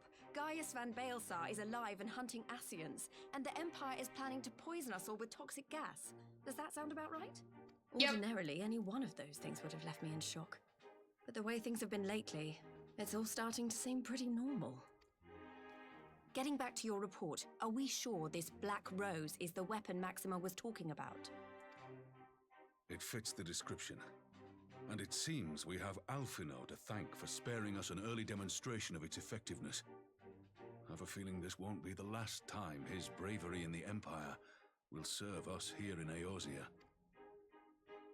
The threat of an unknown weapon has had us all on edge. But now that we know what we're dealing with, we can take steps to defend against it. As for Gaius, I'm not sure what to think. Such Am I well-timed happy head he's nods. alive? Not in the slightest. Am I happy he's hunting Ascians? Aye, I'd have to say I am. Oh, speaking of Garleans you didn't expect to see, we have a tale of our own, as it happens. When we sent envoys to the Imperial Army to request talks, they returned with the message that Varys Zos Galvus would be attending. The Emperor himself. Well, Varys did sanction the Popularis peace mission, but knowing that an Ascian walks in his son's skin, I do not see how we can trust him or anyone from that nest of vipers. He's too stupid to trust would anyways. Proceed with negotiations regardless, if only to give ourselves more time to prepare. We do, however, require your cooperation. You guys are giving him too much credit. He hasn't done anything. Right. Yes. So, as a condition for the talks to go forward, the Empire has requested that a member of the Scions be present. There'll be a representative from each alliance nation, of course, but I'm afraid we have to ask that you come along too. Damn it, more politics. gods, Lise, you know how much I hate politics. But then, what choice do I have? Alphino and the others aren't going to do it. Oh my god, we have something in common. Holy shit. Yes, I agree, Alize. I hate politics too. I've been complaining this whole time. Very well. I shall attend as the Scion's representative. Thank you for stepping up. What am I to do? Well, you talk politics for us. In case you're wondering why I didn't ask you, the Empire also requested the presence of Eorzea's champion. Oh god, that... So I do have to come. Just not as part of the... I'm not fond of politics either, guys.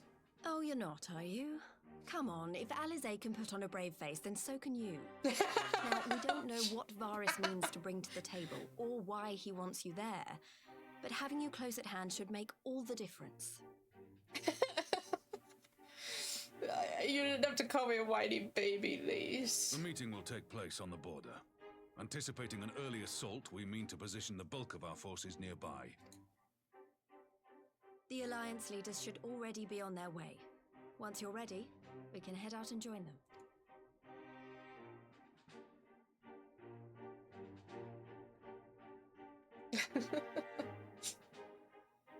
Oh boy. Well, I don't suppose it's polite to keep an emperor waiting too long, shall we? Yeah, let's do this. Keep things moving, Lise.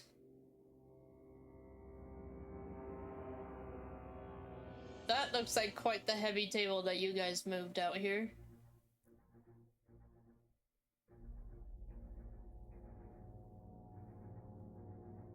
Honestly, I swear to God, if you pass out in the middle of this.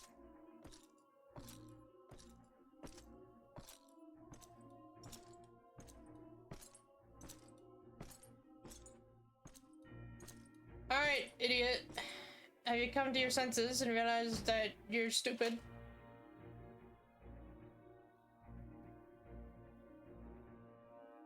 Esteemed representatives of the Eorzean Alliance, on behalf of the Gallian Empire, I thank you for inviting me here today. As this parley was convened at your request, I invite you to speak first.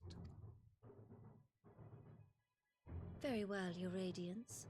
I, Nanimo Ulnamo, 17th in the line of Ul, should be pleased to oblige you. As recent events in Alamigo and Doma have made plain, the subjugation and exploitation of neighboring nations is not a sustainable policy. Should this day end in war, you may very well defeat us, but you will never extinguish the people's desire for freedom. Though it may not be in our lifetime, there will be another revolution, another war, and the cycle will continue. Doma has entered into a concord with the nations of Eorzea, a partnership wherein we recognize one another as equals. Garlemald could be afforded similar treatment. You need only set aside your ambitions and join us in paving a path towards peace.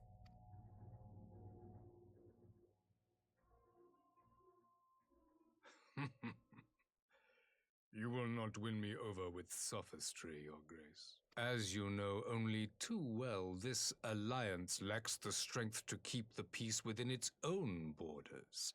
Even now, your struggles with the Beastmen continue unabated. Divided, you sow this fertile soil with the seeds of your differences and reap naught but discord and chaos for your trouble. Eorzea must be united under one leader, one purpose. I would offer you both and bring an end to your strife.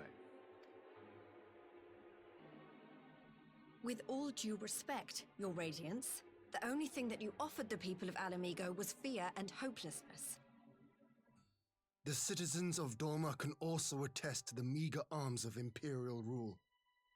There is no purpose to be found in a life of oppression, each day more uncertain than the last. Our people are willing to die for their freedom. A great many already have, and countless more will, if we don't put an end to this madness here and now. I feel like this is... When we've had our headaches with the man in our ears, you said that we were heading towards another calamity, and I feel like we just keep making it worse. The Black Rose maybe is the next calamity that we're trying to prevent, and yet we brought order and stability to your lives. This madness and bloodshed is of your own making. You broke the peace, not Garlemald. We're not making much of a difference. Peace. Order. You kill our peoples, despoil our lands, take everything that is ours. And what? You expect us to lick the boot that grinds our faces into the dirt?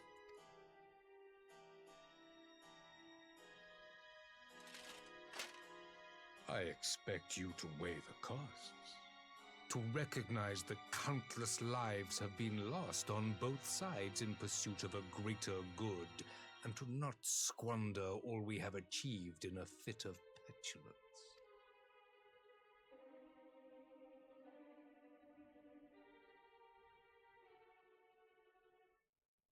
Your Radiance, I fear I can personally attest to the dangers of pursuing one's vision with such righteous fervor. For 1,000 years, the Holy See of Ishgard waged war with dragons. 1,000 years of sacrifice, of sorrow and hate, in which we bathed in the blood of friend and foe alike. Had it gone on any longer, we may well have drowned. Yet we have chosen to raise ourselves out of this bloody spiral, and have since made peace with our former enemy. So I understand. No doubt the dragons were more receptive to your overtures in the wake of their leader's demise.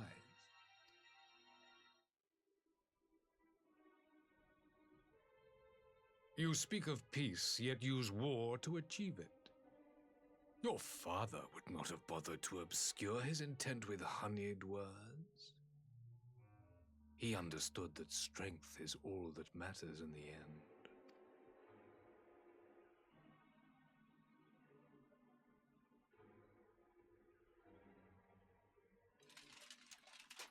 Without his clarity of vision, I can but wonder what will become of Ishgard and her people.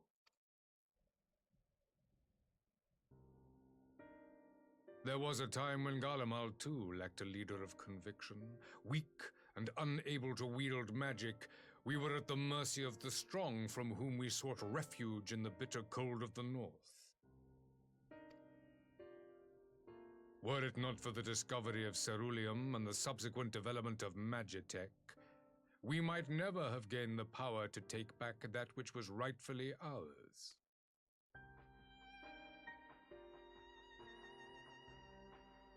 You speak as if your people were the first to have been driven from their homes.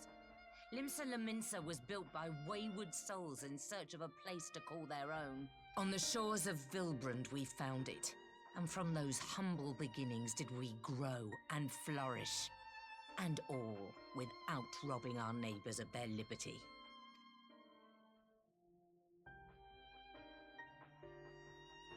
So saith the pirate. Am I to believe that you simply asked the kobolds to yield up their lands and that they were happy to oblige you? That you did not drive them out like rats in the hold of one of the many ships seized by your privateers?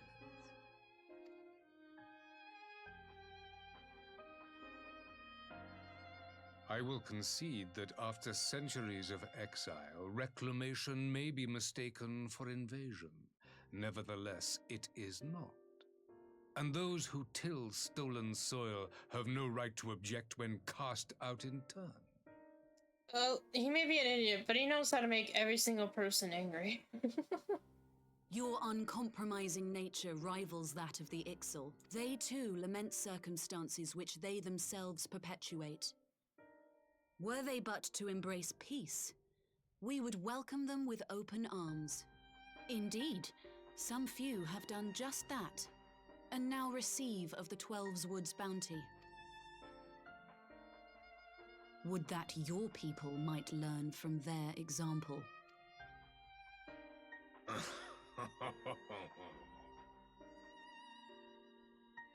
You dare compare us to the Birdmen? You who thought to invoke the 12 and threaten all of creation?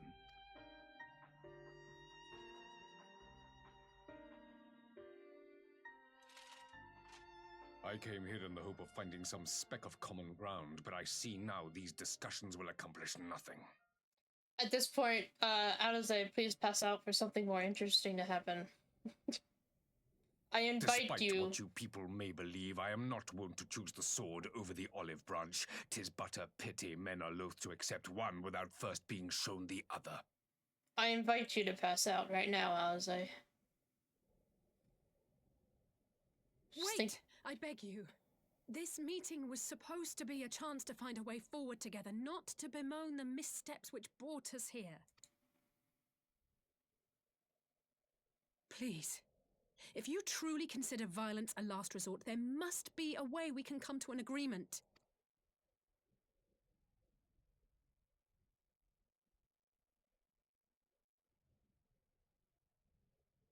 As Mistress Alize says, we did not come here to bicker over the past, but to discuss how we might strive towards a brighter future. Emperor Varys, may I suggest a short recess, that all present might compose themselves prior to beginning anew?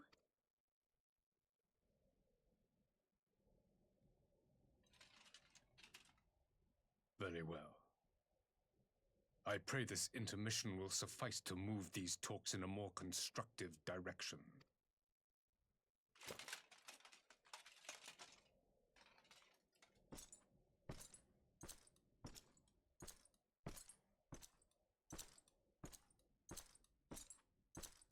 can barely move in those things.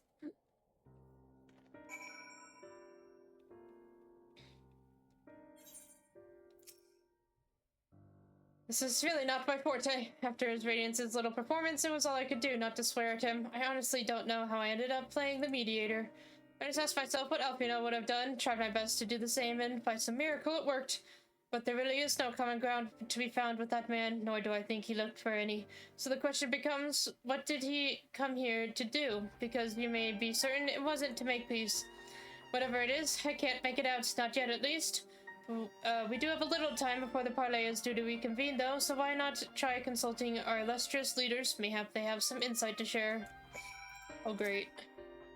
We'll see one thing for this Varus. He is well versed in Eorzean history.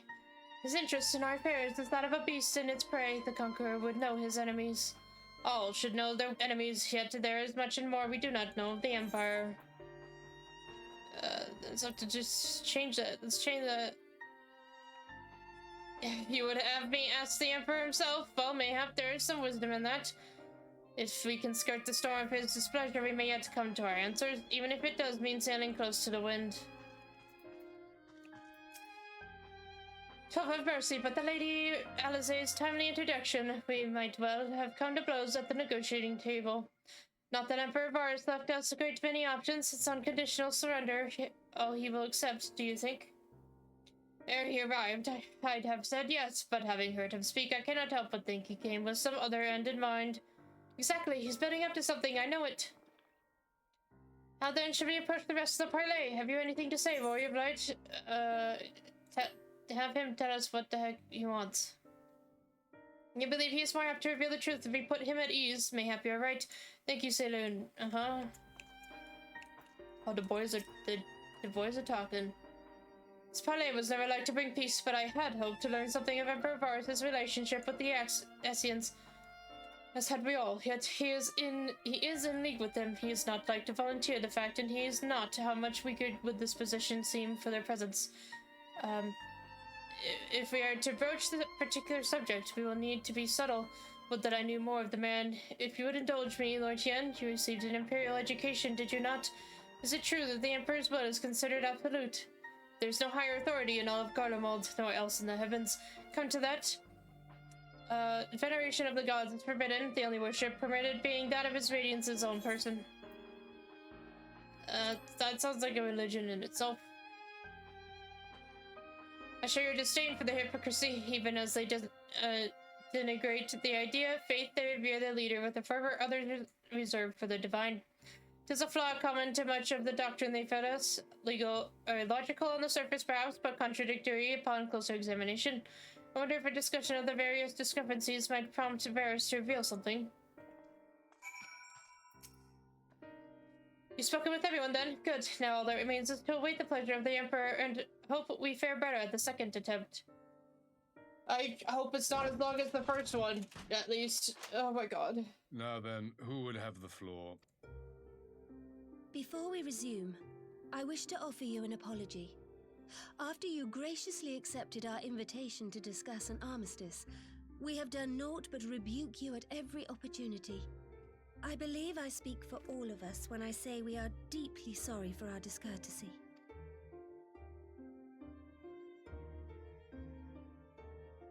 I'll admit your familiarity with our affair surprised me, and served to remind me how little I know of yours. I think all here can understand the desire to reclaim one's homeland. But why expand further?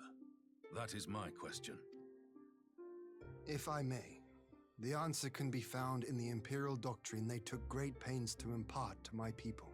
Recognizing the threat icons posed to the world, Solus Zos Galvus decreed that they were to be eradicated. To this end, he began a campaign to unite all lands under the Garlean banner. Or so we were taught. Yet the Emperor only reached the burn, the Baron said to have been laid waste by icons, after conquering all the lands that lay between. What is more, I am quite certain the practice of summoning was not nearly so widespread in the days before the Empire's founding. When you put it like that, it all starts to sound like an excuse, doesn't it? But to distract from what? Why are you really waging this war?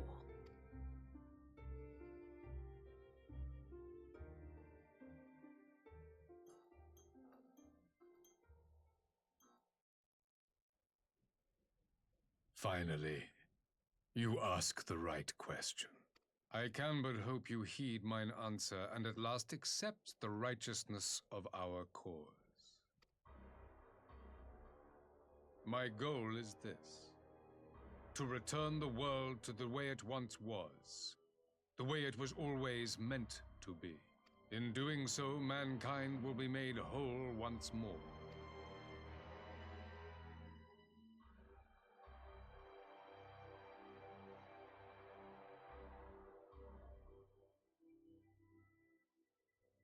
No longer will we suffer from the dissension born of our differences.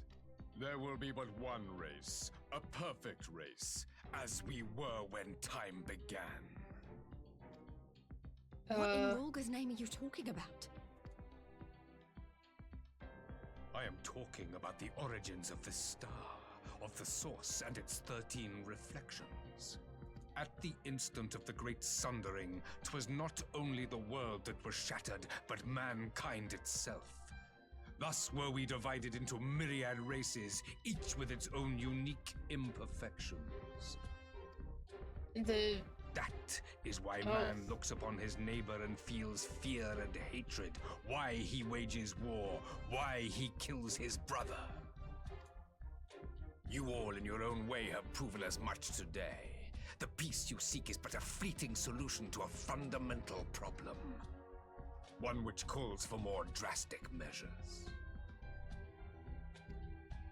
To bring about everlasting peace, our worlds must be rejoined.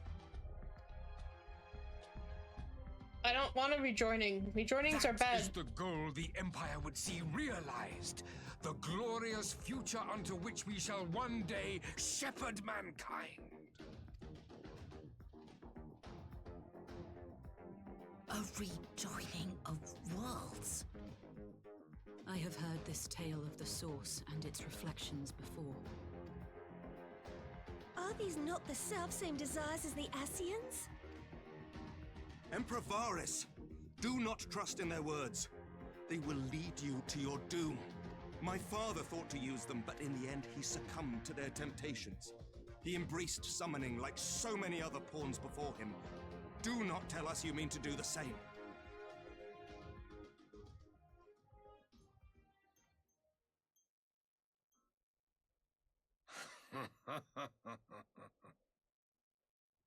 To be a pawn, free from the burden of choice, would be a blessing.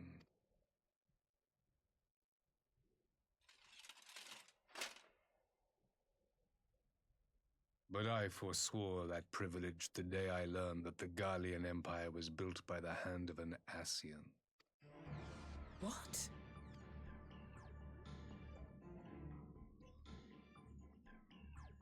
Yes. My grandsire, the former emperor, is of their number.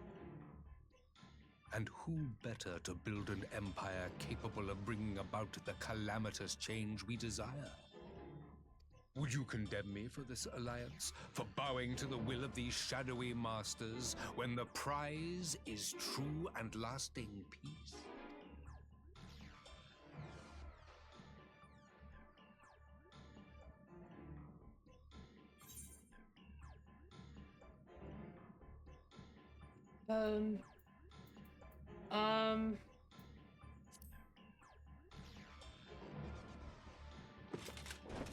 I come not to conquer, but to liberate.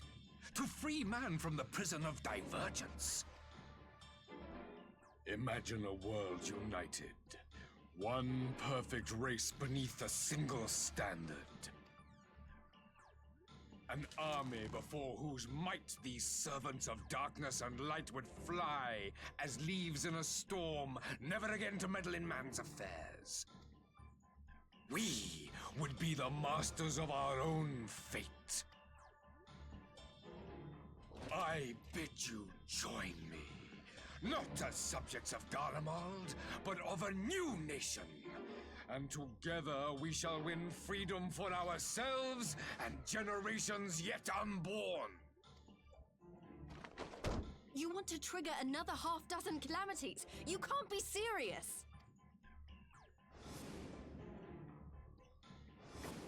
Have you forgotten how many died? There will be no one left! Do you truly imagine we would aid you in your bloodletting? It is unthinkable! Unconscionable!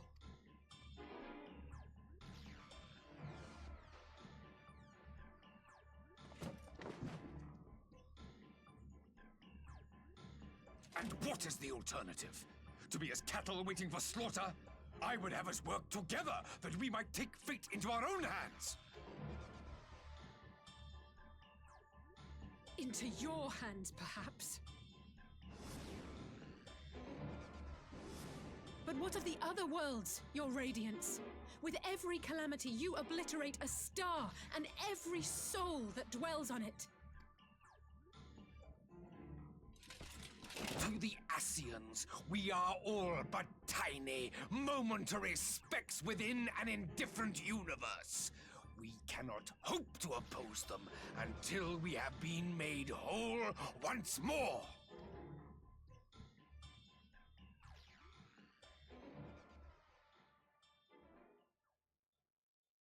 Are these truly the words of Garlemald's ruler? The flaws and foibles which you so abhor are what make us who we are. Every nation, even yours, Emperor Varys, is made whole through the combination of these imperfections, the strengths of one compensating for the weaknesses of another. While it is true that man succumbs all too often to anger and avarice, he may yet overcome his baser instincts through the forming of bonds with others, fostering community and cooperation. That the protector of an empire should not only reject these fundamental truths, but seek to change them at so dear a cost to life is indefensible. Such a man is not fit to govern. You just got told off by a potato. And you, warrior of light, would you refuse me as well?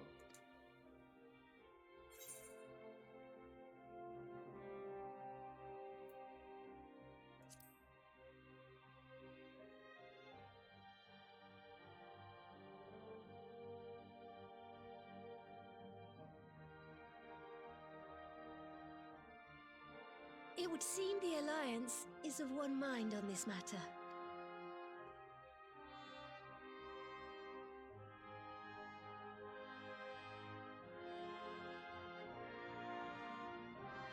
You Eorzeans never cease to disappoint me. Though I suppose I have only myself to blame for expecting more from savages. This discussion is at an end. I bid you make ready for our next meeting. It will not be at the negotiating table. Good. I'm ready to fight something.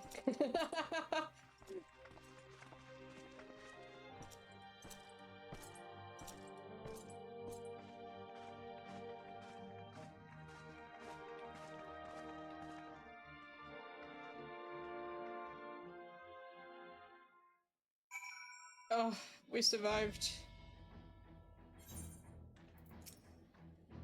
I came back to find Doma's advance party ready and waiting for battle, so I was worrying as our little chat with the Emperor was. It did little. That was like one of the longest cutscenes I've ever sat through. It did buy enough time for at least some of our allies to arrive.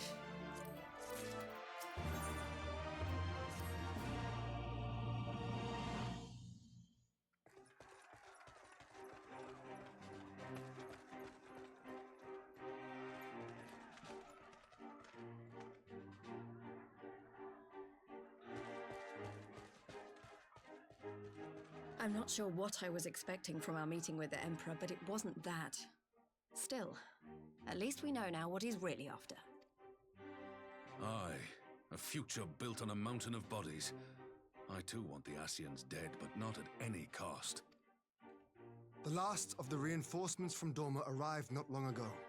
I pray it will be enough. Given the Emperor's stated goal, this is a battle we can ill afford to lose.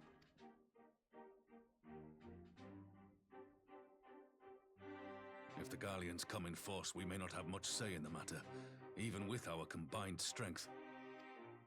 We knew from the first that the odds would be against us. But if there is even the slightest chance of victory, we must do everything in our power to seize it.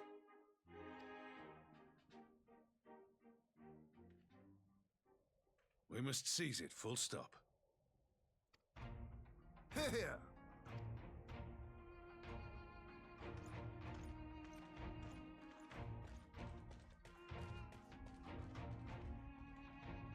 The two of you are to join an irregular unit and support the main host.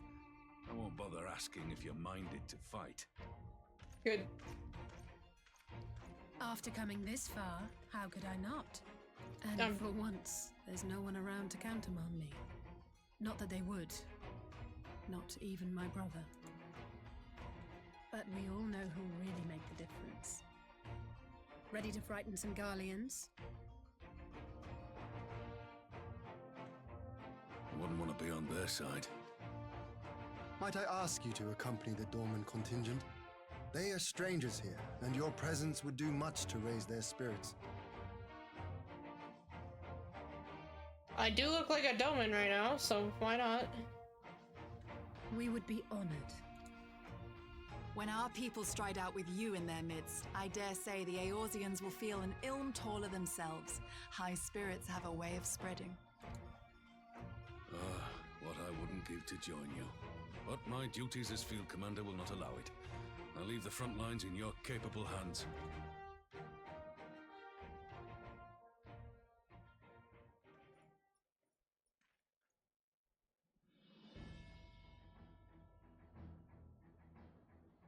Comrades, ready your arms.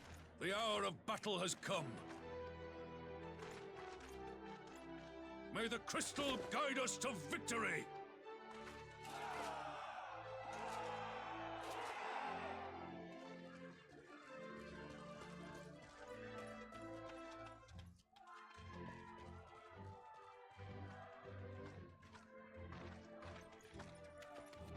Pippin!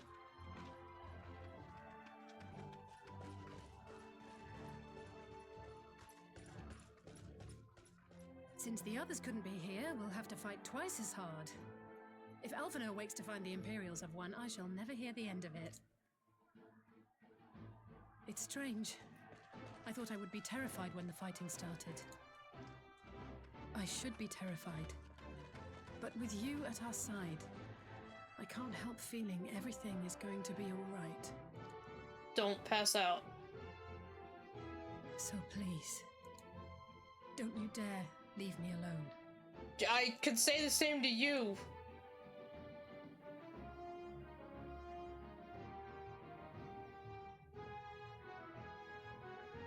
No matter what happens, we have to survive together.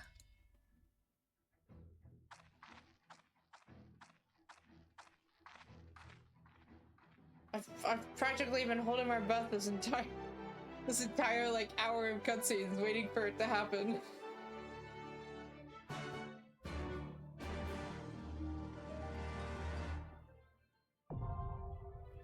The game out dark. Let's do it! Finally! Jesus! Give me something to stab. You're in a cutscene, Rouge. What the heck? What cutscene are you watching?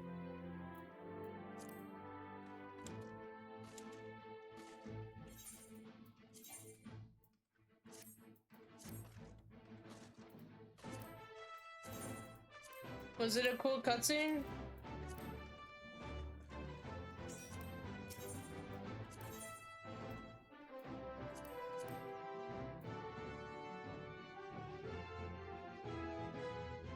That doesn't look fun. That looks terrifying, let's be honest.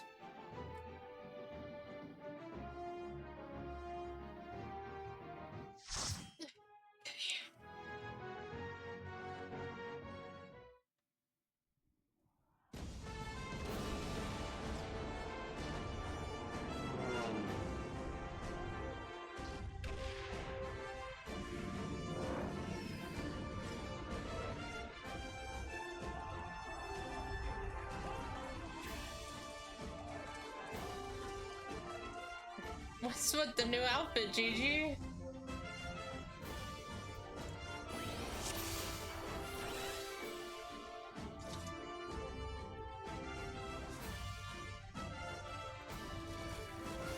We march for death and glory. Okay.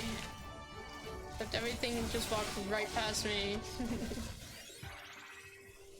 Oh, we can go further. Thought it was blocked off.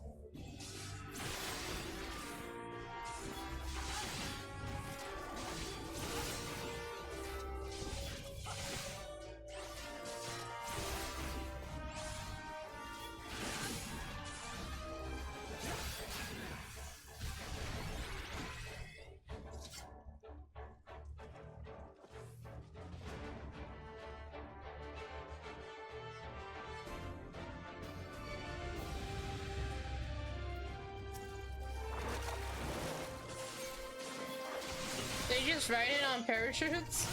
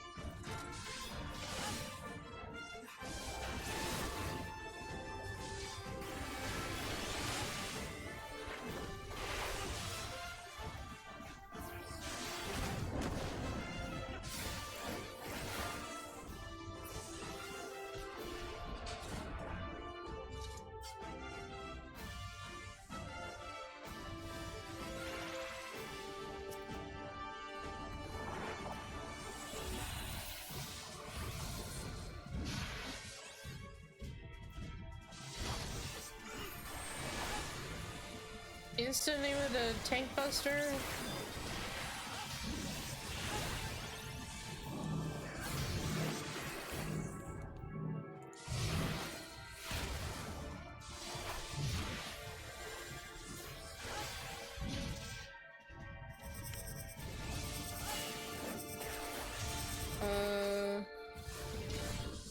Okay.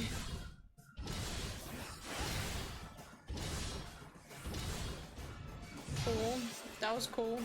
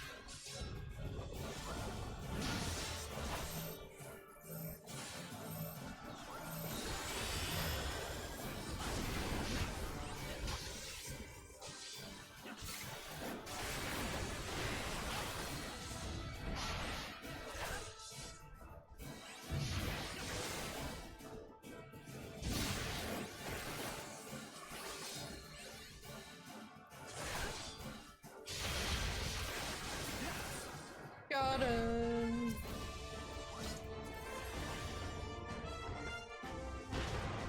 Oh, it's blue here. What the heck?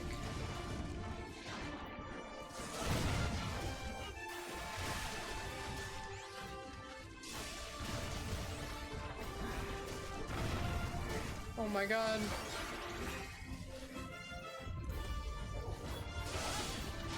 Oh, there's another one that snuck up on us. There we go.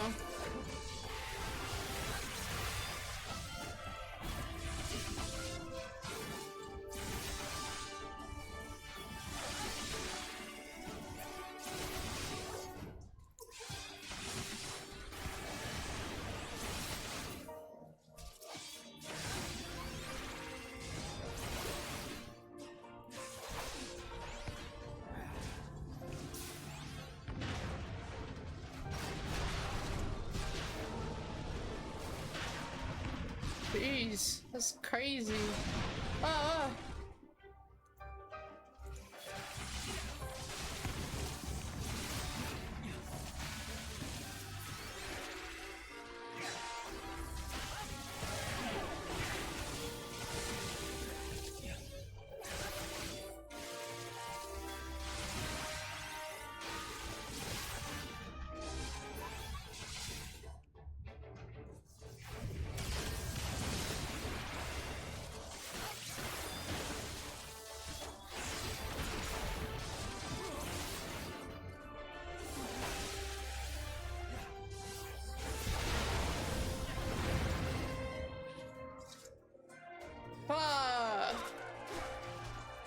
Ready? Pippin! At least.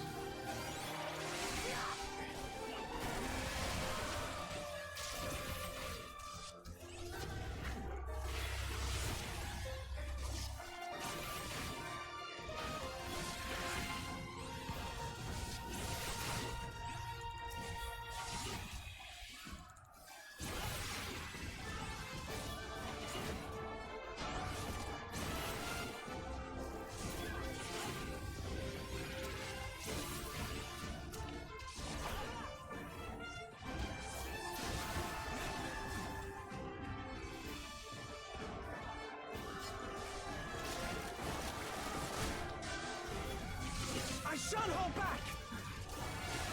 Pippin!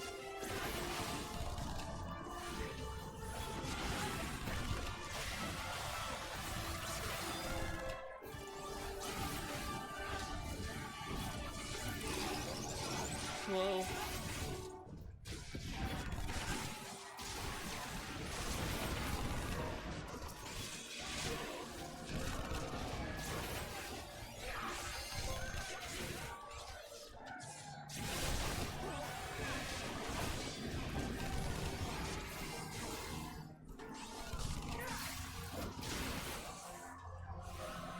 Keep moving, we'll hold them here. Okay, I'm failing to touch the treasure chest, I'm sorry. It's all bending. It knows I need stuff, apparently. Boss number 2 is a giant... I don't know what to make of this.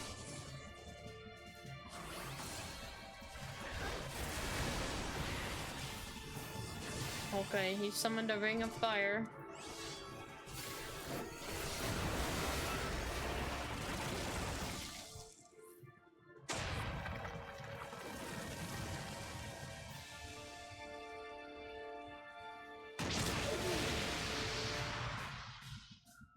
Wow.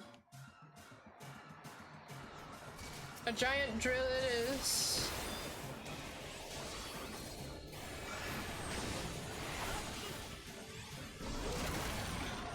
Ow. I wasn't ready for that tank buster. Ah.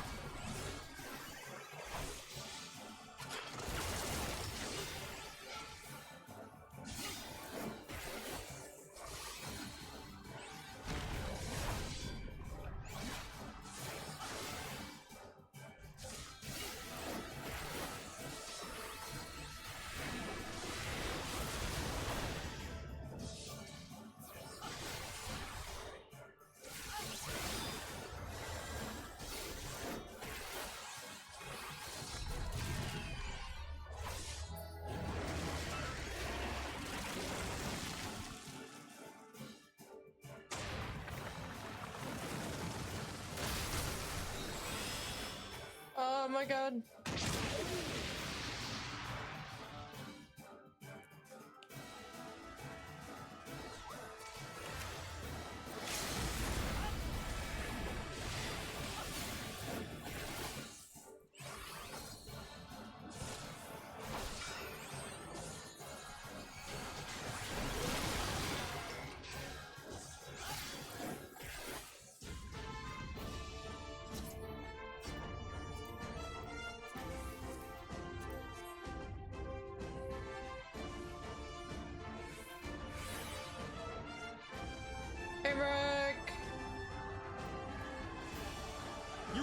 underestimate me!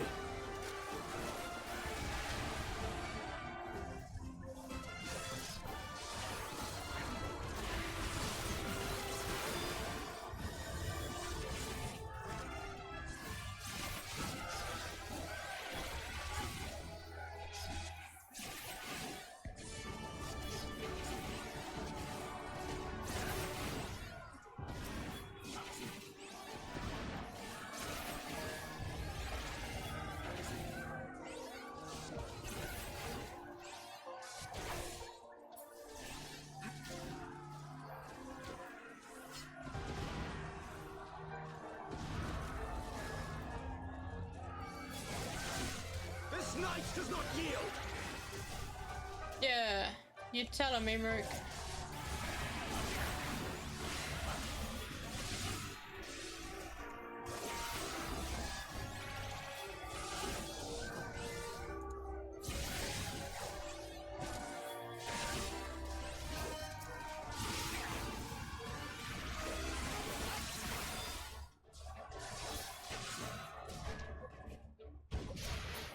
Oh.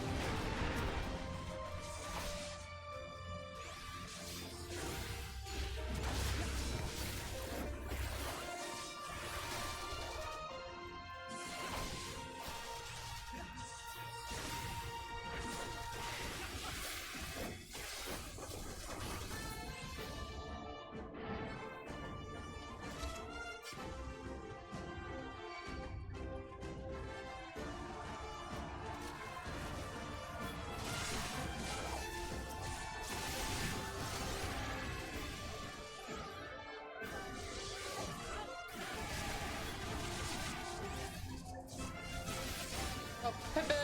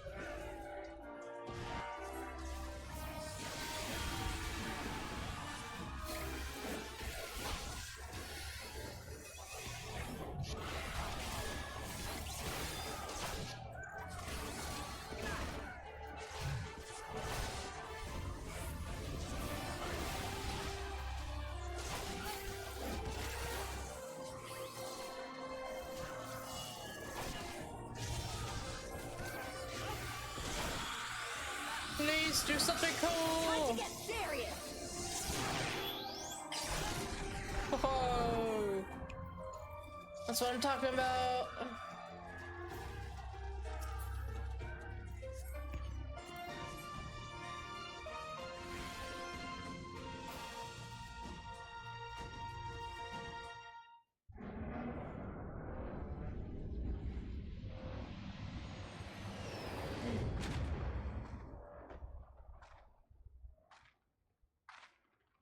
These savages bested our vanguard. Impressive.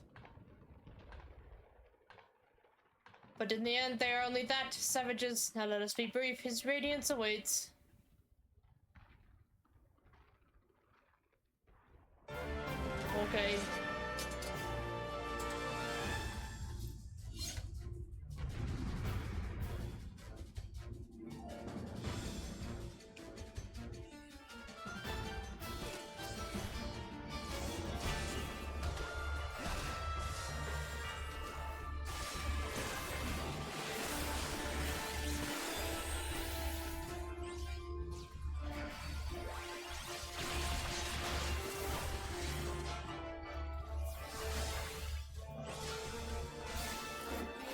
Commence bombardment. I'm gonna move out of that. Oh.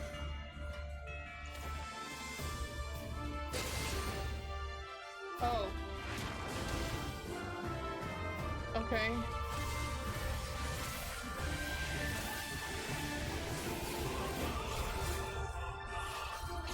Put a lot of X's down.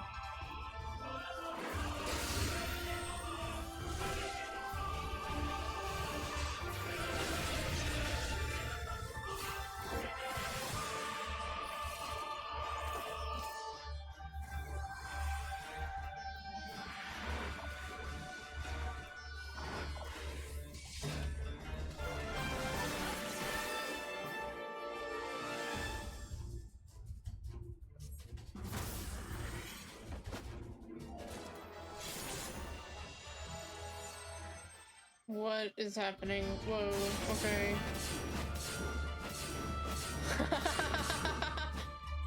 What the heck? Oh, GG!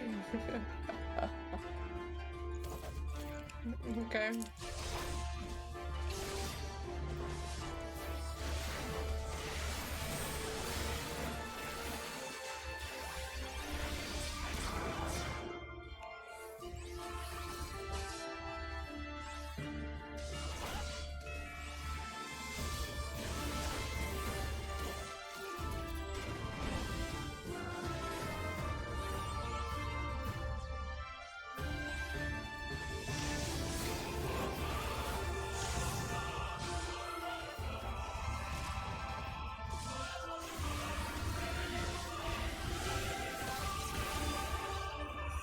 Oh my god.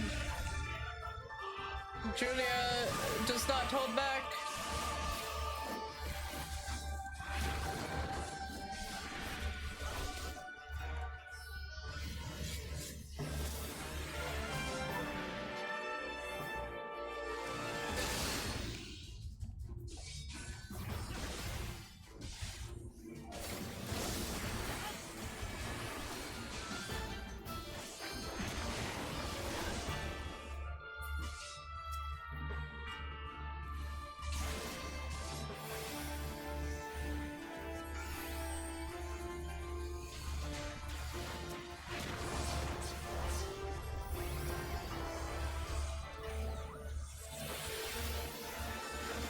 All right.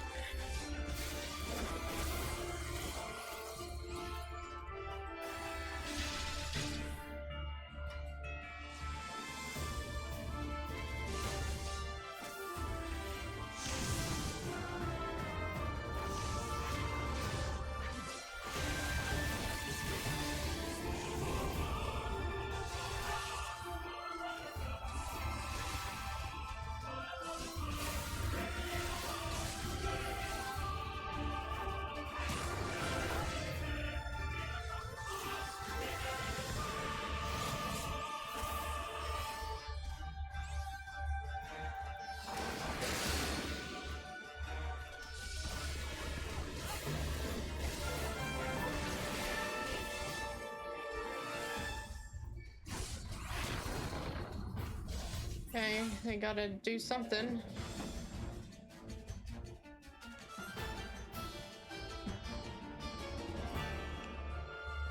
Here they have witnessed this twice. I don't... Oh, they're doing the...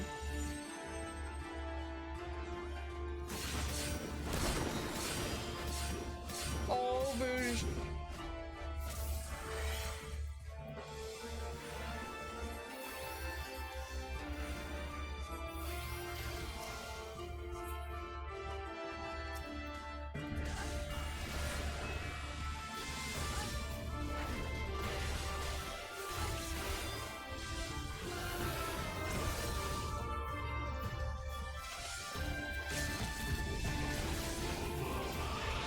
One's down. Yeah.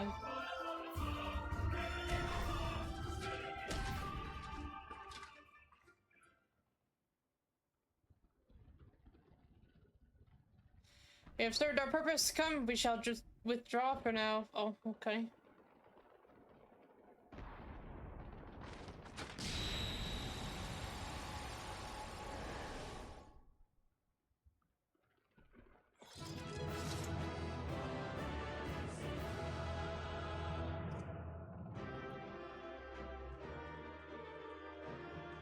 Oh, Alistair, good. You're still awake.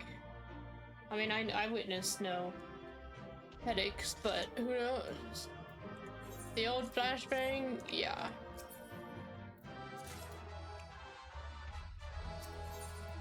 Nice. Take care, thank you, GG and Rouge.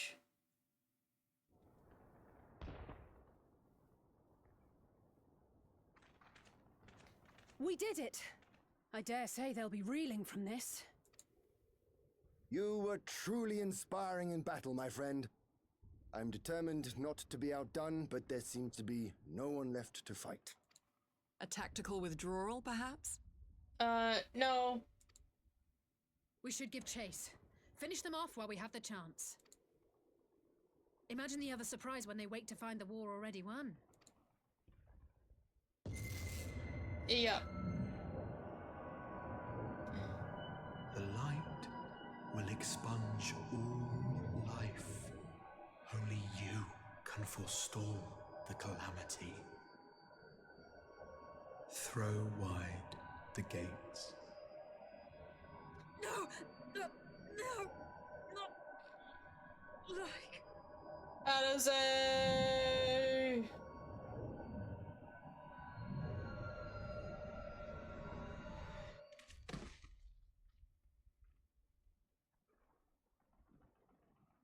Darn.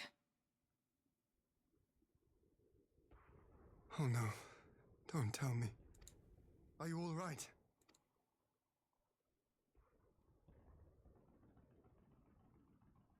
Quickly! We must get her back to the encampment. It was bound to happen eventually, but Jesus Christ. Okay. Today's whole stream is just losing everyone one by one. Well, there were two at a time with Urianger and Y'shtola. So the Guardians have been routed, have they? Well done. Though this exchange was no more than a test of our strength, like as not, they won't be taking any chances now that the Empire has joined the fray. They'll want to take their time, whittle down our defenses. Still, with your help and that of our eastern allies, we've passed the first test. Our line is unbroken. As for Alize, well, she's in good hands over at the infirmary.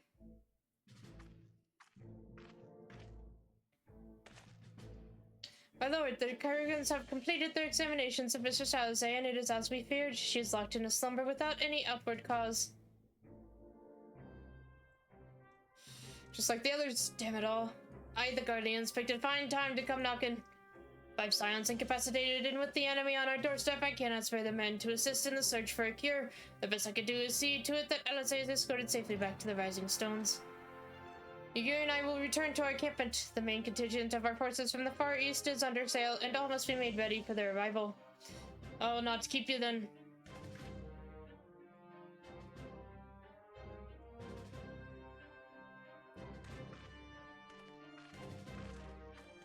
Judging by the Guardians' recent movements, or lack thereof, there won't be launching another offensive in the immediate future. You should return to the Rising Stones. Given the plight of your fellow Scions, I can understand if you feel on edge, but you'll be no good to anyone without rest. Okay. If you insist. Is Kyle awake? Will I have at least one person to talk to? Where's Tataru? Tataru, everyone's lost their souls, Tataru.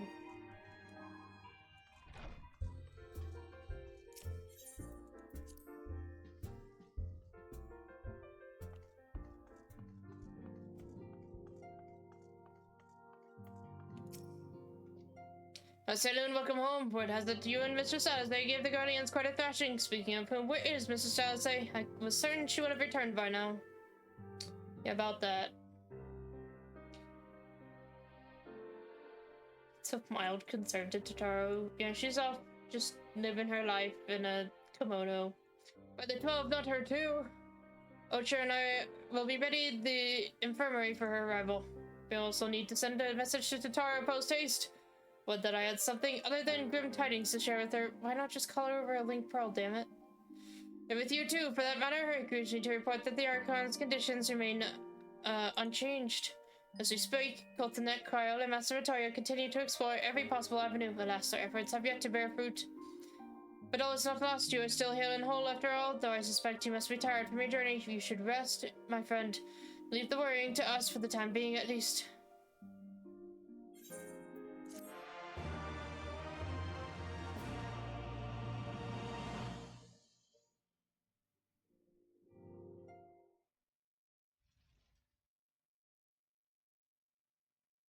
The border of Alamigo. I was just there. What now?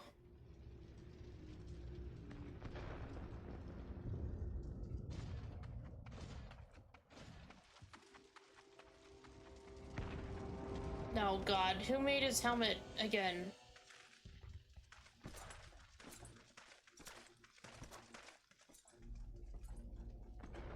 Who gave him a new helmet? The armor was bad enough.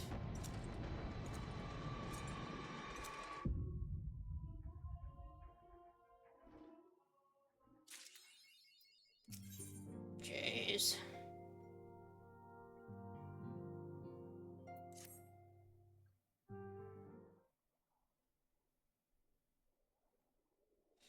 A saloon is a welcome face indeed in these troubled times, though if you've come to inquire about our stricken brothers and sisters, I am afraid I have not to report. Kotsuna and the others continue their tireless search for answers, and I too have done all my power to assist them, alas. My apologies for the intrusion. I was told Master Alpino has been brought here and wished to see if his condition has improved. Is it Arnvald? Oh. Maxima. Hello.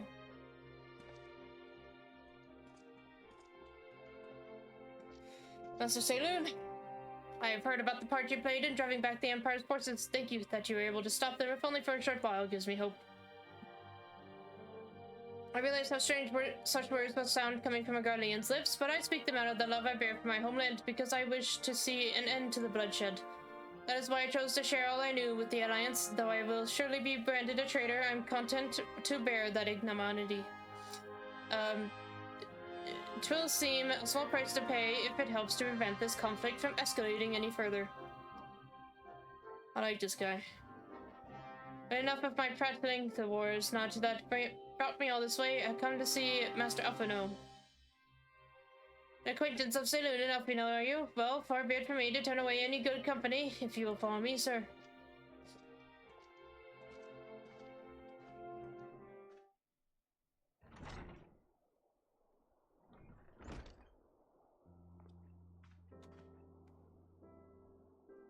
When word reached me that Alphino had returned, it seemed only right that I visit him. Poor lad, it pains me to see him thus, but I take solace in knowledge that he is safe and well cared for. He fought valiantly at the burn. The populares could not have wished for a more committed ally. I know not how he came to be so afflicted, but I pray a cure will be found soon. On an unrelated note, you may be interested to know that I traveled here in the company of another acquaintance of yours. Oh. He awaits my return at North Silvertier, and I am certain he would be glad to see you, assuming you can spare the time, that is. I'm intrigued. I'm intrigued. You've piqued my interest.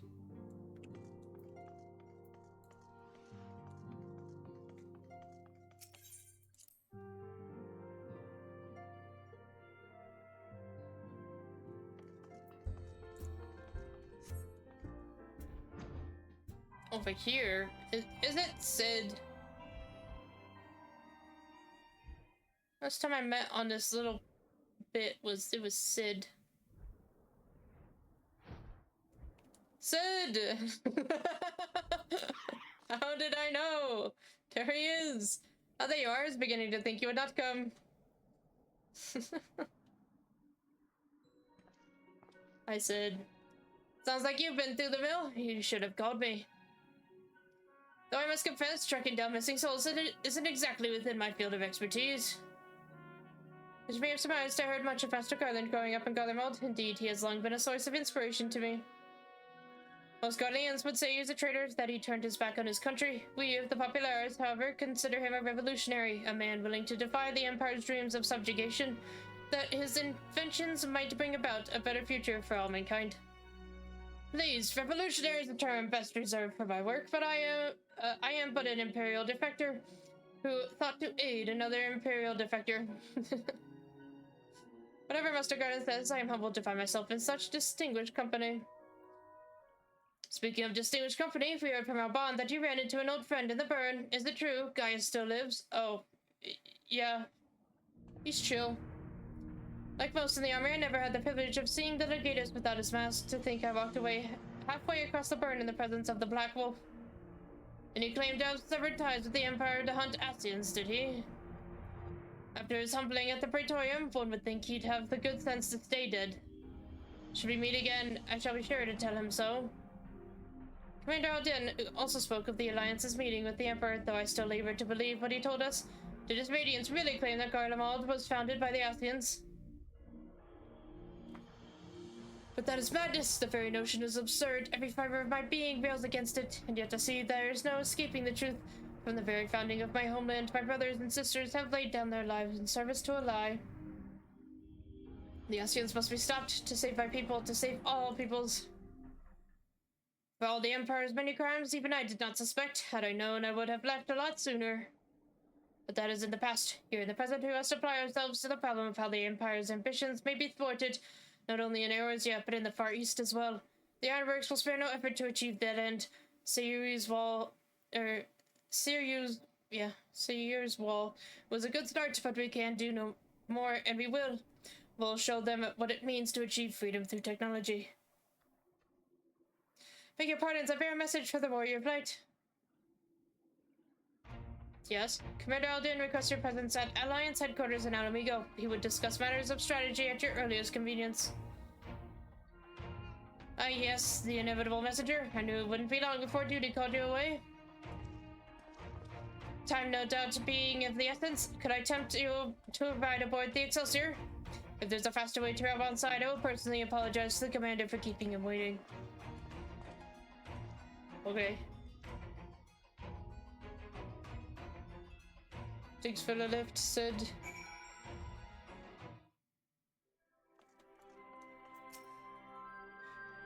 I swear, every time you board my airship, you seem to be barreling headlong into danger, and every time you somehow contrive to emerge victorious, which of course is an admirable skill. But no one is invincible, Saloon, not even you, so please take care of yourself out there. I pray you remain safe on the front lines. Though ill-equipped to join the fray, I shall do all I can to assist from headquarters. My colleagues and I have been tasked with evacuating casualties by air. See that you aren't among them, eh?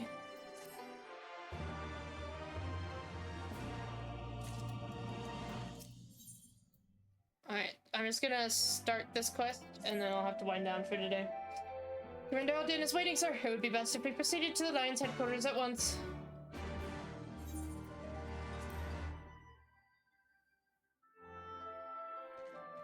Alright.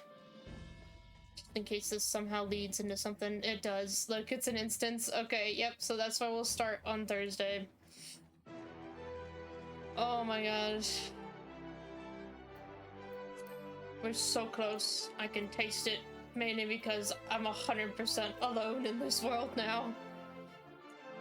All of my scions. No. Alright. Well, that was a crazy stream. So much happened. Oh my god.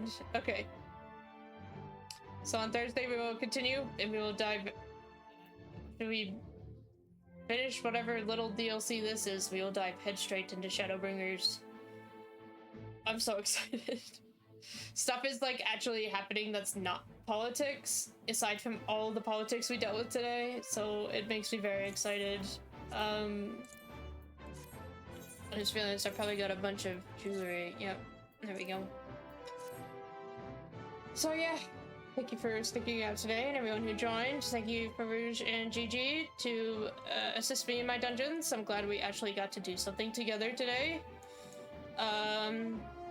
And when you dive into Shadowbringers next stream, be there. It'll be exciting. I'm on the cusp of peak. Oh, I know. I can taste it. I can also... I see it in the distance.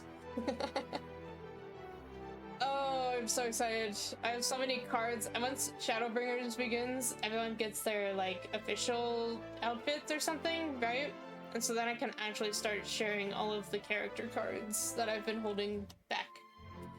Alright, well, thank you again, everyone. If you're not in the Discord yet, feel free to join it. All the videos are up on YouTube, and except for my bonus stream, I haven't uploaded that yet, but that'll be uploaded tomorrow along with hopefully this one. I will see everyone on Thursday, same time, same place. Hope to see you all there. And have a good evening and Wednesday. Bye, everyone.